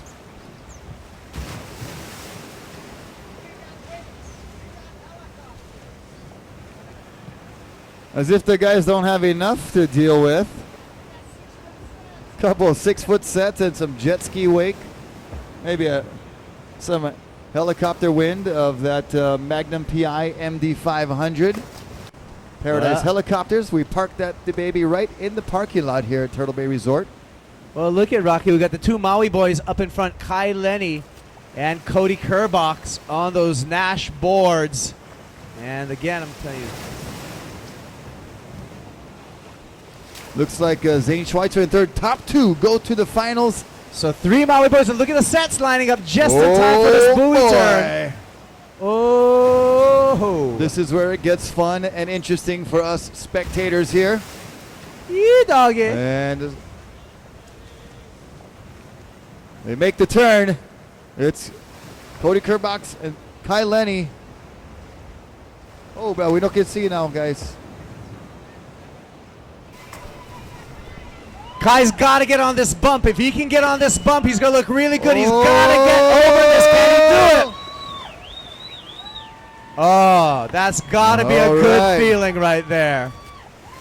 So World Series Championship title hopes still alive for Kai Lenny. And now the battles for second, a crucial second place finish would be much desired for these 3 paddlers here.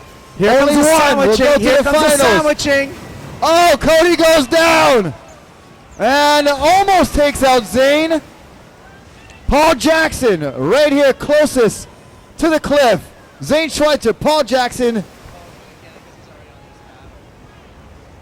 And now they're stroking to the finish line. Get the cameras ready. Photo finish. Whose nose will cross the finish line first?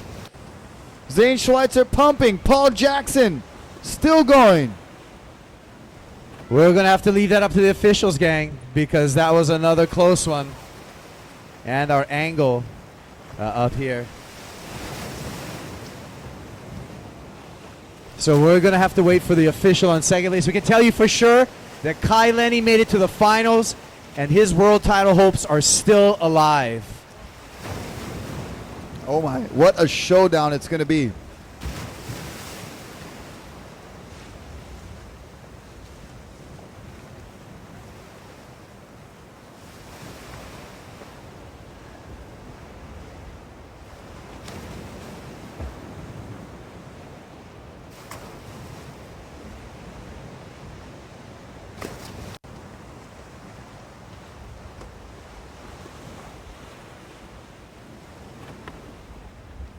All right, so we're having replicharge number 2 under review.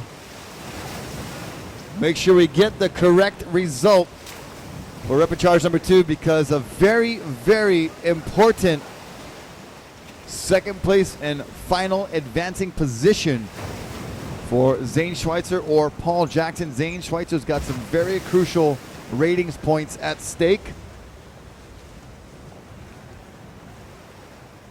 Women, please check in and get ready. Women final.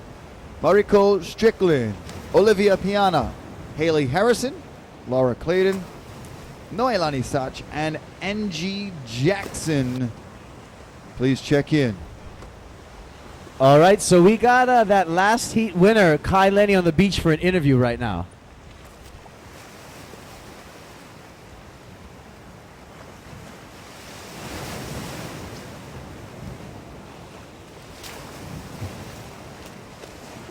Get lucky and catch a wave, which I did, or you could miss it and then have the whole pack behind you catch you on the next one. So knew I had to catch that wave, caught it. Feels good to be going to the finals, and yeah, the one that matters. Yeah, for sure. Finals is 2 laps. You gonna do anything differently? You know, I really feel comfortable in these conditions. Got my game plan. 2 laps will make it for sure a lot easier to either make a big lead or to catch whoever. So it's gonna be a really interesting one. I can't wait. Good luck, man. Thanks.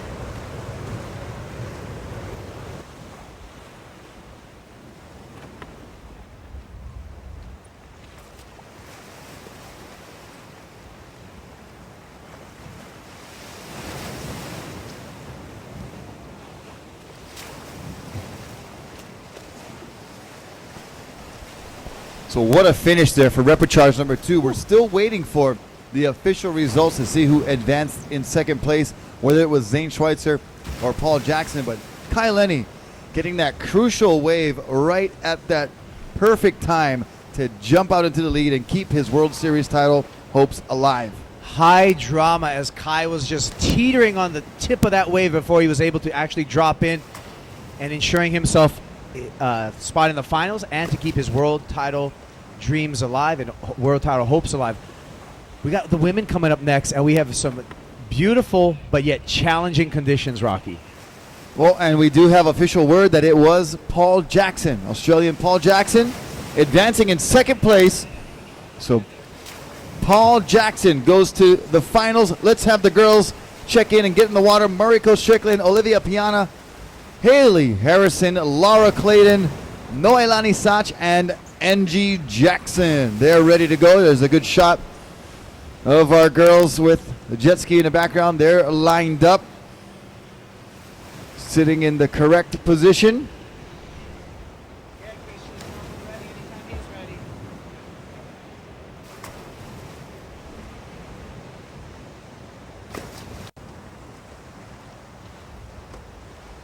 Okay, racers, please get yourselves ready. We'll wait for this little wave to pass by here. Okay, racers, you are now in the hands of the starter. Racers, take your mark. And there they go. And there they go. Oh. And you know what? We've seen this before in the women's heat. And guess what? We're seeing it again right now on the horizon. They're going to be greeted by some surf right now. Meted? Meted and greeted. All right. Well, it's not the biggest set, but it's definitely something that will be giving them something to think about. As Olivia Piana right here going over the first wave. Well, we got Mariko Strickland in the middle right there. Haley Harrison, Angie Jackson on the far side. Laura Clayton on the inside track here. And you know what? Laura's only 13 years old. I want to make that of note. Laura Clayton is, I believe she's our youngest competitor this year in the finals at just 13 years of age, which is pretty impressive.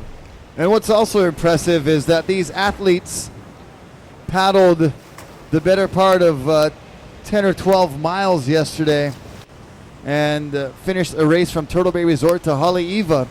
And today now they're doing these sprint races, and you just have to be in optimum condition to be able to handle such That's right. such a heavy workout. Oh, so I'm just going to paddle 13 miles, and then the next day I'm going to pearl and take a bunch of sets on the head on my 12.6 race board. Not easy stuff. That's why these athletes are considered some of the most well-conditioned, well-trained athletes in the world. You have to have extreme optimum balance. You need a lot of power in your core and also a lot of skill in wave judgment and wave riding too in today's case, for sure.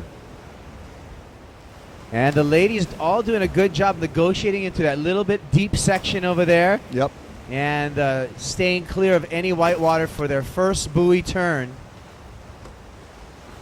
And we're broadcasting live on watermanleague.com. So if you are here enjoying and you'd like to have your friends or family that are not here with you in Hawaii to join in and they can watch what you're watching, send them a text message or a phone call and tell them to tune in to www.watermanleague.com. That's right. Or you can catch us on your AM radio, just the audio at 109-Nevermind. You can catch us live anytime on 109.Nevermind. And you can also catch us on YouTube, www.youtube.com/The Waterman League. And the YouTube feed is coming through as well. So a couple of ways to enjoy the action. You're enjoying it the best way, right here live and direct. We do have viewers all over the world, Brazil, France, all over the Americas. And that looks like Olivia Piana making Ooh. the turn first. And look at these sets on the outside. Just in time. Woo-hoo. This could get dicey. And Mariko Strickland. This is the final heat of the women. Go, girl. Get him. Oh, boy. Now watch everybody else behind her. Oh, bro, watch them go on the water. Oh, look at this drop right here. Yeah. Oh! These boards are not meant for riding waves as Olivia holds on. These are racing boards, so not a lot of rocker, and it's just takes every bit of strength to hold that balance. Here goes Haley Harrison. Pronum. There you go. And in the Waterman League and in the Stand-Up World Series, you have to be standing as much as possible, so she does the right thing and gets to her feet. That's Mariko Strickland and Haley Harrison. Wow, this is a close finish here. Keep your eyes on this one. Get the camera ready at the finish line. Oh, never mind. Haley Harrison goes down. Succumbs to the pressure, and it's Mariko Strickland finishing in second place. Haley Harrison will take a third.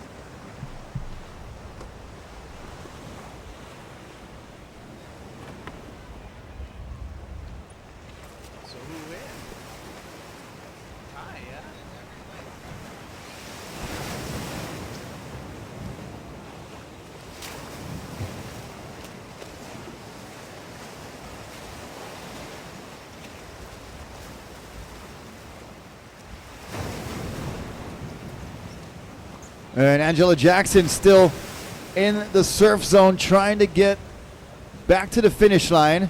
And not going to have an easy time here as this wave is creeping up on her.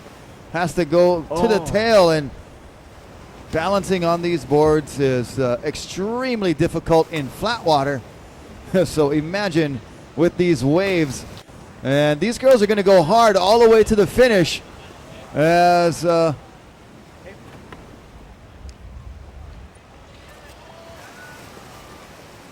All right, so we need our consolation finals to line up. We need our consolation finalists all to the water. Consolation finalists, it's going to be 2 laps for you guys. So if you did not make the final, but you were in the second repechage, you are in the consolation final, and we need all you guys to line up so we can get you guys out there. So consolation finalists, please make your way to the starting line. Consolation finalists, you have 2 laps in your final.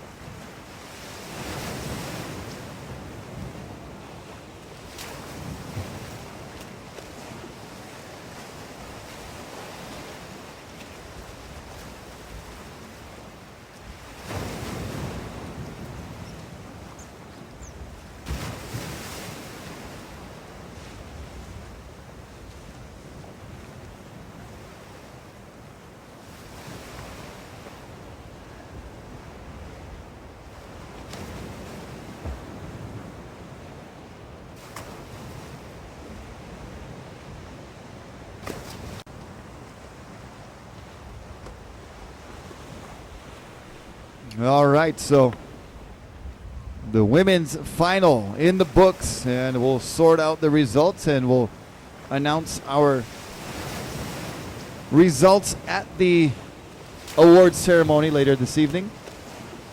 And we're going to throw it down to the winner of the final heat, actually the last 2 rounds, our winner, and she's standing by on the beach with a few words, Olivia Piana.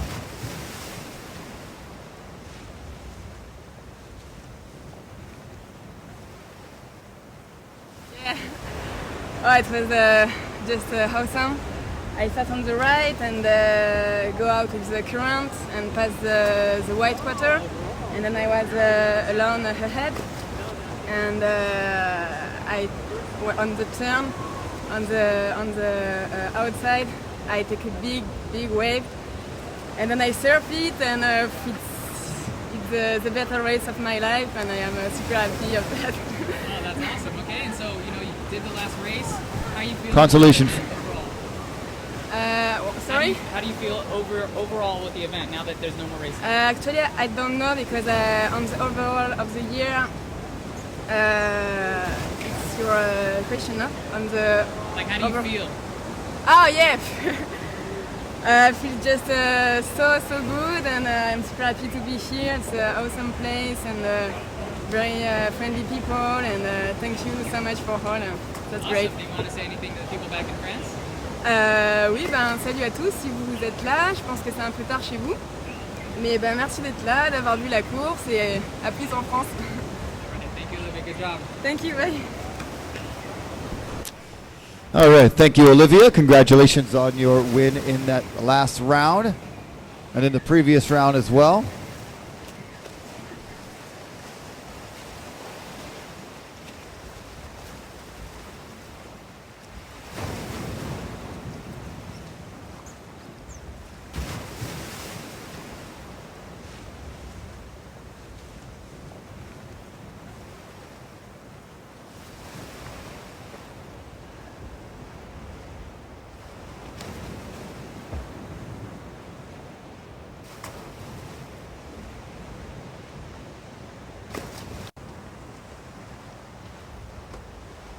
Noah Janela, you're in the consolation final. Come over here to the starting line, Hawaiian.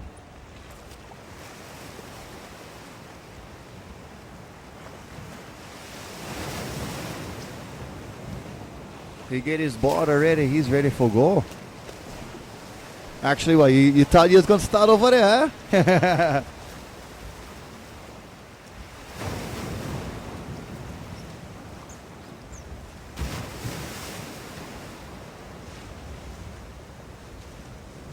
There's a nice shot of a couple of the umbrellas and area by the pool there here at the Hang Ten Bar, Kuilima Point at Turtle Bay Resort on Oahu's fabled North Shore.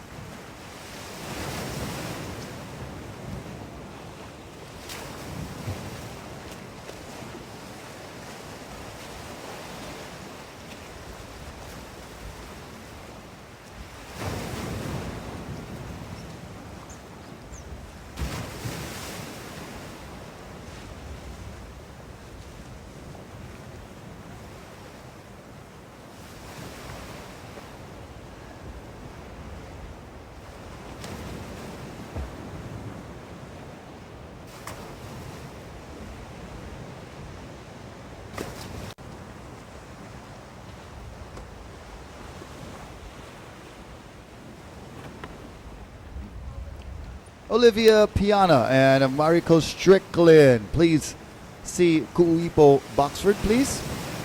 Mariko and Olivia. That's what I have you in my phone as. Oh, sorry, eh? Women power. Girl power. Olivia and Mariko, please check in with Kuipo. And look at these sets rolling in on the Kuilima Point side. Oh, cousin. Watch out, brother. Hank and Larry.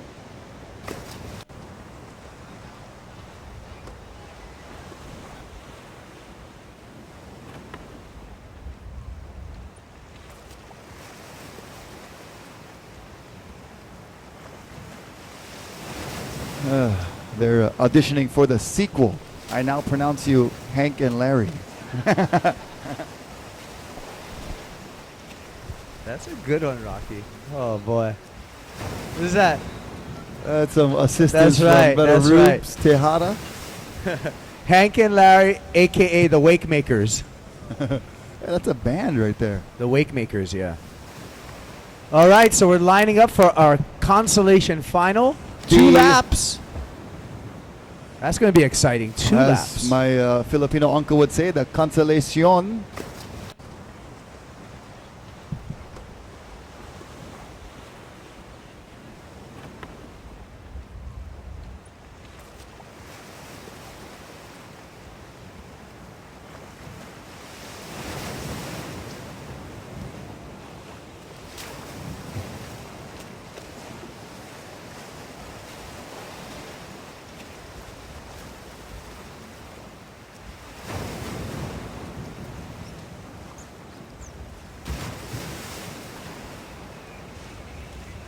Okay, standing by to start. Standing by to start the consolation finals. 8 competitors here vying for 9th, 10th, and all the way through 16th place. And points do matter a lot here at this final event, Stand Up World Tour Turtle Bay Finals. We're going to let this final waves in the set roll through. That way we can get these guys a proper course out to the first buoy, and they're going to be doing 2 laps, so it's going to be a pretty good race. Here we go. Racers, you are now in the hands of the starter. Racers, take your mark. And there they go.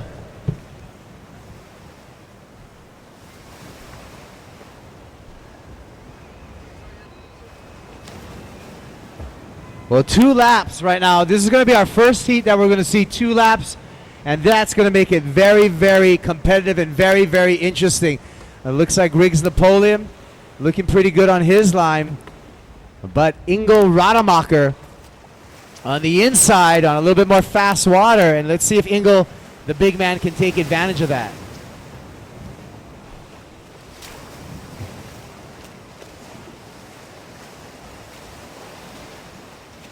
So Ingo taking that inside line, it might be working to his advantage, but he's going to have to cut over soon as some waves are coming through the lineup here at the pool bar rights.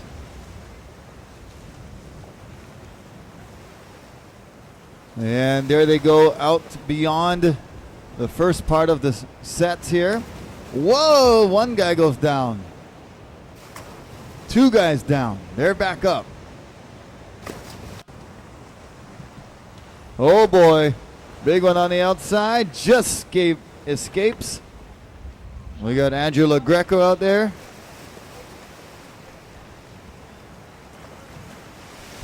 All right, so it looks like Noah Janela out in the lead. Hey, Juice, bro, his dad calling the results. No. He's just a reporter. He just state the situation. He don't make them. He is just stating the situation. So it looks like Noah actually getting into some good, clean water and is able to open up his stroke, and the drafting occurring right now. Zane Schweitzer out there. Looks like he's in the number 2 spot. Oh, that's Cody Kerbox in the number 2 spot. There you go. Those Nash boards out in front again. Kael Abbey in 3rd. Zane right behind Kael. That steady train of paddlers now approaching the 2nd buoy. I'm telling you, I think there's something about those javelins that are working pretty good for these guys. Eric Tarian and Riggs Napoleon neck and neck.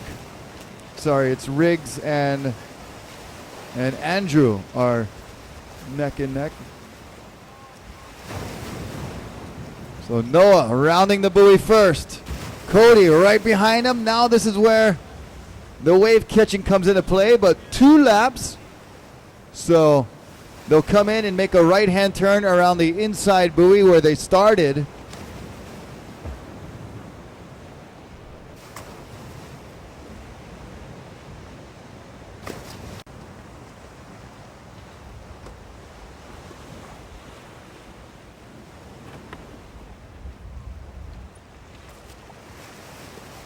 Here we go. Kael Abbey up and riding, and 4 athletes on this wave. It is Noah, Kael, Zane, and Cody. All right. They're going to have to do another lap. So this is not a photo finish. They're going to have to turn around that inside buoy. Kaeo, one more lap.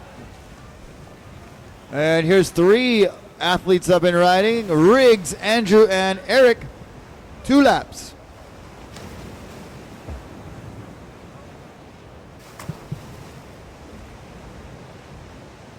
There goes Ingo catching his wave as they round the inside buoy.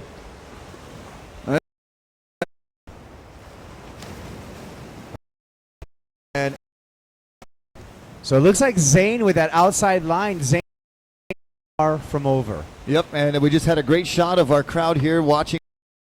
But look at right behind paddle speed. Wave, they just want a little bump to bring them home. Go, go, oh! Cody Kerbox now on the way. Oh, board to board, stroke for stroke. And looks like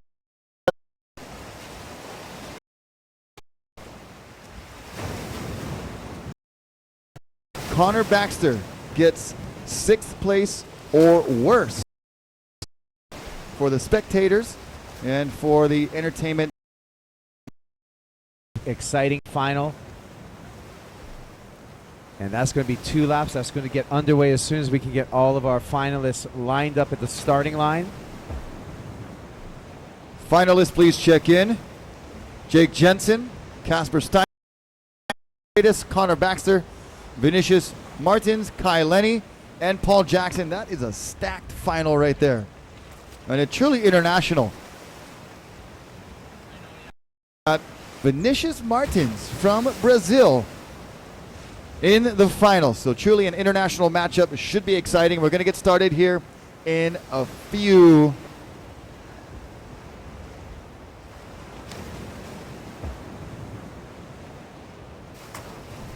We got more fun stuff coming up after this final, Rocky. I just got the announcement that Olivia Piana and Mariko Strickland are going to have a head-to-head battle to see who's going to be the champion of these sprint races right after the men's final. Wahine versus Wahine. Wahine versus Wahine.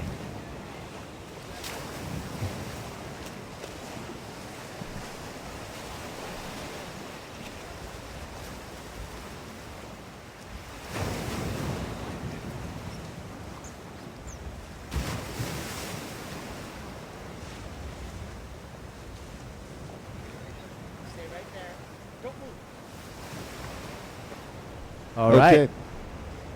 What?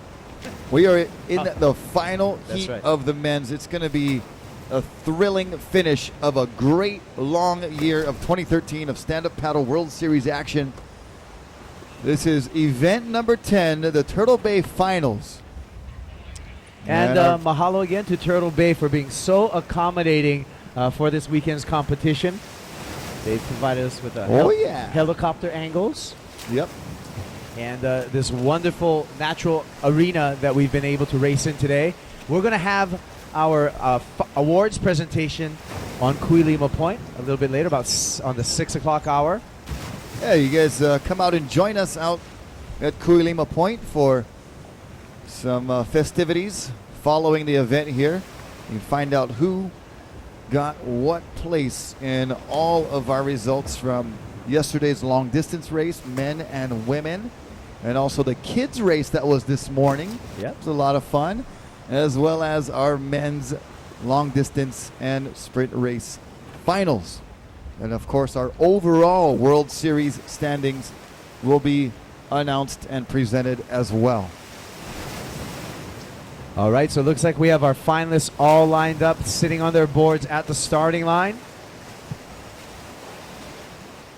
We apologize to all of our viewers on our webcast. We're back up and running. Just a little bit STDs, small kind technical difficulties, but we fixed them. We're cured. STD. Small kind is one word in that You made acronym. small kind one word, huh? Yeah. Okay. Small kind technical difficulties, STDs. But we're back up and running live on watermanleague.com. Tell your friends and family to tune in either by a text message or phone call. Tell them, hey, watch watermanleague.com. You're going to see me over there. Jump in front of a camera.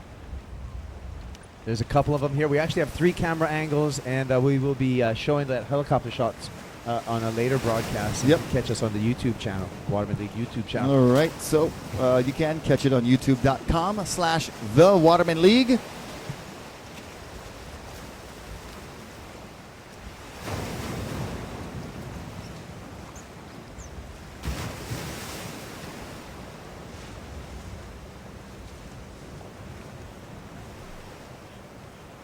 Okay.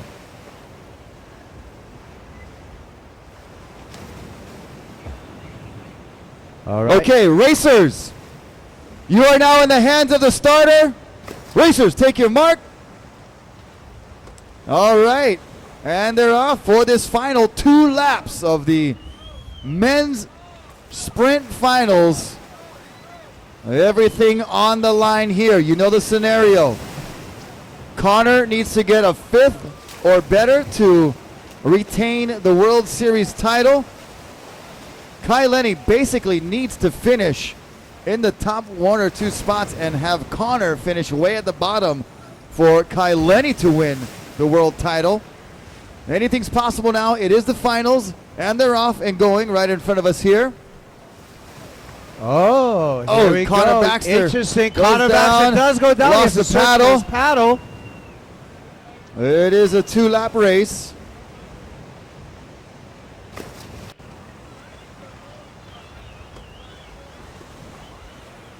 So Connor a little bit in the difficulty. He's got some troubled waters right there, but it is a 2-lap race, as Rocky said. So he's going to have plenty of time to come back from a couple of those bobbles there. Again, 5th place or better puts Connor in a world championship. 5th place, worse than 5th place, opens it up for Kai Lenny. That is definitely correct. Right on the money there. And guess who's going to come to this buoy right about in the first position as we come into lap 1, and it's none other than Kai Lenny. He's keeping his part of the bargain right there, staying out in front for buoy turn number 1. And meanwhile, Connor is in 7th place. Look for him to make a move after this turn of the first buoy. And it looks like Jake Jensen out there tailing Kai Lenny.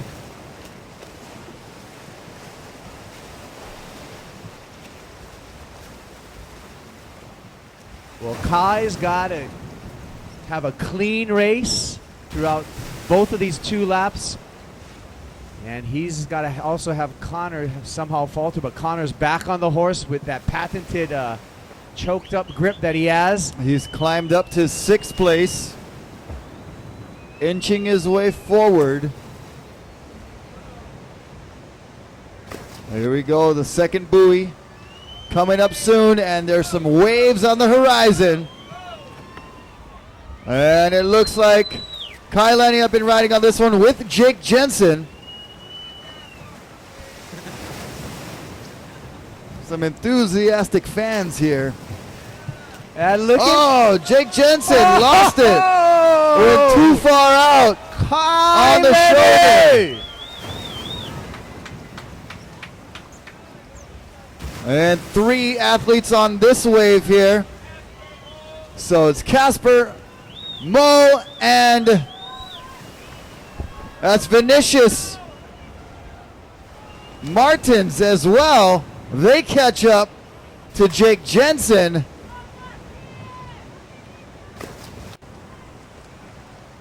Meanwhile, Connor Baxter. This is going to be really important for Connor to make this a clean wave. And a late drop for Paul Jackson. He holds on. And Arthur Arutkin. And Connor's pointing at something.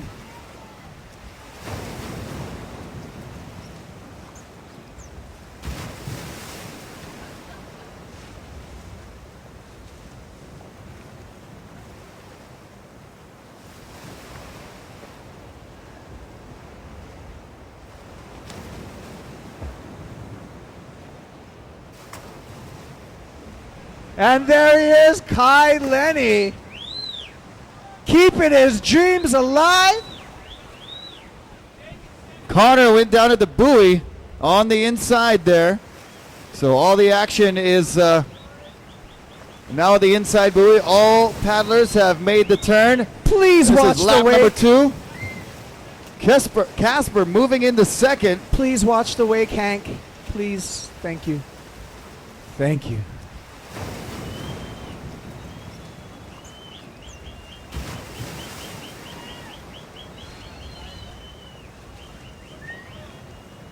And Mo Freitas in fourth. It looks like Jake Jensen in third.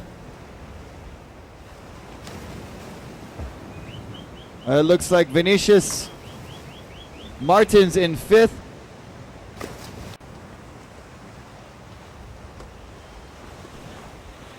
And Connor Baxter. Oh, All right, sorry. yeah. Vinicius Martins is currently in 8th place. Looks like Connor goes down again.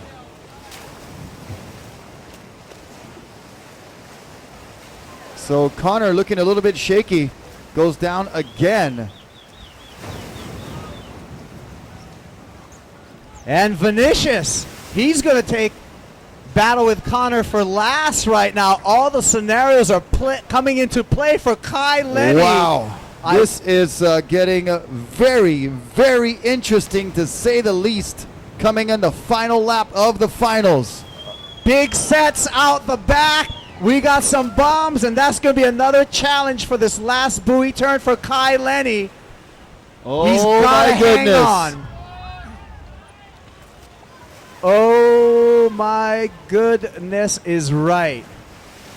And Kai Lenny makes the turn. Kai Lenny going to catch this monster wave. Oh! Donuts! He's got to get back on his board. He's got to find his paddle.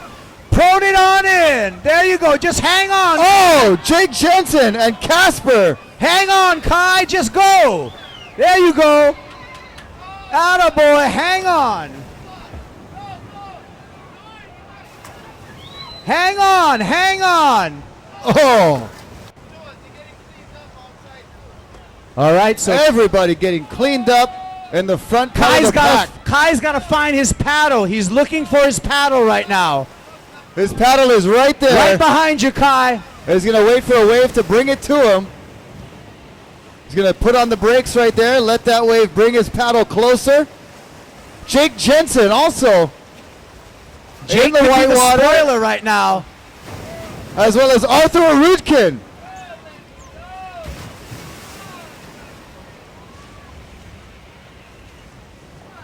Hang on, Kai. Here he goes. Come on. Kai Lenny and Arthur Arutkin battling for first place. Kai Lenny's in the front.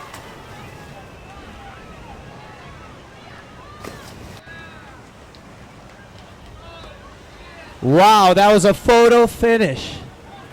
They're still going. They're not at the finish line yet. Kai Lenny! Kai Lenny! With Arthur Arutkin in a close second. Here comes Wow. Paul Jackson. Wow. Where is Connor Baxter right now is the other question. There he is. He's currently in 7th place. And that is not going to be enough. Oh my goodness. The scenarios. The long shot with the odds stacked against him. Kai Lenny with a Hollywood finish, doing what he needed to do. Wow. I don't say this much, but I'm speechless.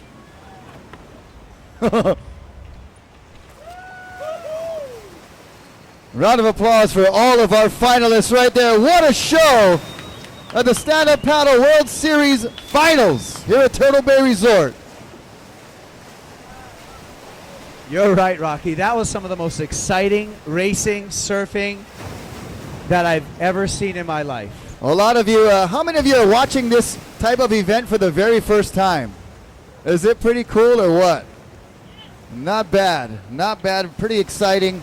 Lots of fun, especially since they're so close. Right here, the action. And wow. Like I said, that was incredible.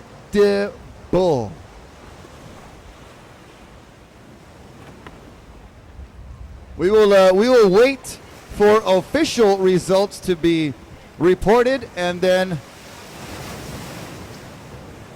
we will wait to get the official results worked out, and then we'll be seeing you guys over at Kuilima Point. Well, we still got the girls. Oh, we have a girls one-on-one. That's right. Tiebreaker.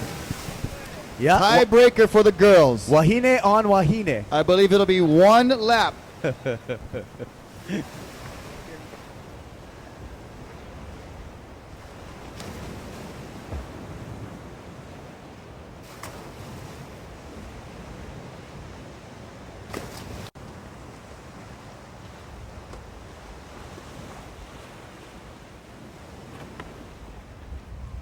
Johnny, please check into your camera, please. Johnny?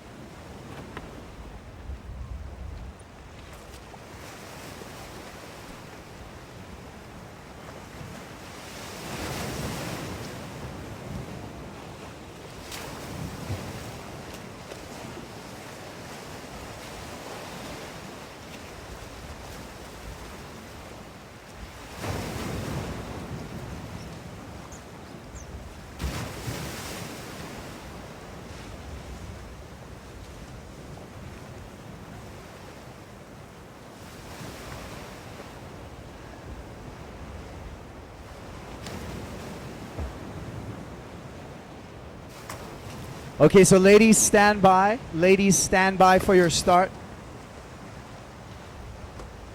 Olivia Piana and Mariko Strickland, please stand by for your start.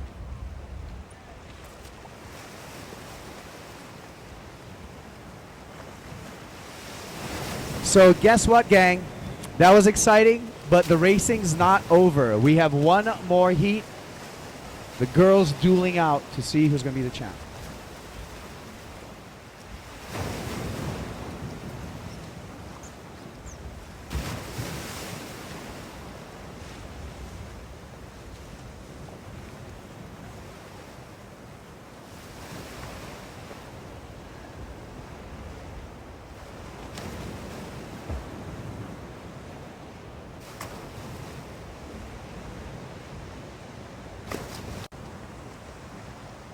Okay, so ladies on standby.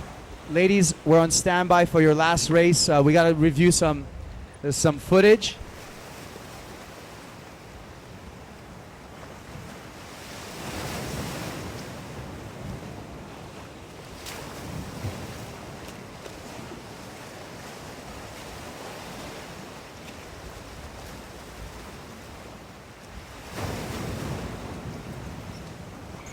Johnny De Cesare. Okay, get back to your camera, bro. Nobody told you could leave.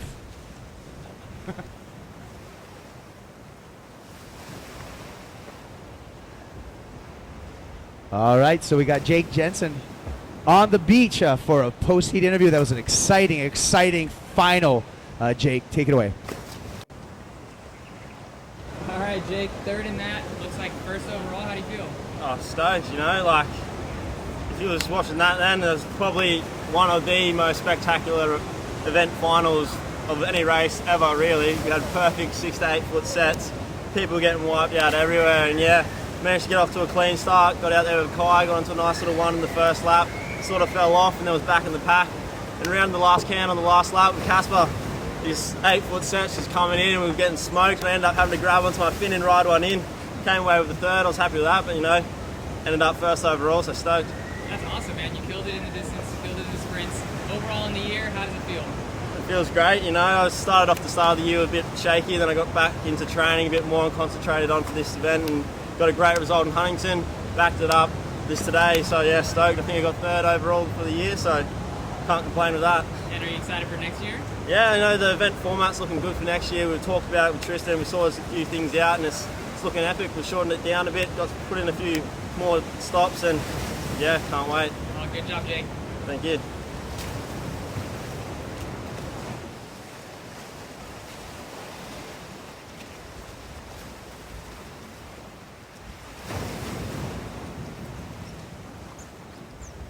All right, so we're going to have a little break time, and then we'll have one-on-one racing for the women's sprint short course.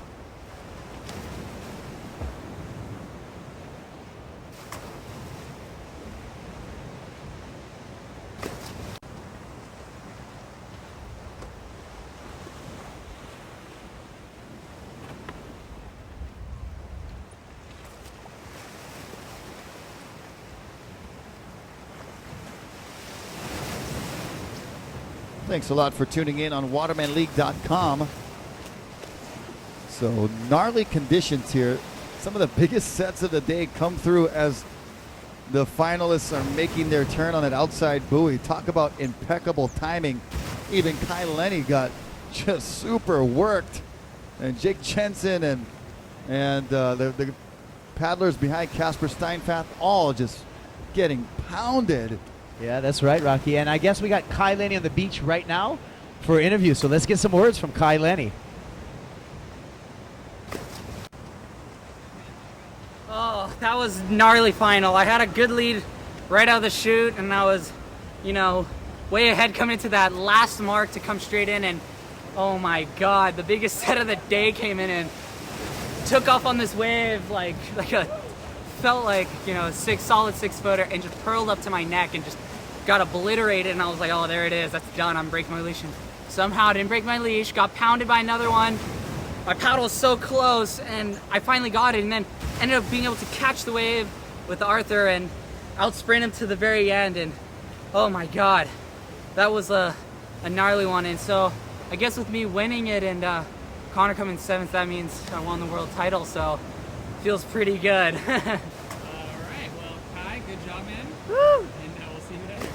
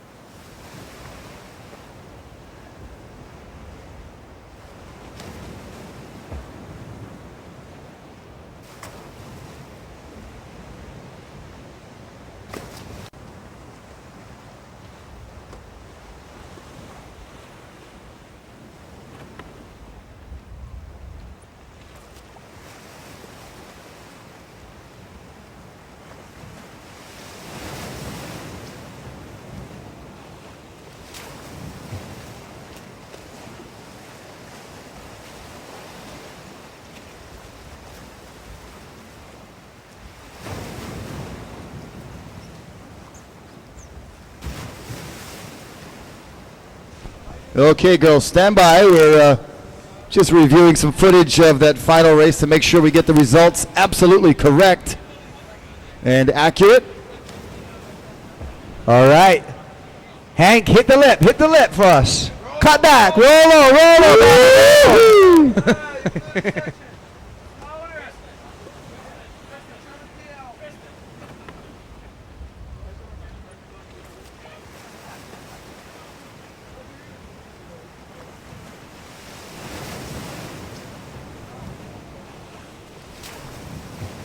All right, a little bit of relief from this very hot sun with the cloud in a perfect position. Stay right there, cloud. Stay right there.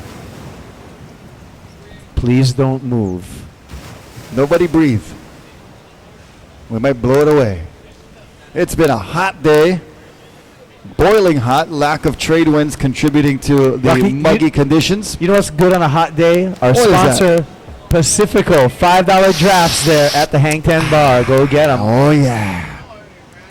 Oh. What? What? Yeah.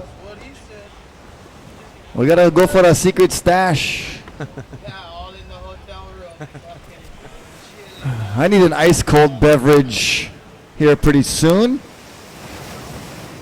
Yeah. A couple hours late. Nah.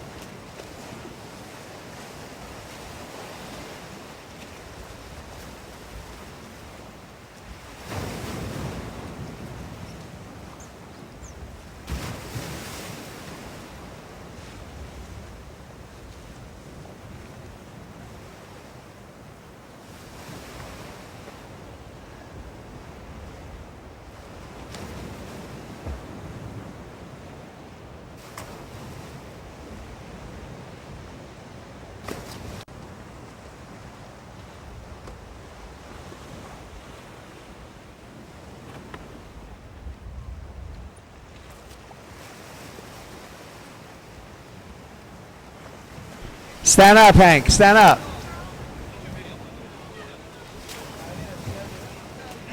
Okay, ladies, we're still on standby. We apologize for keeping you guys waiting. We got one more exciting final. 2-girl final, 2-women final. Racing it off.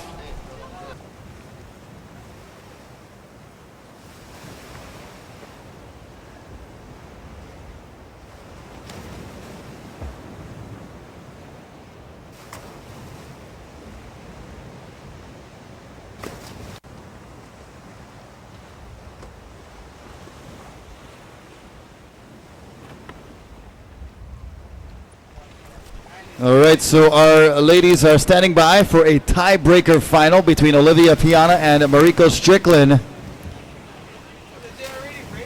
Well, they're waiting. They're They waiting. raced, We're gonna have one 3 more rounds. race today. We're gonna wait till the big set comes before that one. They raced 3 rounds already, and it came out to Olivia Piana and Mariko Strickland tied for first place. They elected to race it off in a one-on-one final race right here for all the marbles. You gotta love that. You gotta love that sportsmanship, because we could have done stuff where we gotten back to, you know, the single highest. Or we could race. have. They could have took an equal first each. They could have took That but was no. an option, but their inner competitiveness. Somebody wants to be the champ today, and they're both very competitive. Olivia Piana and Mariko Strickland, and we're gonna see. This is gonna be a great final race of the day.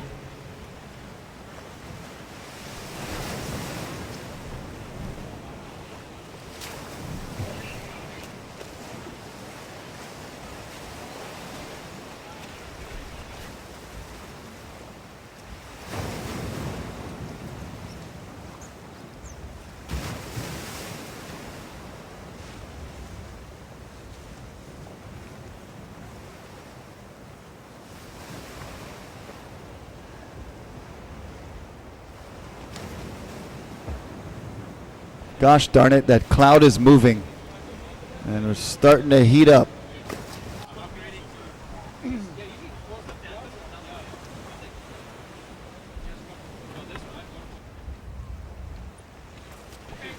A 1 lap.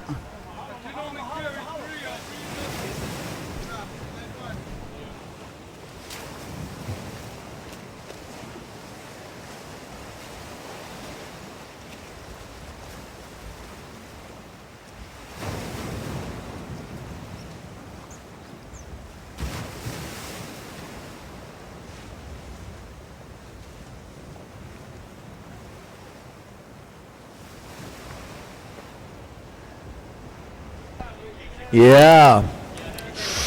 Woohoo! Mahalo Scuba and Ruben for their sponsorship. Oh yes. Perfect timing. The sun was coming up. We're starting to get hot over here. Heat stroke we were going to have over here. Vela. Vela. That's the Hawaiian word for hot. Vela. Vela. And when I get hot, sometimes I get hauna. Woo! I smell in this over little here, bro. box right over here. Word number 2. That means a little bit smelly. Ladies, we know you're still waiting there. We're just reviewing some footage on that last race, and then we'll have our final race of the day. The 2 girls, Olivia Piana and Mariko Strickland. Olivia from France, Mariko from the beautiful Garden Isle of Kauai, and they're going to battle it out for first in this tiebreaker. Should be a good one because they've had some really close finishes in the previous round. So look for them to give it their all on this 1 lap final tiebreaker. And both girls will be going as hard as they can, 110% full force into these North Shore waves.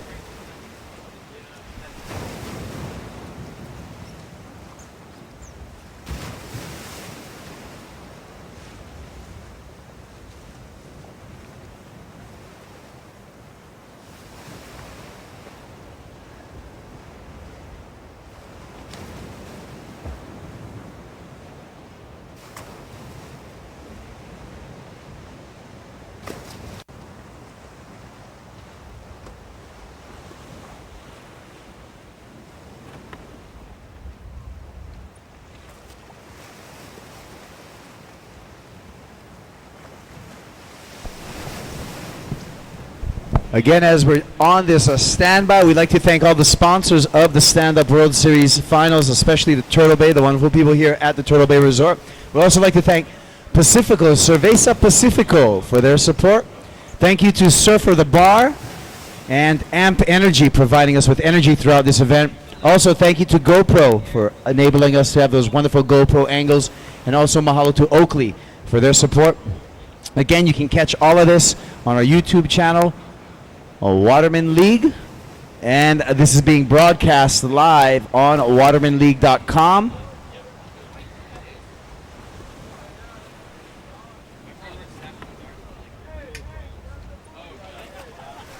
And Hank, help us out and grab the buoy. Hank Photo. Steven, Hank. Haha, that was a secret name.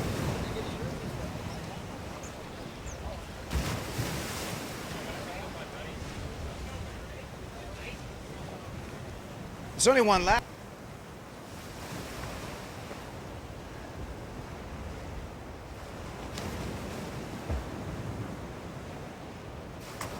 Just have the ski sit there on the inside as the finish buoy. And then the ski can be the finish, and the ski can spot the finish.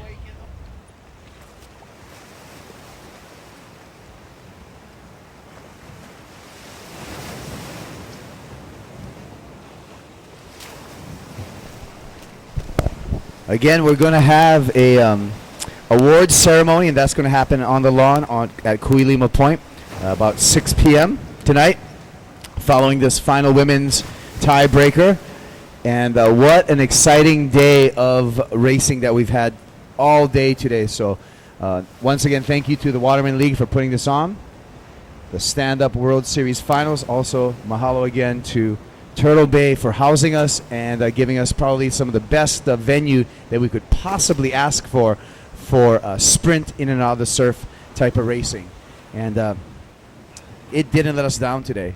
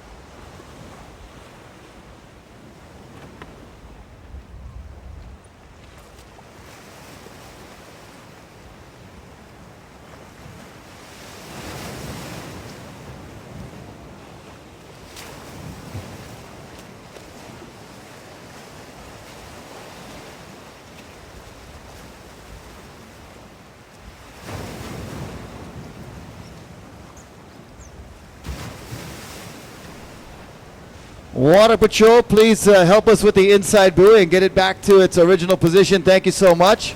Ladies, we didn't forget about you. We had to review a bunch of footage of that last final, but we're ready for this tiebreaker with Olivia Piana and Mariko Strickland for this tiebreaker. Both ladies are going to race one lap. Is it one lap? I believe so.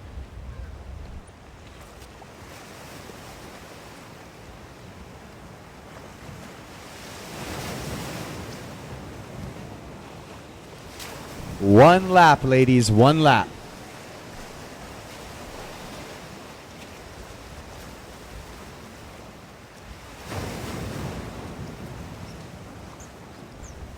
All right, can we have all of our Waterman League cameramen to their positions, please? Johnny DeJesus. That's right. Please check in. Nobody told you guys leave your positions in the first place. Go to your position. Johnny DeJesus. Francisco Rodriguez and O'Neil Diaz. I swear we do hire other than Latinos. That's right. That's coming from Kaipo Guerrero and Rocky Canyon. Canyon from the Philippines. That's right. That's right, because we cheap labor. I got my flip phone in Manila. I know, bro. I've been seeing you on Facebook book every day. Oh yeah, bro. That's my Filipino networking website. I know. www.facebookbook.com. Okay, here we go. Ready to start the women's final. Get lined up. Unless we're gonna position the buoy. I don't see the buoy over there. We gotta move the buoy.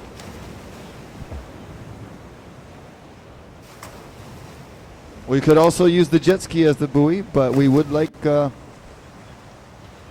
have the buoy placed there to ensure the most objective finish.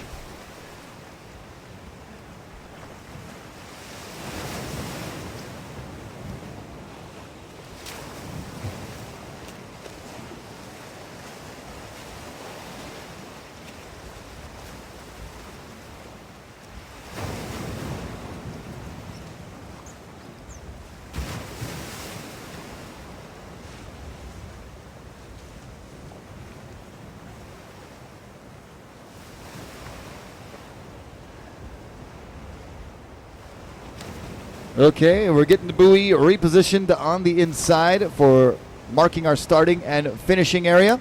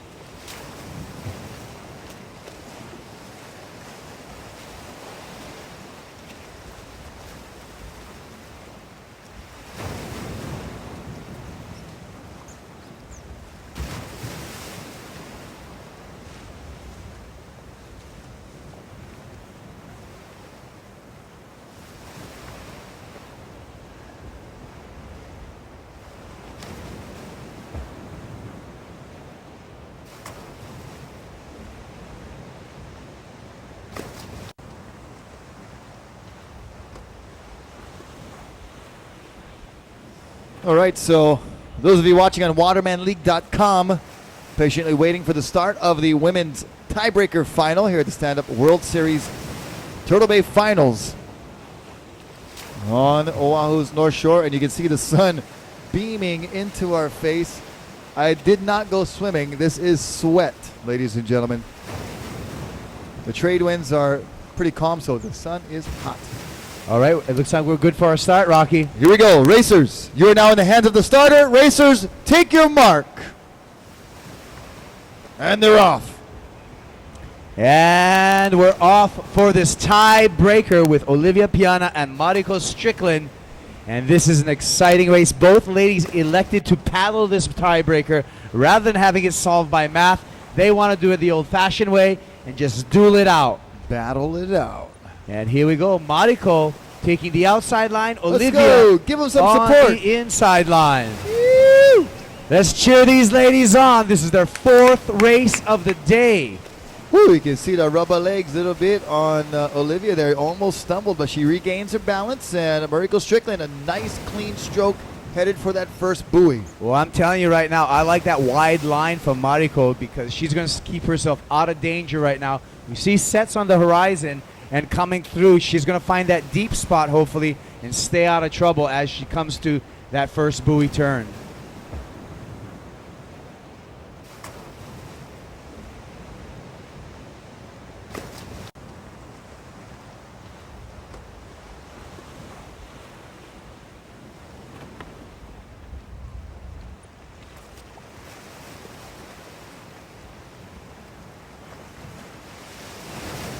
So Mariko's in the lead right now coming to that first buoy, but as we've seen so many times, it's not over till it's over because these girls still have to come in through the surf line.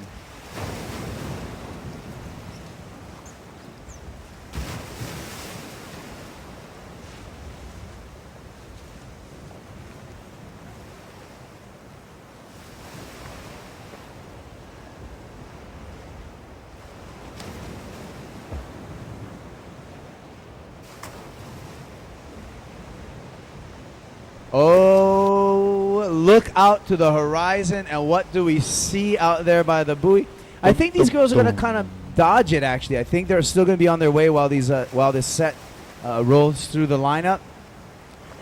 They're just going to have to stay outside of the breaking wave zone.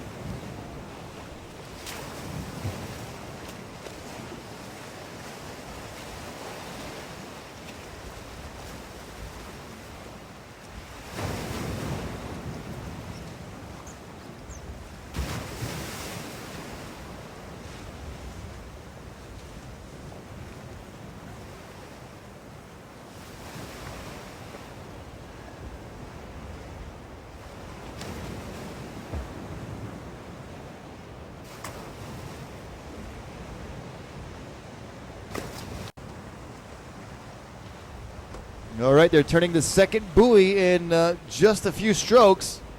And Mariko Strickland, she's going to hold She's up turned it on her stroke. She doesn't want to get too far in because she wants to catch that ride. She wants to catch a wave in. Yeah, and you don't want to paddle too far in and then end up in the trough of one of those big sets. That's right. So look at Mariko. Perfectly timed. Watch the wake. Oh, she's got a stroke Oh, hard. no. Now it's going to get exciting. Oh, boy. Not able This to catch is that when one. it gets exciting. She can hear you. Oh, Mariko waiting. Meanwhile, Olivia Piana's going to get this wave for sure. And it's going to be another photo finish, no doubt. It gets really fat on that side, so Olivia's got to make sure she stays in the wave, and she does. And now it's about not falling, and they both go down. Both fall. Now. Oh, my goodness. It's all about the really recovery. tight. Mariko is is on her knees. She's gonna- paddling. On your feet, soldier. Olivia, on your feet as well. Oh, my goodness. Oh, and Mariko goes upside down. And that's going to be it. And Olivia Piana comes away clean. So Olivia Piana from France.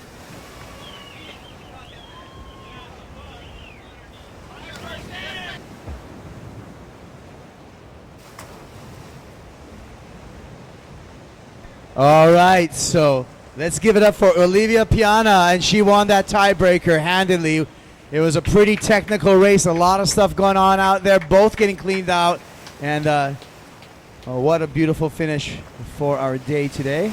Yeah, that was an exciting finish. Both riders on the same wave, both falling down, recovering, getting back up, and then Mariko unable to correct her board and goes upside down, and that was all it took right near the finish line for Olivia Piana to come away with a victory here in the short course race. But remember, Mariko, I believe she won the long distance yesterday, so that should be interesting. Yeah, she sure did. She won the overall results. So we'll see how that affects the overall results. We're going to have that awards ceremony 6 p.m. on the grass here at Kuilima Point. We invite you all to join us, everyone here at the hotel, and we'll have our award ceremony.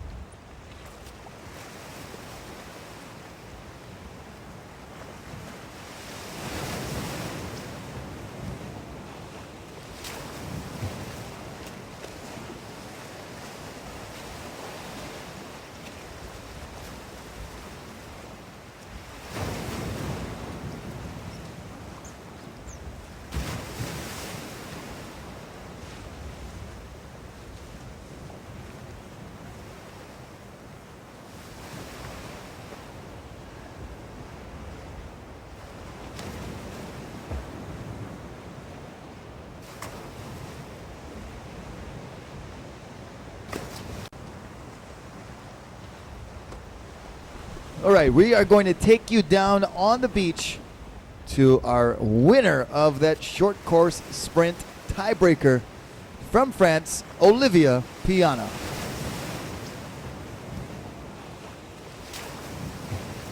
right, Olivia, so you won the sprint today. And how that race? Yeah, it's awesome. I never know that, and I just had done my best, and it's happened, and I'm super happy. And I love to race on the wave. It's pushed me ahead, so it's awesome. Yeah, and you like the time here in Hawaii? Yeah. I stay 1 week here surfing on the surface, on the surf. You can do everything you want, and just awesome. It's great. All right, well, good job, Olivia. Thank you.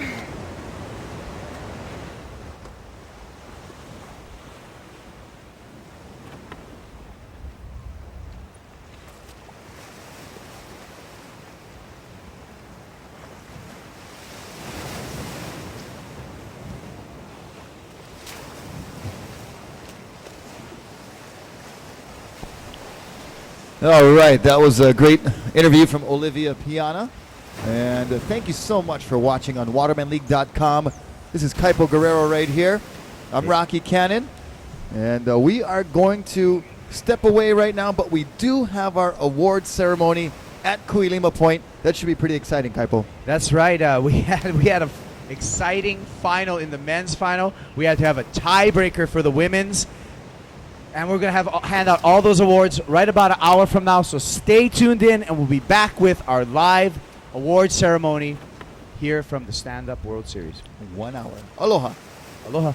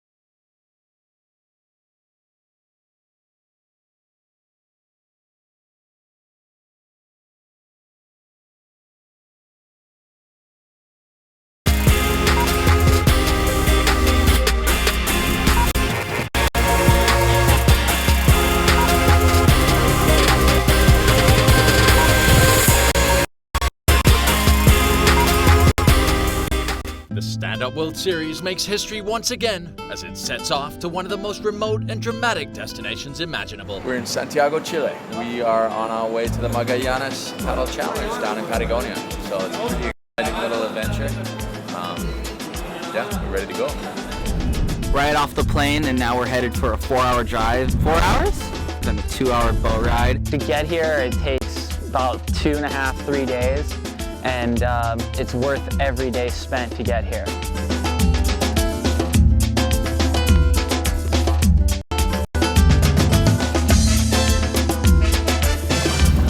We're over 24 hours into the traveling. It's still pretty exciting. We're not there yet. We're going through this endless barren landscape, and I kind of feel like we're going nowhere, but I guess there. We are going nowhere. Where are we going? Where are you taking us, Tristan? I don't know, Tristan. 3 flights and 2 bus rides later, and we are still not there, but definitely getting close. This event is destined to be spectacular, even if only for the journey.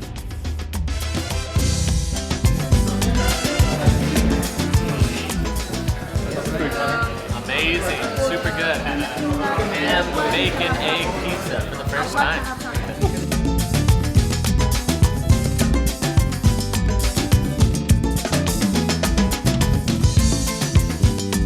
Drive is pretty insane, you know, we're basically been on the road for about 40 minutes or maybe even longer, and just crazy. We're in this big bus, all the races are here, and we're headed to the ferry, which is going to take us to even more remote place by Great Glacier, and yeah. My mind like 2 weeks before.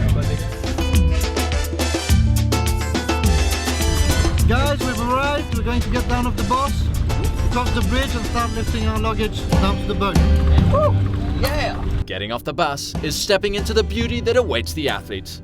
As a trek through the forest comes next, to catch the boat up the lake they will paddle the next day.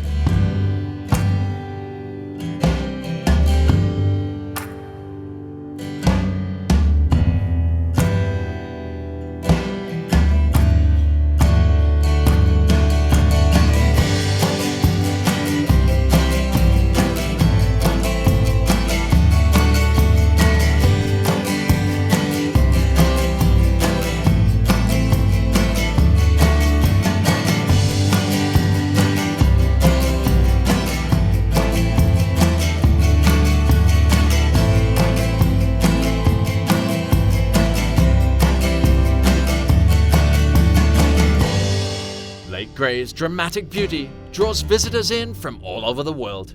Its glacial waters set to the backdrop of Torre del Paine makes for one of the most stunning backdrops in this remote region of Chile.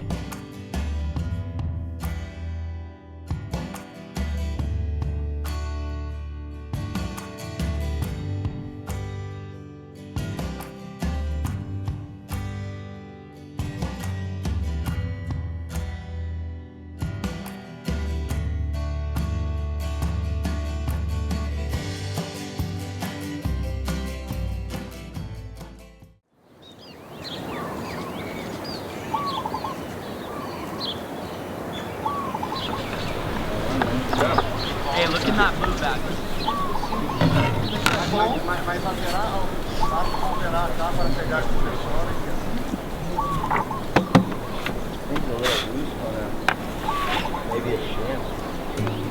This is my first time to Chile, Patagonia, and it's been fantastic so far.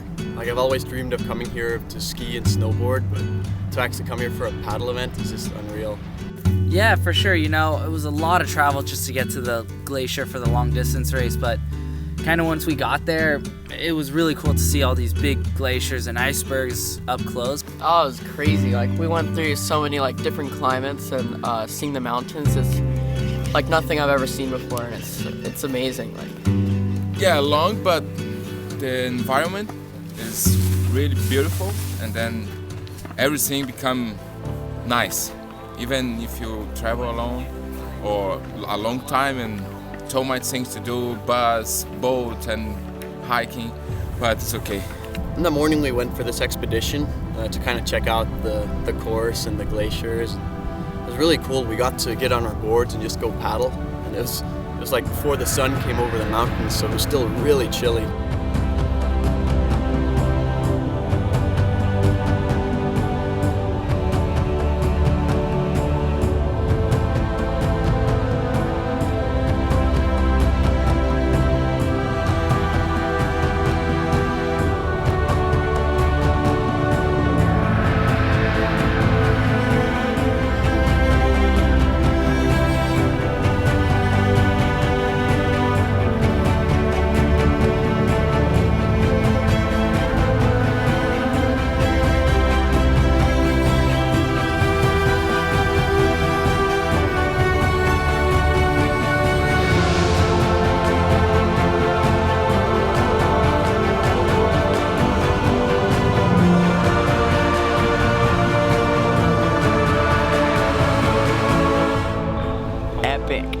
Super cold, but amazing, beautiful. Serene, just gorgeous, pure. I don't know, that's just a weird, crazy feeling coming up to those big old glaciers, and you can just feel, it's like breathing on you. You can just feel the freezing air just coming off the glacier. Yeah, you feel super small out there, that's for sure.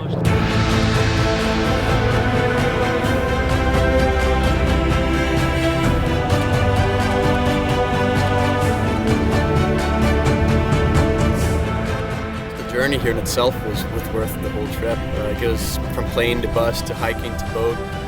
You got to try every way of transport, and when you travel this far to go somewhere, you really feel the reward of what you get. And definitely I've been looking forward to this event for a long time, and all the expectations were met when I got here. Welcome to Patagonia!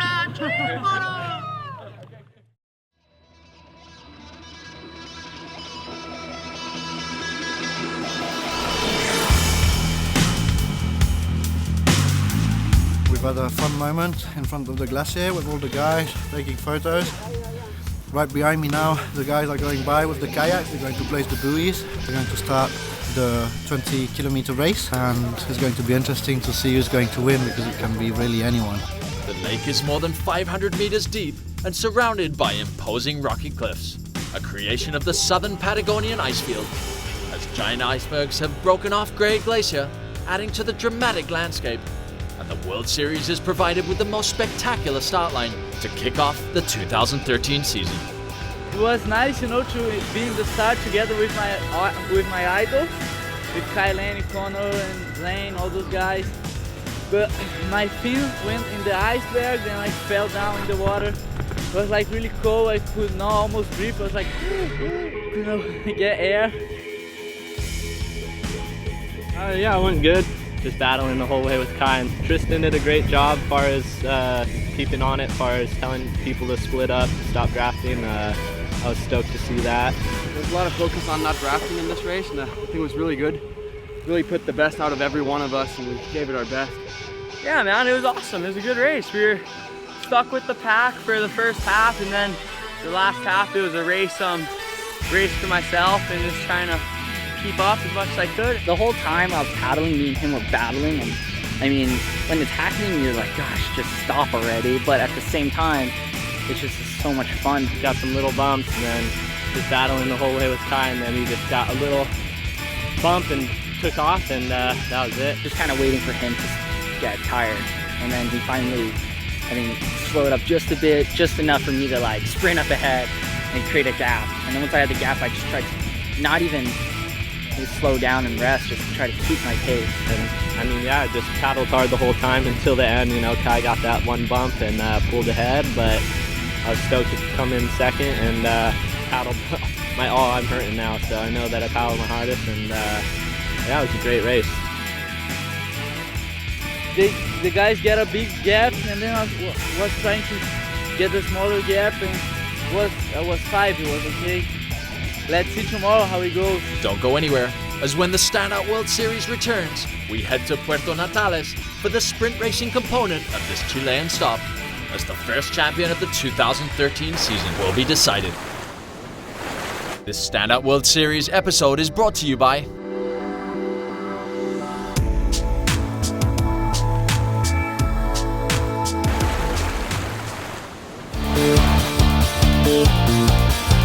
Stand Up World Series patrons provide a vital support mechanism for the continued growth and development of the sport and its World Championship Series. They also support some of the world's leading athletes as they pursued their quest for the World Championship title.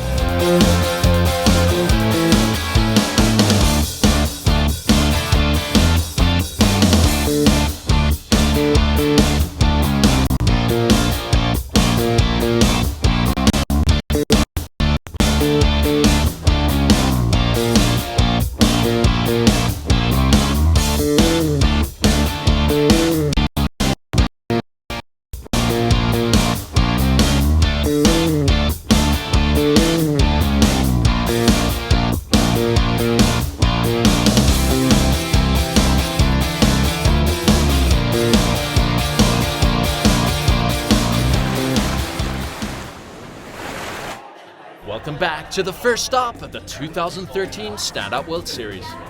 For our opening day, we saw our elite group of paddlers head up into the mountains in Patagonia to Lake Bray for the dramatic long-distance race.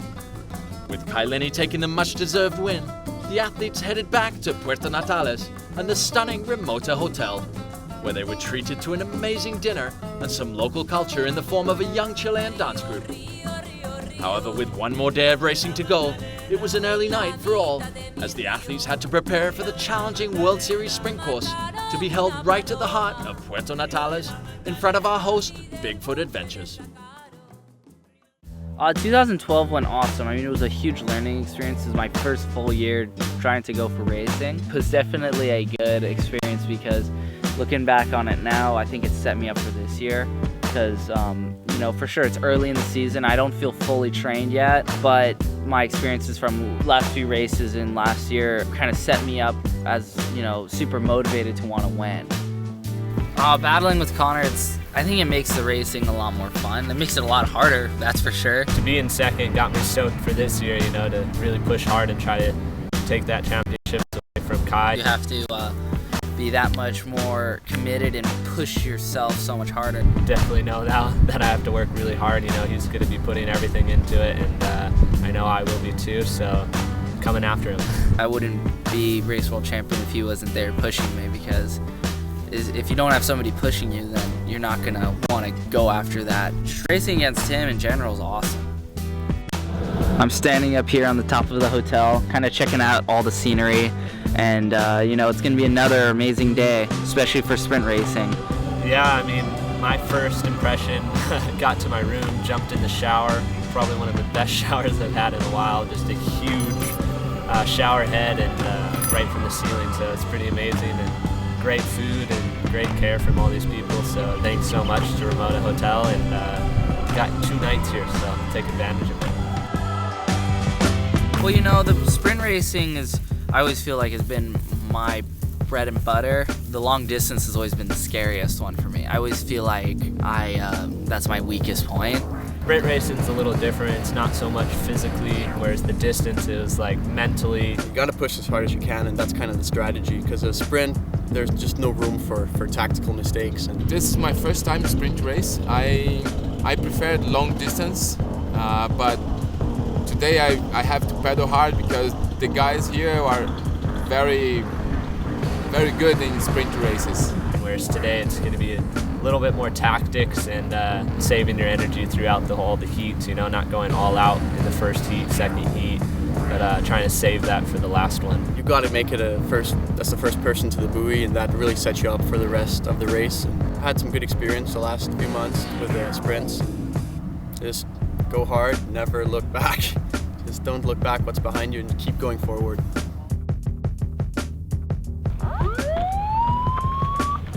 Oh, it was a nice course, you know, it's a nice pattern, and good to warm up the first tee, you know. It's kind of getting colder as the wind comes up and the clouds move in. As long as you can keep yourself loose, that's a good thing. I feel good after yesterday's race. I definitely, you know, paddled my butt off, but it's gonna be going quick here, and we're gonna see a champion for the sprints very soon, so I'm definitely looking forward to it. What is good about it is that I put it in my bedroom, a paper where it's right try to be top 5 in this event. And it was exactly what I did. I finished at 5. It was okay, it's my first time competing in the World Championship. And let me see how I do in Brazil. Yeah, I felt super small yesterday when we were checking out all the glaciers. I've never been down to this part of the world or any like Alaska or any of these types of places where it's like floating ice everywhere, and like I said, you feel so small. And we got up next to the glaciers and you're just paddling next to these mountains of ice. And I've never really experienced anything like it because you're just looking at this vast amounts of energy there, and like just looking at deep color and shades of blue in there was just unreal. Yesterday it was a great race. You know, I kept a good little distance in the beginning, trying not to draft, and then Kai guys caught back up to me, and I knew I had to do a little bit more technical aspect as far as drafting and stuff. So I tried to just stick with Kai, and kind of broke me a little bit. So you just kind of got a little farther, and in flat water, you know, I mean. Even a board length in front of you is a lot to catch up. It's definitely nice to have some people you can have fun with and trust more than someone you're scared of. I think that's a good thing when you're traveling as much as we do for all these events, is you feel comfortable around the people surrounding you. And I'm just so happy to be able to share this experience with a couple of really good friends. Like I think it was Zane said, yeah, before the race we're all friends, but during the race we're competitors. But it was just great times yesterday.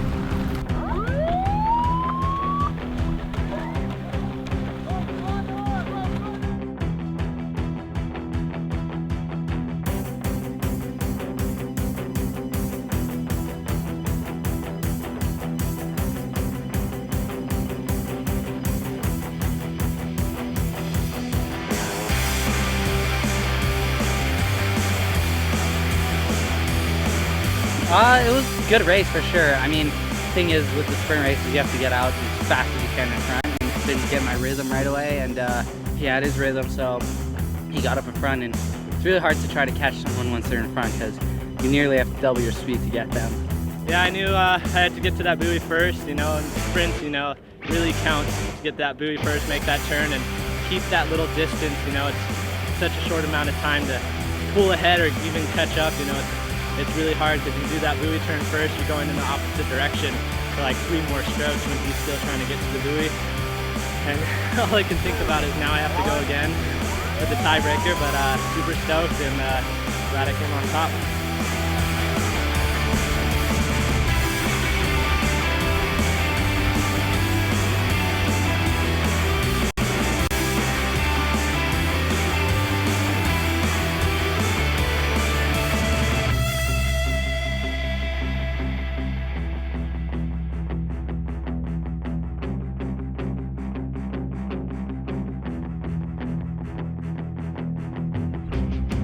Oh, that was crazy. I was just thinking good start, and of course opposite happens. Get all a little wound up and lose my balance. Somehow caught him to the first buoy, got that inside and just held that, and then thought I had it pretty much in the bag, and then that last turn, you know, me being goofy and him regular, he had the advantage on that turn, got whipped in on the inside like I did on the first turn. No, it's just good racing. I mean, that's just good racing. Paddle harder and finish this already, you know. I mean, me and him have been battling all year last year, and I know I wanted to get a good start this year, and I know we're tied for the tour, but apparently I'm $4 richer because of that, so definitely was worth it to paddle that hard. So welcome everyone to the conclusion of this beautiful Aragás Magallanes Paddle Challenge.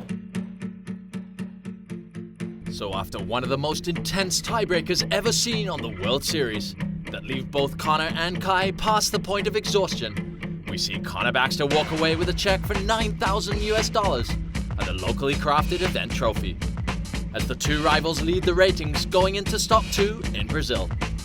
Stay tuned as after the break, we head north and warm up in the tropical surroundings of Ubatuba, Brazil. This Stand Up World Series episode is brought to you by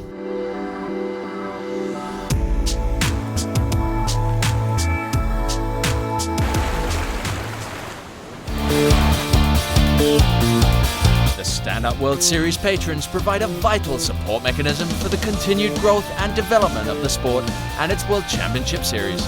They also support some of the world's leading athletes as they pursued their quest for the World Championship title.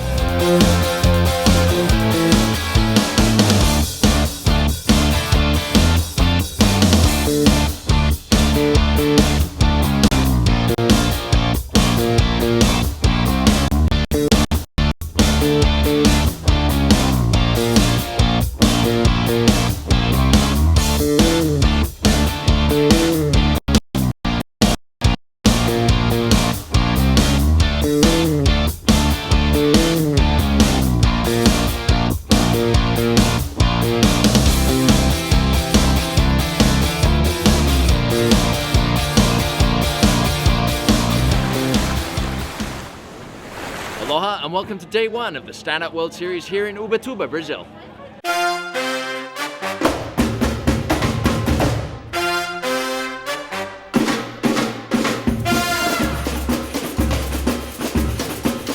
Yeah, first time here. I've been looking forward to getting here for a long time. And man, it's amazing with all the bays and islands and jungles and stuff. Like, couldn't ask for a better place to compete.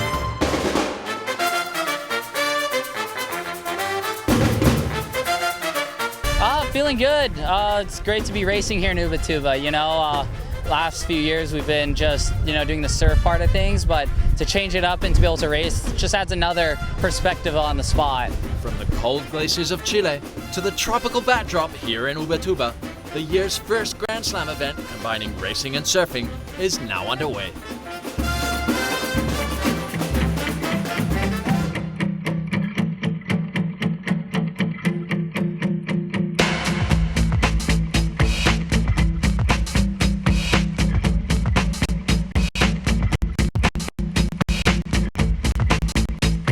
Now we had some pretty amazing Brazilian athletes that are #1 over here and actually scaring me. Vinicius, he's up there, he's grinding hard. He's just one place away from making the finals, and same with all Animal and all the other Brazilians out there. They're just showing us what they got, which was pretty sick.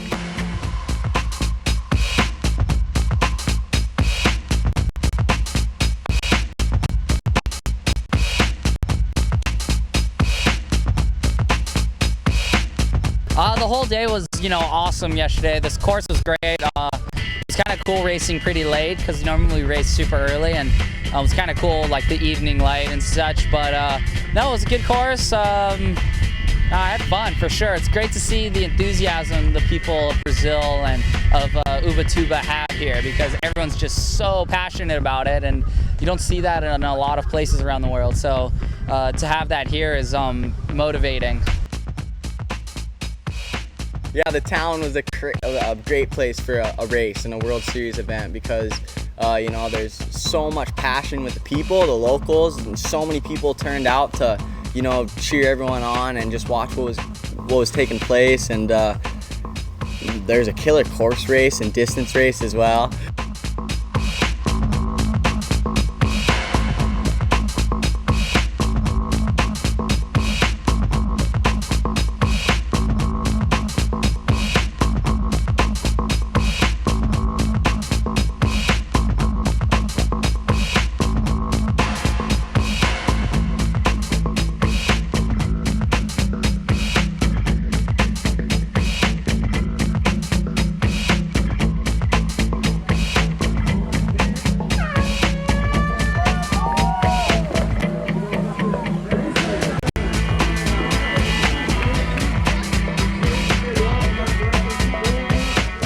Yeah, yesterday was a great day, a little late start, building all that anticipation up for the whole race, and it finally got on the way and had an epic course for the whole event, and a little bit of a swell, nothing too crazy, but enough to make a distance or lose a distance, and yeah, it was super sick, a lot of fun racing with all my friends.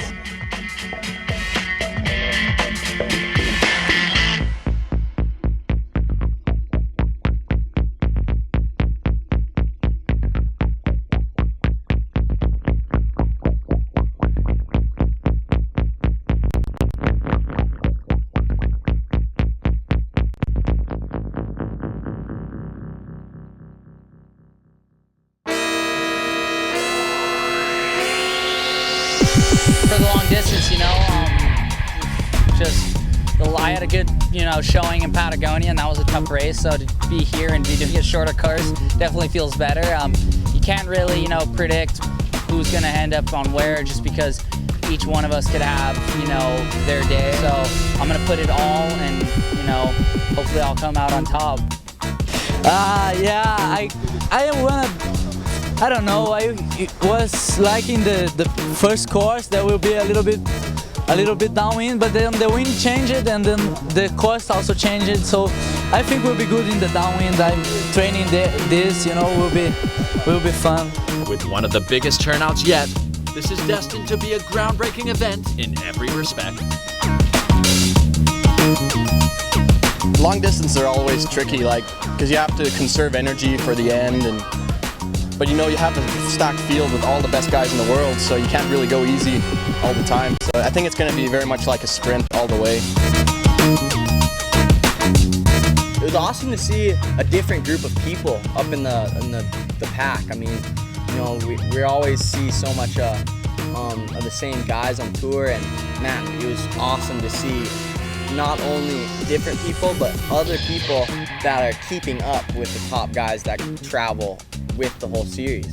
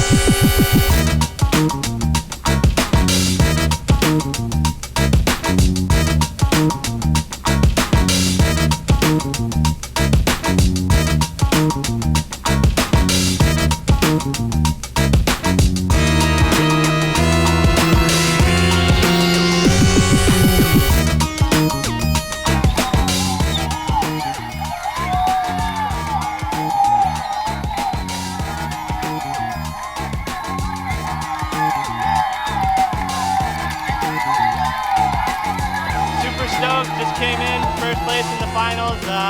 Means so much to me. Me and Kai have been battling all last year, this year in Patagonia. So to take it home for the first day of the Ubatuba Pro Grand Slam is it's an amazing feeling for sure. A result that boosts him into the ratings lead after stop 2.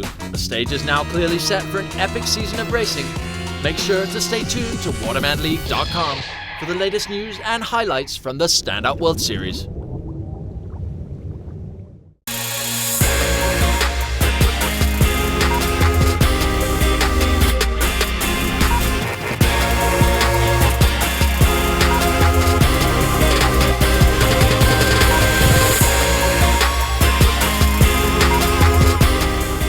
The Standout World Series makes history once again as it sets off to one of the most remote and dramatic destinations imaginable. We're in Santiago, Chile. We are on our way to the Magallanes Paddle Challenge down in Patagonia. So it's a pretty exciting little adventure. We're ready to go. Right off the plane, and now we're headed for a 4-hour drive. 4 hours? Then a 2-hour boat ride. To get here, it takes about 2.5, 3 days. And it's worth every day spent to get here.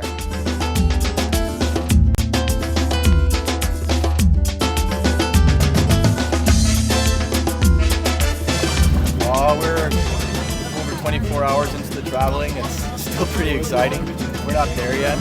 We're going through this endless, barren landscape, and I kind of feel like we're going nowhere, but I guess I assume there. We are going nowhere. Where are we going?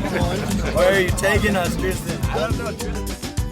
3 flights and 2 bus rides later, and we are still not there, but definitely getting close. This event is destined to be spectacular, even if only for the journey.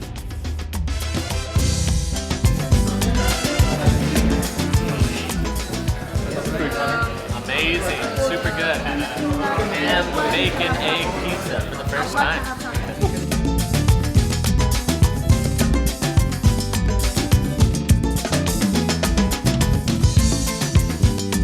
Drive is pretty insane,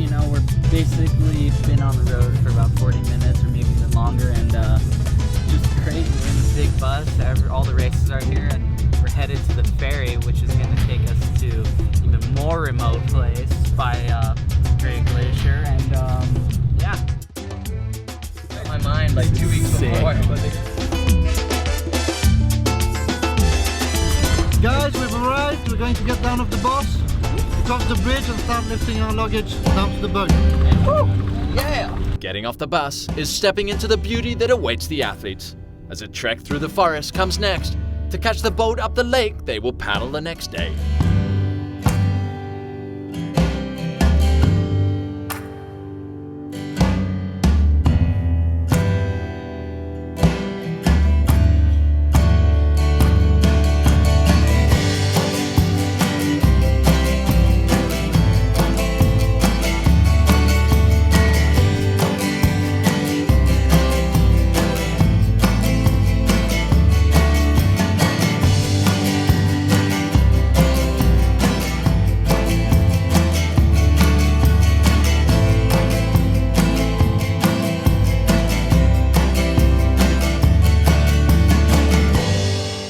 Gray's dramatic beauty draws visitors in from all over the world.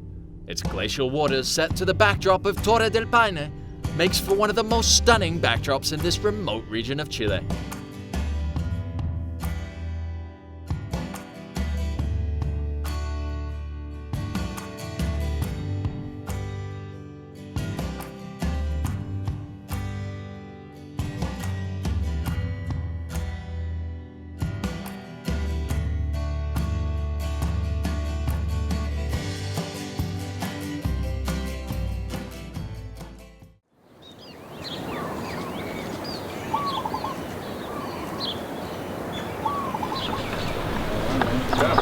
Hey, look at that move back.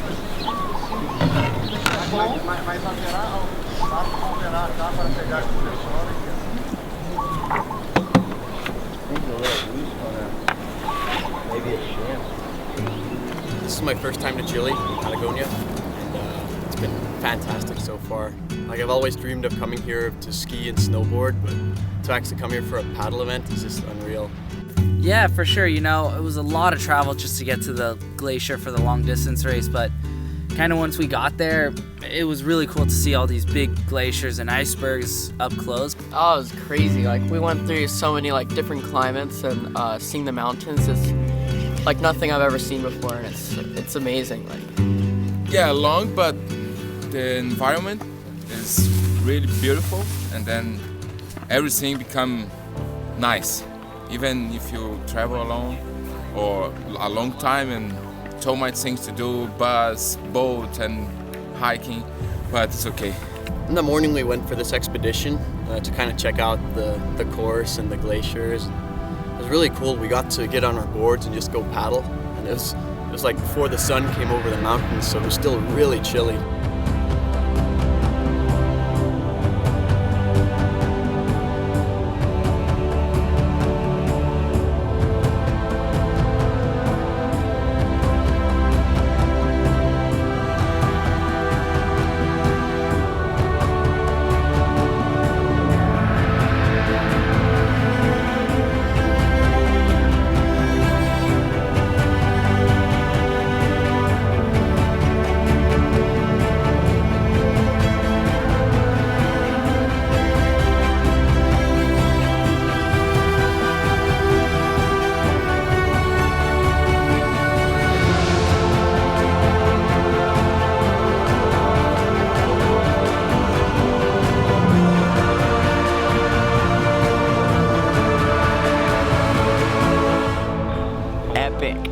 Super cold, but amazing, beautiful. Serene, just gorgeous, pure.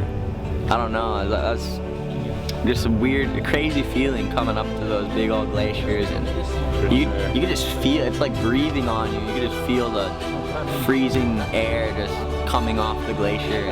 Yeah, you feel super small out there, that's for sure.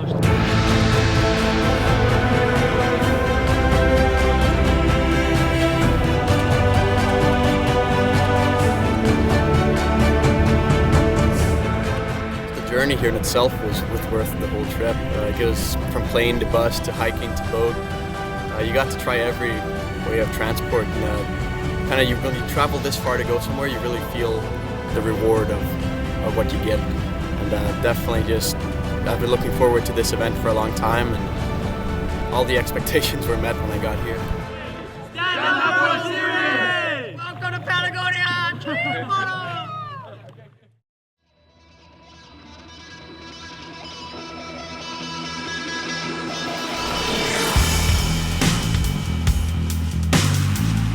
had a fun moment in front of the glacier with all the guys taking photos. Right behind me now, the guys are going by with the kayaks. They're going to place the buoys. They're going to start the 20-kilometer race, and it's going to be interesting to see who's going to win, because it can be really anyone. The lake is more than 500 meters deep and surrounded by imposing rocky cliffs, a creation of the southern Patagonian icefield, as giant icebergs have broken off Great Glacier, adding to the dramatic landscape. And the World Series is provided with the most spectacular start line to kick off the 2013 season. It was nice, you know, to be in the start together with my idol, with Kailani, Connor, and Zane, all those guys. But my fin went in the iceberg and I fell down in the water. It was like really cold. I could not almost breathe. I was like, you know, get air. Yeah, it went good. Just battling the whole way with Kai, and Tristan did a great job as far as keeping on it, as far as telling people to split up, stop drafting. I was stoked to see that. There's a lot of focus on not drafting in this race, and I think it was really good. Really put the best out of every one of us, and we gave it our best. Yeah, man, it was awesome. It was a good race. We were stuck with the pack for the first half, and then the last half it was a race for myself and just trying to keep up as much as I could. The whole time I was paddling, me and him were battling, and I mean, when it's happening, you're like, gosh, just stop already. But at the same time, it's just so much fun. Got some little bumps, and then just battling the whole way with Kai, and then he just got a little bump and took off, and that was it. Just kind of waiting for him to get tired, and then he finally, I mean, slowed up just a bit, just enough for me to like sprint up ahead and create a gap. And then once I had the gap, I just tried to not even slow down and rest, just to try to keep my pace. And I mean, yeah, I just paddled hard the whole time until the end. You know, Kai got that one bump and pulled ahead, but I was stoked to come in second and paddled I'm hurting now, so I know that I paddled my hardest, and yeah, it was a great race. The guys get a big gap, and then I was trying to get a smaller gap, and I was 5, it was okay.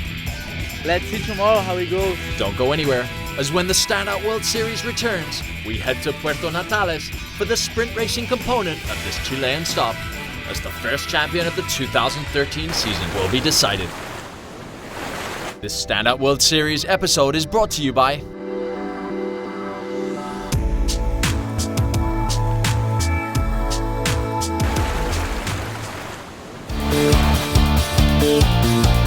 The Standout World Series patrons provide a vital support mechanism for the continued growth and development of the sport and its World Championship Series.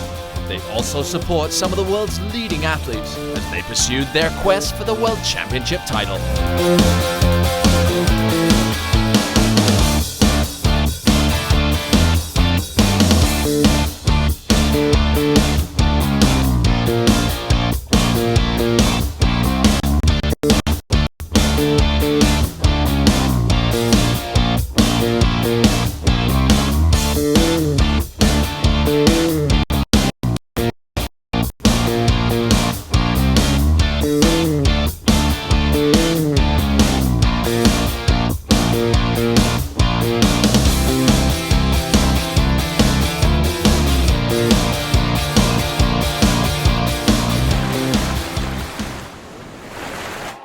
Welcome back to the first stop of the 2013 Standout World Series.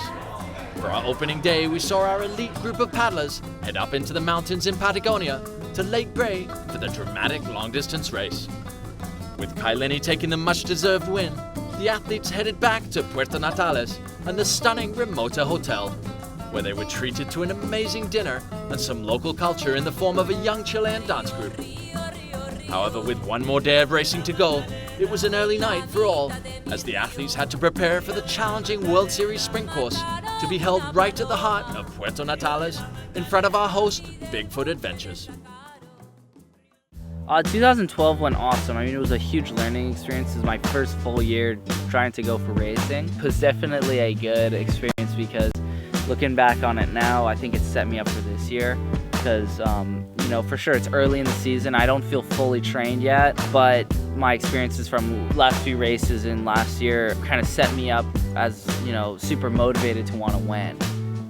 Battling with Connor, I think it makes the racing a lot more fun. It makes it a lot harder, that's for sure. To be in second got me stoked for this year, you know, to really push hard and try to take that championship away from Kai. You have to be that much more committed and push yourself so much harder. Definitely know now that I have to work really hard. You know, he's going to be putting everything into it, and I know I will be too, so coming after him.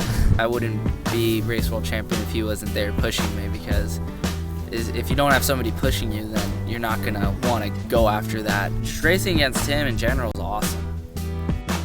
I'm standing up here on the top of the hotel, kind of checking out all the scenery, and you know, it's going to be another amazing day, especially for sprint racing.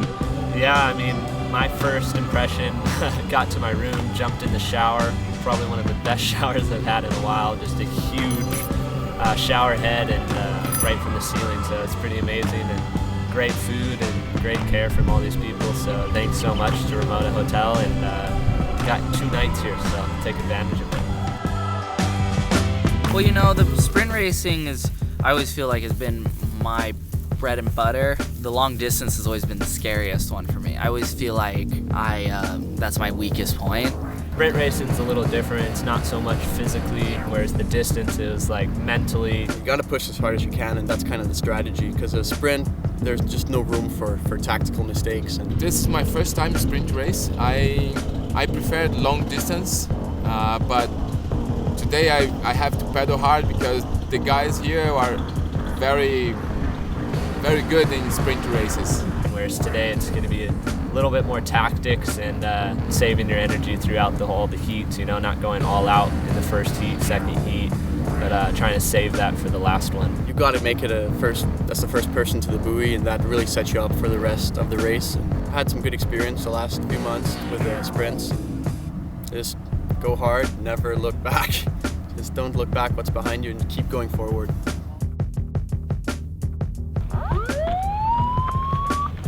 Oh, it was a nice course, you know, it's a nice pattern, and good to warm up the first heat, you know. It's kind of getting colder as the wind comes up and the clouds move in. As long as you can keep yourself loose, that's a good thing. I feel good after yesterday's race. I definitely, you know, paddled my butt off, but it's gonna be going quick here, and we're gonna see a champion for the sprints very soon, so I'm definitely looking forward to it. What is good about it is that I put it in my bedroom, a paper where it's right. Try to be top 5 in this event, and it was exactly what I did. I finished at 5. It was okay. It's my first time competing in the World Championship, and let me see how I do in Brazil. Yeah, I felt super small yesterday when we were checking out all the glaciers. I've never been down to this part of the world, or any like Alaska or any of these types of places where it's like floating ice everywhere, and like I said, you feel so small. And we got up next to the glaciers, and you're just paddling next to these mountains of ice. And I've never really experienced anything like it, because you're just looking at this vast amounts of energy there, and like just looking at deep color and shades of blue in there was just unreal. Yesterday it was a great race, you know. I kept a good little distance in the beginning, trying not to draft, and then Kai guys caught back up to me, and I knew I had to do a little bit more technical aspect as far as drafting and stuff, so I tried to just stick with Kai, and kind of broke me a little bit, so he just kind of got a little farther, and in flat water, you know, I mean, even a board length in front of you is a lot to catch up. It's definitely nice to have some people you can have fun with and trust more than someone you're scared of. I think that's a good thing when you're traveling as much as we do for all these events, is you feel comfortable around the people surrounding you. And I'm just so happy to be able to share this experience with a couple of really good friends. Like I think it was Zane said, yeah, before the race we're all friends, but during the race we're competitors. But it was just great times yesterday.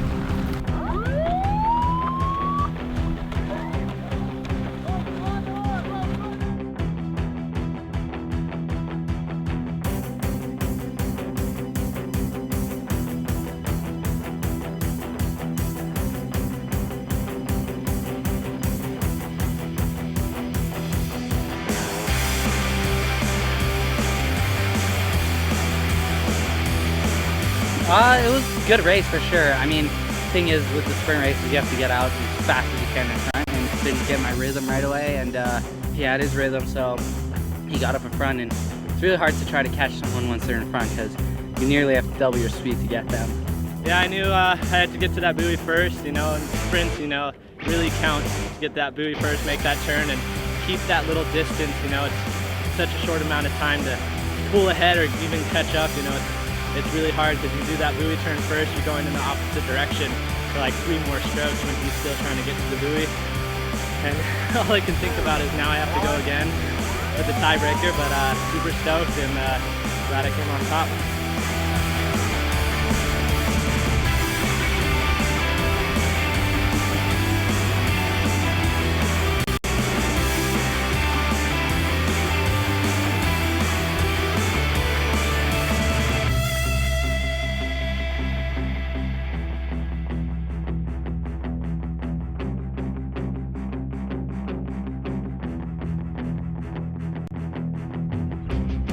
Oh, that was crazy. I was just thinking good start, and of course opposite happens. Get all a little wound up and lose my balance. Somehow caught him to the first buoy, got that inside and just held that, and then thought I had it pretty much in the bag, and then that last turn, you know, me being goofy and him regular, he had the advantage on that turn, got whipped in on the inside like I did on the first turn. No, it's just good racing. I mean, that's just good racing, basically. Paddle harder and finish this already, you know. I mean, me and him have been battling all year last year, and I know I wanted to get a good start this year, and I know we're tied for the tour, but currently I'm $4 richer because of that, so definitely was worth it to paddle that hard. So welcome everyone to the conclusion of this beautiful Aragás Magallanes Paddle Challenge. So after one of the most intense tiebreakers ever seen on the World Series, that leave both Connor and Kai past the point of exhaustion, we see Connor Baxter walk away with a check for $9,000 and a locally crafted event trophy, as the two rivals lead the ratings going into stop 2 in Brazil. Stay tuned as after the break, we head north and warm up in the tropical surroundings of Ubatuba, Brazil. This Stand-Up World Series episode is brought to you by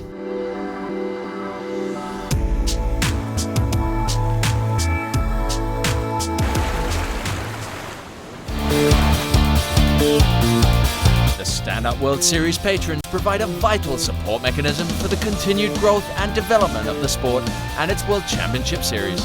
They also support some of the world's leading athletes as they pursued their quest for the World Championship title.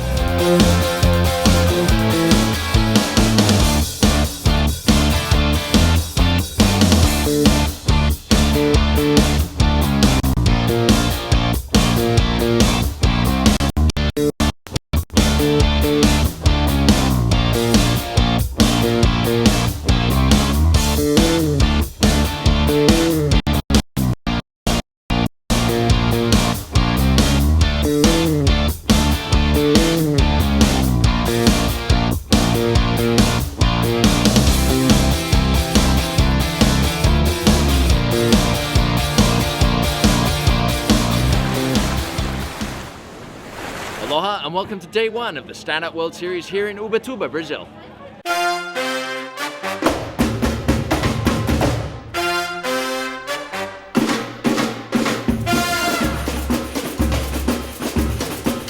Yeah, first time here. I've been looking forward to getting here for a long time. And man, it's amazing with all the bays and islands and jungles and stuff. Like, couldn't ask for a better place to compete.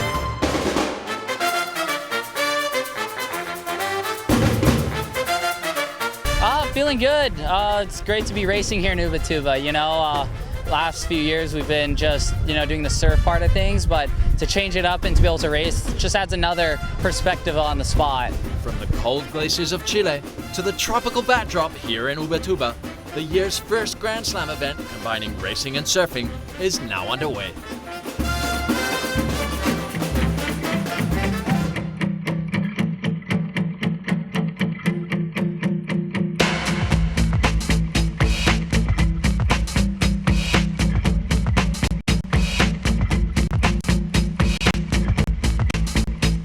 Now we had some pretty amazing Brazilian athletes that are #1 over here, and and actually scaring me. Vinicius, he's up there, he's grinding hard. He's just one place away from making the finals, and same with all Animal and all the other Brazilians out there. They're just showing us what they got, which was pretty sick.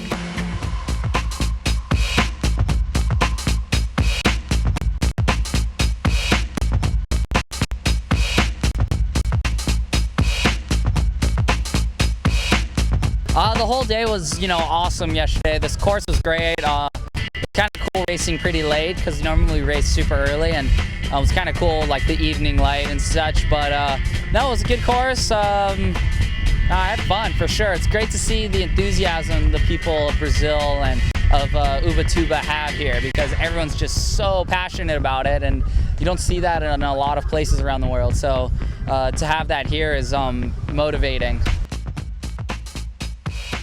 Yeah, the town was a great place for a race and a World Series event because, there's so much passion with the people, the locals, and so many people turned out to, cheer everyone on and just watch what was taking place. And there's a killer course race and distance race as well.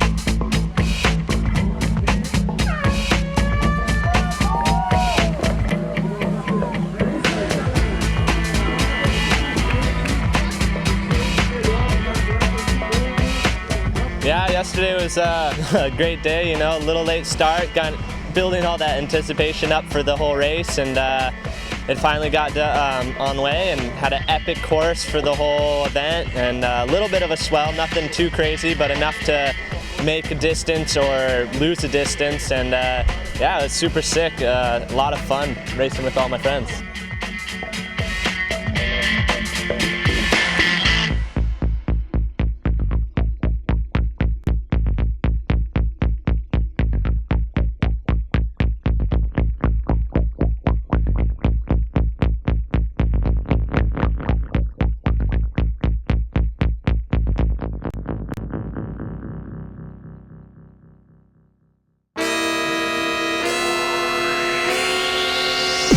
For the long distance, I had a good, showing in Patagonia, and that was a tough race. So to be here and be doing a shorter course definitely feels better. You can't really, predict who's going to end up on where, just because each one of us could have, their day. So I'm going to put it all, and hopefully I'll come out on top.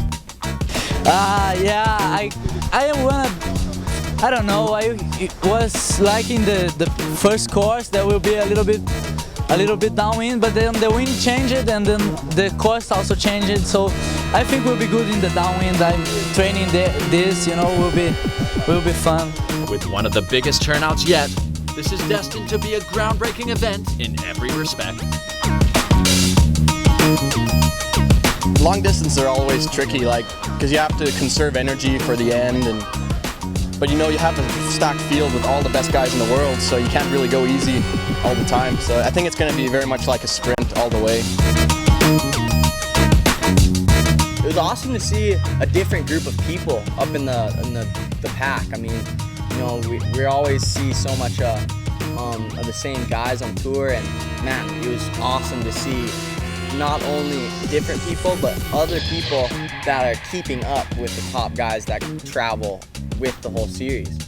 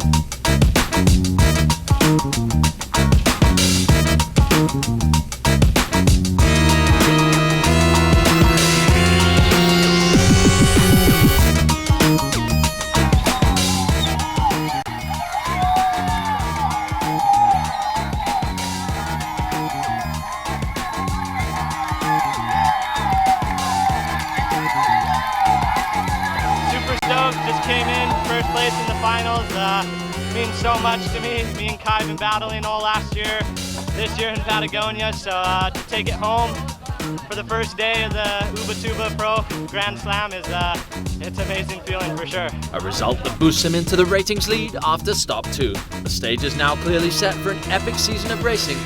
Make sure to stay tuned to watermanleague.com for the latest news and highlights from the Standout World Series.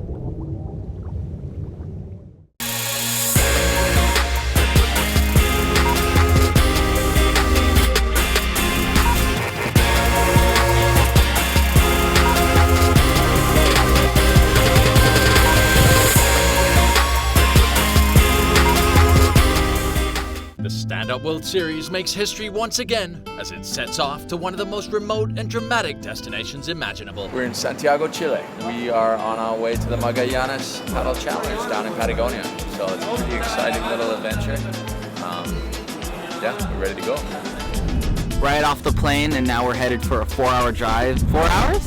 Then a 2-hour boat ride. To get here, it takes about 2.5, 3 days. And it's worth every day spent to get here.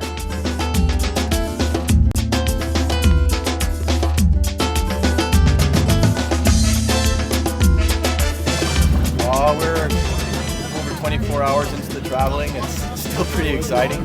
We're not there yet. We're going through this endless barren landscape, and I kind of feel like we're going nowhere, but I guess I assume there. We are going nowhere. Where are we going? Where are you taking us, Tristan? I don't know, Tristan. 3 flights and 2 bus rides later, and we are still not there, but definitely getting close. This event is destined to be spectacular, even if only for the journey.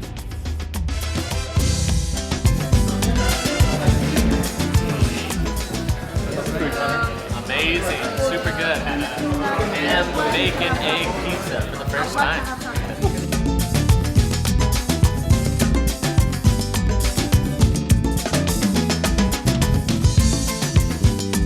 Drive is pretty insane, you know, we're basically been on the road for about 40 minutes or maybe even longer, and just crazy. We're in this big bus, all the races are here, and we're headed to the ferry, which is going to take us to even more remote place by Great Glacier, and yeah.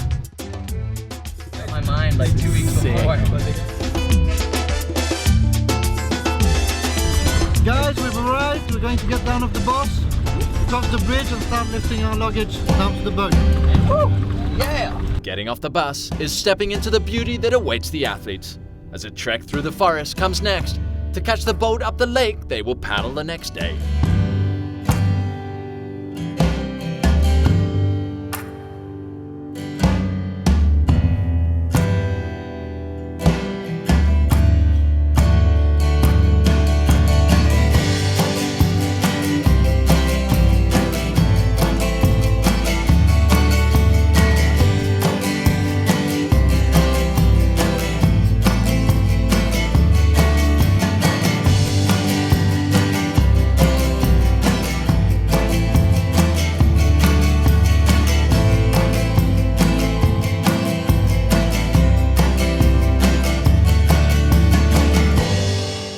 Gray's dramatic beauty draws visitors in from all over the world.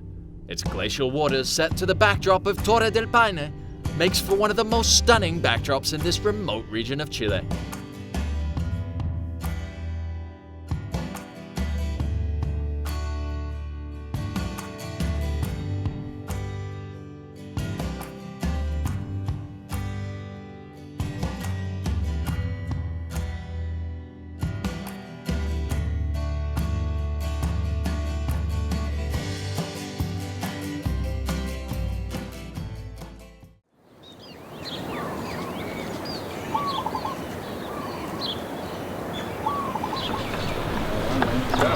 Hey, look at that move back.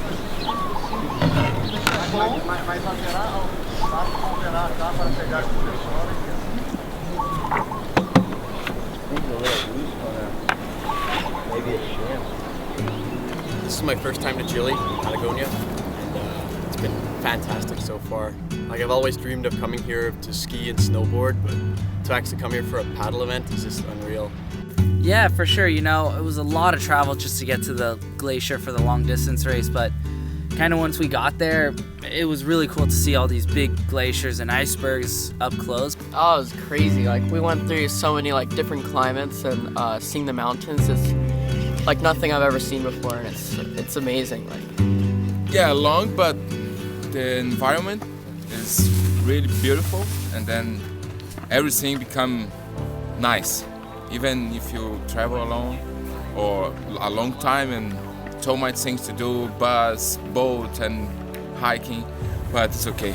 In the morning we went for this expedition to kind of check out the course and the glaciers. It was really cool. We got to get on our boards and just go paddle, and it was like before the sun came over the mountains, so it was still really chilly.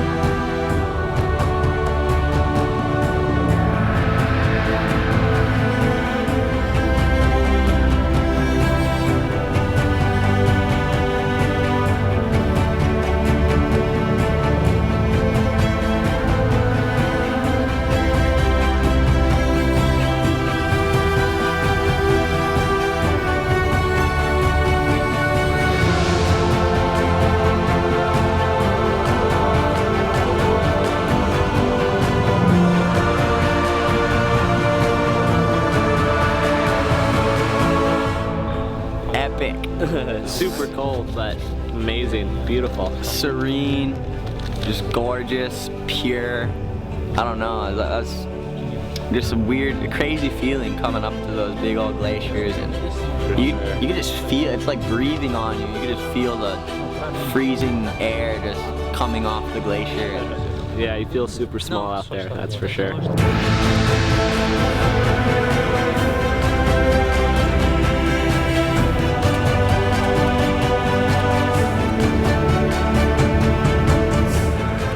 The journey here in itself was worth the whole trip. It goes from plane to bus to hiking to boat.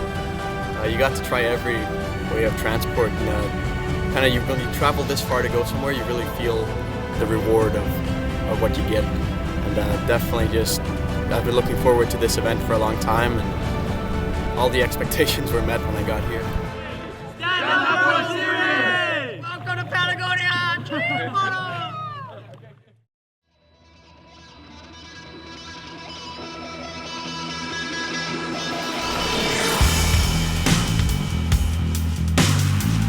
We've had a fun moment in front of the glacier with all the guys taking photos. Right behind me now, the guys are going by with the kayaks. They're going to place the buoys. They're going to start the 20-kilometer race, and it's going to be interesting to see who's going to win, because it can be really anyone. The lake is more than 500 meters deep and surrounded by imposing rocky cliffs, a creation of the southern Patagonian icefield, as giant icebergs have broken off Great Glacier, adding to the dramatic landscape. And the World Series is provided with the most spectacular start line to kick off the 2013 season. It was nice, you know, to be in the start together with my idols, with Kylan, Connor, and Lane, all those guys. But my feet went in the iceberg, then I fell down in the water. It was like really cold. I could not almost breathe. I was like, you know, get air. Yeah, it went good. Just battling the whole way with Kai, and Tristan did a great job as far as keeping on it, as far as telling people to split up, stop drafting. I was stoked to see that. There's a lot of focus on not drafting in this race, and I think it was really good. Really put the best out of every one of us, and we gave it our best. Yeah, man, it was awesome. It was a good race. We were stuck with the pack for the first half, and then the last half it was a race for myself and just trying to keep up as much as I could. The whole time I was paddling, me and him were battling, and I mean, when it's happening, you're like, gosh, just stop already. But at the same time, it's just so much fun. Got some little bumps, and then just battling the whole way with Kai, and then he just got a little bump and took off, and that was it. Just kind of waiting for him to get tired, and then he finally, I think, slowed up just a bit, just enough for me to like sprint up ahead and create a gap. And then once I had the gap, I just tried to not even me slow down and rest just to try to keep my pace. And I mean, yeah, just paddled hard the whole time until the end. You know, Kai got that one bump and pulled ahead, but I was stoked to come. Welcome back to the first stop of the 2013 Stand Up World Series. For our opening day, we saw our elite group of paddlers head up into the mountains in Patagonia to Lake Bray for the dramatic long-distance race. With Kai Lenny taking the much-deserved win, the athletes headed back to Puerto Natales and the stunning Ramota Hotel, where they were treated to an amazing dinner and some local culture in the form of a young Chilean dance group. However, with one more day of racing to go, it was an early night for all, as the athletes had to prepare for the challenging World Series sprint course to be held right at the heart of Puerto Natales in front of our host, Bigfoot Adventures.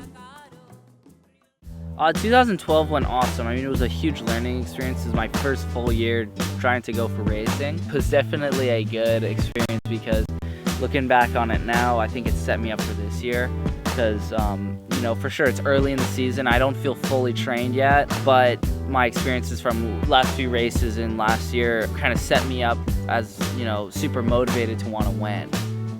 Battling with Connor, I think it made that for the last one. You got to make it that's the first person to the buoy, and that really sets you up for the rest of the race. And I had some good experience the last few months with the sprints.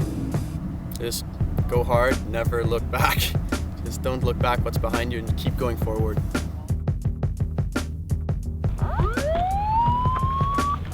Oh, it was a nice course, you know, it's a nice pattern and good to warm up the first tee, you know. It's kind of getting colder as the wind comes up and the clouds move in.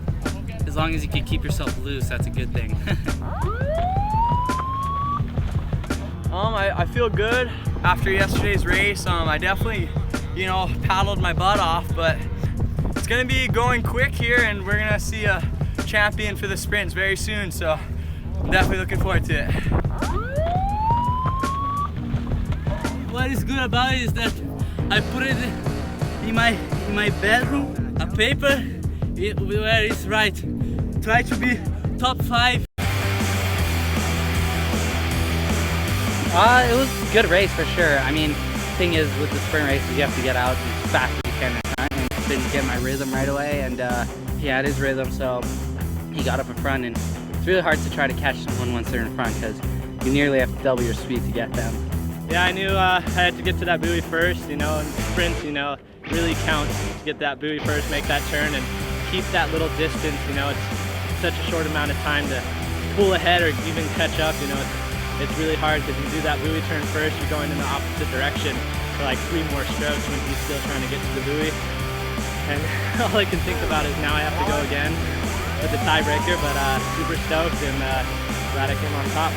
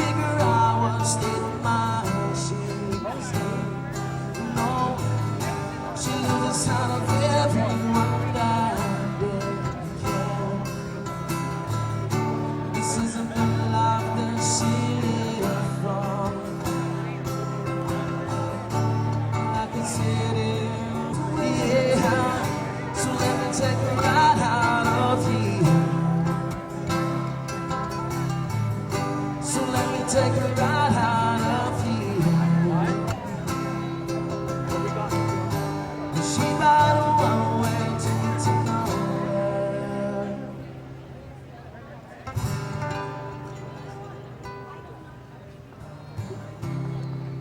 Oh, hello. Thank you. Take my number one. How you guys doing? Alright. A little bit lively music for you guys. Just feel like dancing right now. Slow down, it's time for all but you and It's the this marvelous magical Maui. Hero of this land. The one, the only, the ultimate Hawaiian Superman. Oh, Maui, Maui, oh, Maui, Maui, oh,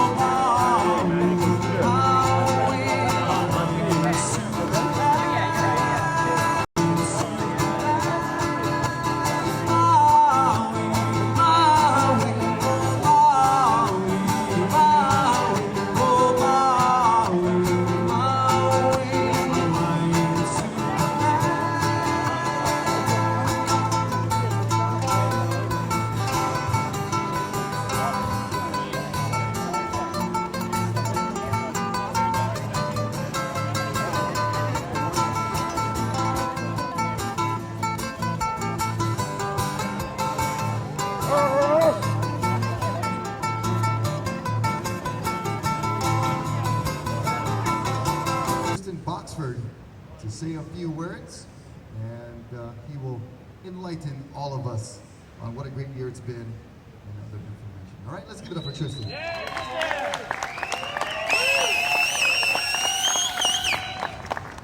Firstly, thank you very much. It's been an amazing year. We've really been everywhere, and I know it's been a big stretch for a lot of the athletes to go all over the world and follow this World Series, but to come home to Hawaii and come home to Turtle Bay is always, for me personally, such a wonderful and exciting thing, but I think for all the athletes, you gotta admit, it's the perfect arena out here for stand-up paddling, from the long distance to the sprint racing. So I'd like to say that partners all over the world, from Matthias Neumann in Germany to all our different, our Brazilian partners, French partners, everybody that makes the World Series what it is, a big thank you. But a thank you above all to my long, enduring wife, Kuipo. She is the most amazing support for me personally, professionally, in every aspect of my life. So big mahalo to my wife. Yeah, let's keep it up for Kuipo and Tristan. And if you don't know already, I'm Rocky Cannon, and this is... I'm Kaipa Guerrero. Oh yeah, I forgot. I'm just Rocky's yo man. Come on, bruh. So we got some awards to hand out. Yes, we do. But before we go up the stairs, because we like to be safe, no jump over the bushes, okay? Or show us your long jump skills. Come up the stairs, come right in front of us here, and then head over to Uncle Tristan, and he will give you your great prizes, okay? So, in third place for the girls this morning at Kuilima Cove, give it up for Avalon Gall. All right, give it up for Avalon. And it looks like Avalon went home, but we got two more. In second place, give it up for Tiki Willis. Here comes Tiki. First of all, it was a four-boy final. They had to go through a couple of heats. In fourth place, we want to give acknowledgement to Kyler Kerbox for some great paddling. I'm going to tell you, chip off the old block. Chip off a couple blocks to get Cody too. Yeah, well, I mean, it's in the blood right here. So Kyler did a great job out there. Okay, that's good. 9 or 10 years. And Marvin's going to be taking more. I think you might get there sooner. But good job paddling today. Good form. You can get your prizes from Tristan and join up there for a photo opportunity. Great job for Marvin Freitas. I thought he was going to say 1 year, just to make them interesting. I was setting him up, yeah. Because Riggs, well, how much did you say? What were your years? Like 3 years, right? Before you beat. You said 4. Okay. And he calculated in his head. He was like, okay, he did old when he's this and old. And he did it. And it worked out. All right, so here we.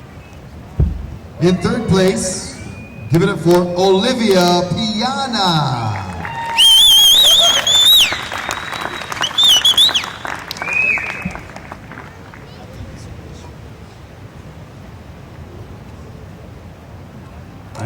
Olivia. Great job.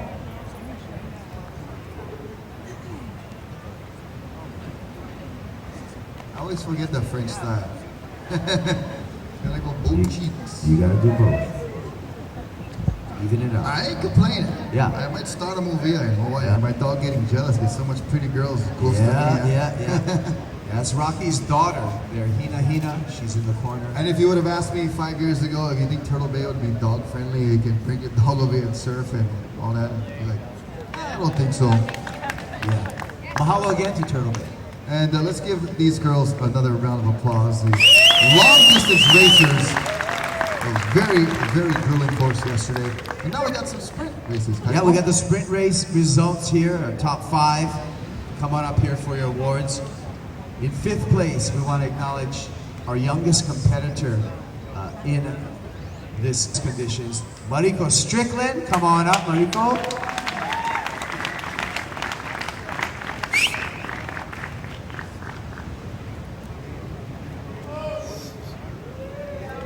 That was a tough race, and you guys had to wait on the starting line for about an hour. Yeah, your feet got cold. And in 1st place, let's give it up for Olivia Piana. And that was a hard-fought battle.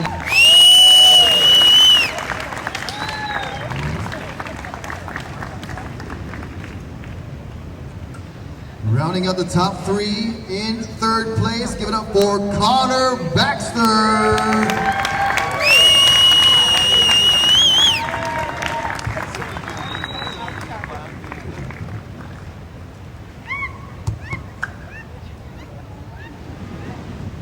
Your runner-up in 2nd place, put your hands together for Andrew Lobreco. Had an awesome finish today. We had great heats all throughout the day.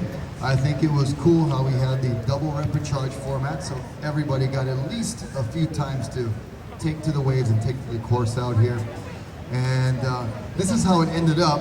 We have equal fifths, so if we had all 4 of you guys come up for equal fifth, give it up for Mo Freitas. Give it up for Casper Steinfeld. Give it up for Connor Baxter.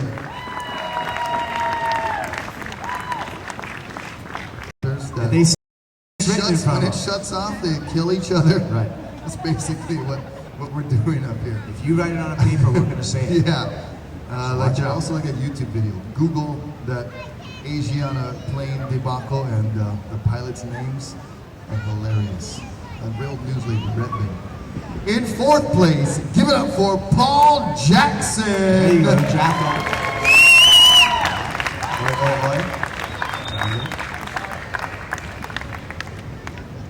Rounding up the top 3, in 3rd place, give it up for the Stand-Up World Series Turtle Bay Finals.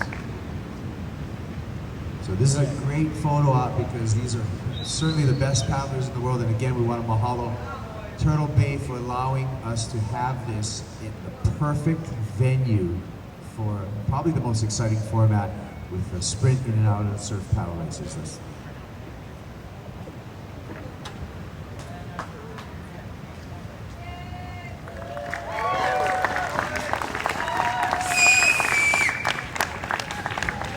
Okay, so we have a couple more awards here, and we're going back to the distance race.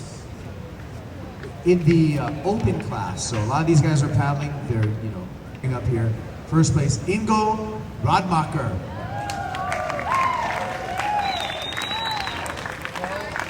Yeah, Ingo. Go, Ingo. Did you ever get to use, I used to get teased a lot for my name, Rocky. Like, that was just, elementary school was hell. My name's Kaipo. But I just was wondering if ever, Ingo was his name. Come on up here. 13. You look so surprised. I need bare feet, Hawaiian. You go, girl. There you go. No need slippers around, yeah. In 3rd place, rounding out our top 3, give it up for Angie Jackson. There was an equal 3rd, by the way. So equal 3rd shared by this lovely wahine here, and also shared by another lovely wahine. Please give it up for equal third, Haley Harrison.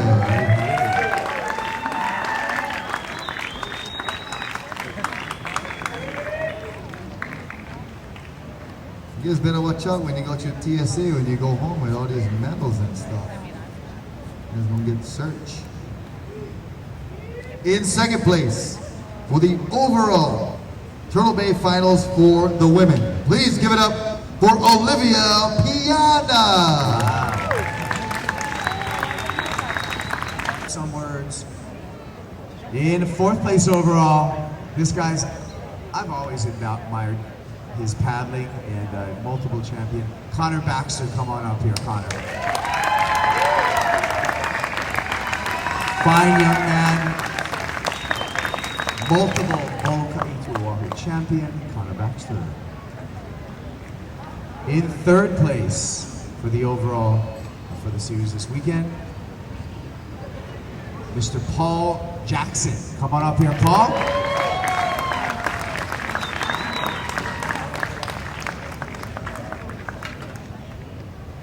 Long distance, but winning the overall Turtle Bay Finals, the final event of the Stand-Up World Series of 2013.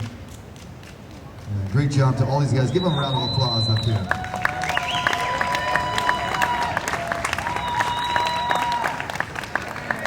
Oh man, you get one wooden paddle. The key is the next year's first race, you gotta use down.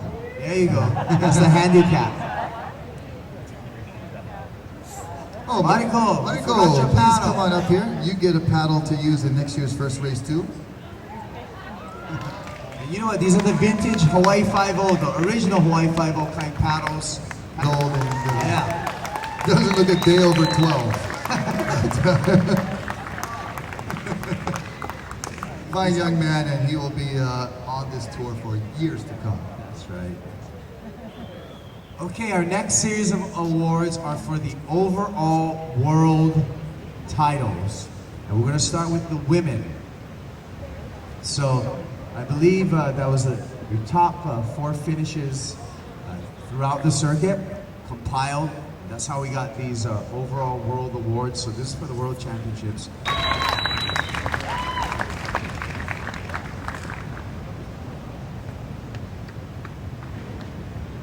Congratulations.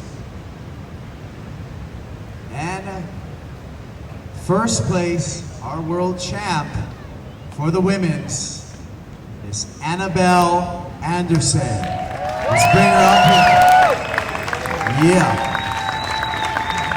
Overall, Stand-Up World Series Championships for the men's. We all know that it was coming down to this last event. You know, I don't care who you're pulling for or where you stand and who you think, you know, would win. Of course, all of our parents want our kids to win, but it couldn't be any more better scripted than for it to come down to the last event. So let's give a round of applause for all the men athletes who work so hard all year long and to have it come down to the last event.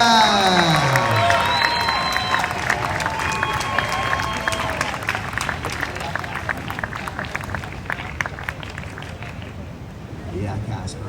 And that just shows you some of the new blood that's coming into this. And it's getting so and where it's reaching. That's right. Congratulations. You know, it wasn't that long ago that there was a bunch of 30-year-olds up here getting awards, you know? Archie Kalepa, 40-year-olds, Brian Kilana, and stuff like that. Now everyone's in their early 20s or teens. You got the new blood. It shows you how reaching. It's reaching the second place from Maui. Give it up for this young, great gentleman, Connor Baxter!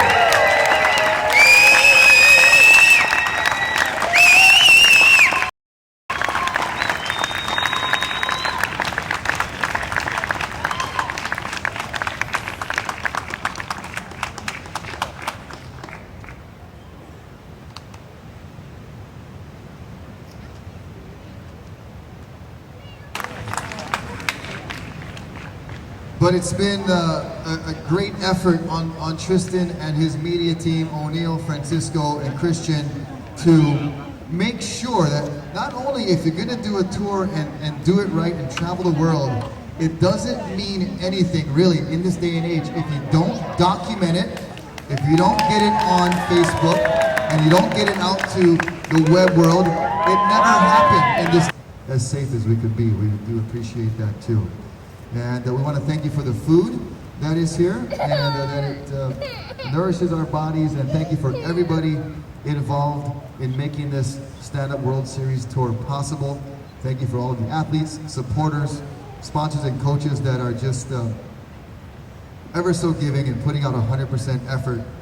And we do thank you with all of these things. We ask that you bless them in Jesus' name. Amen. Amen. All right. Why did you put them off this road?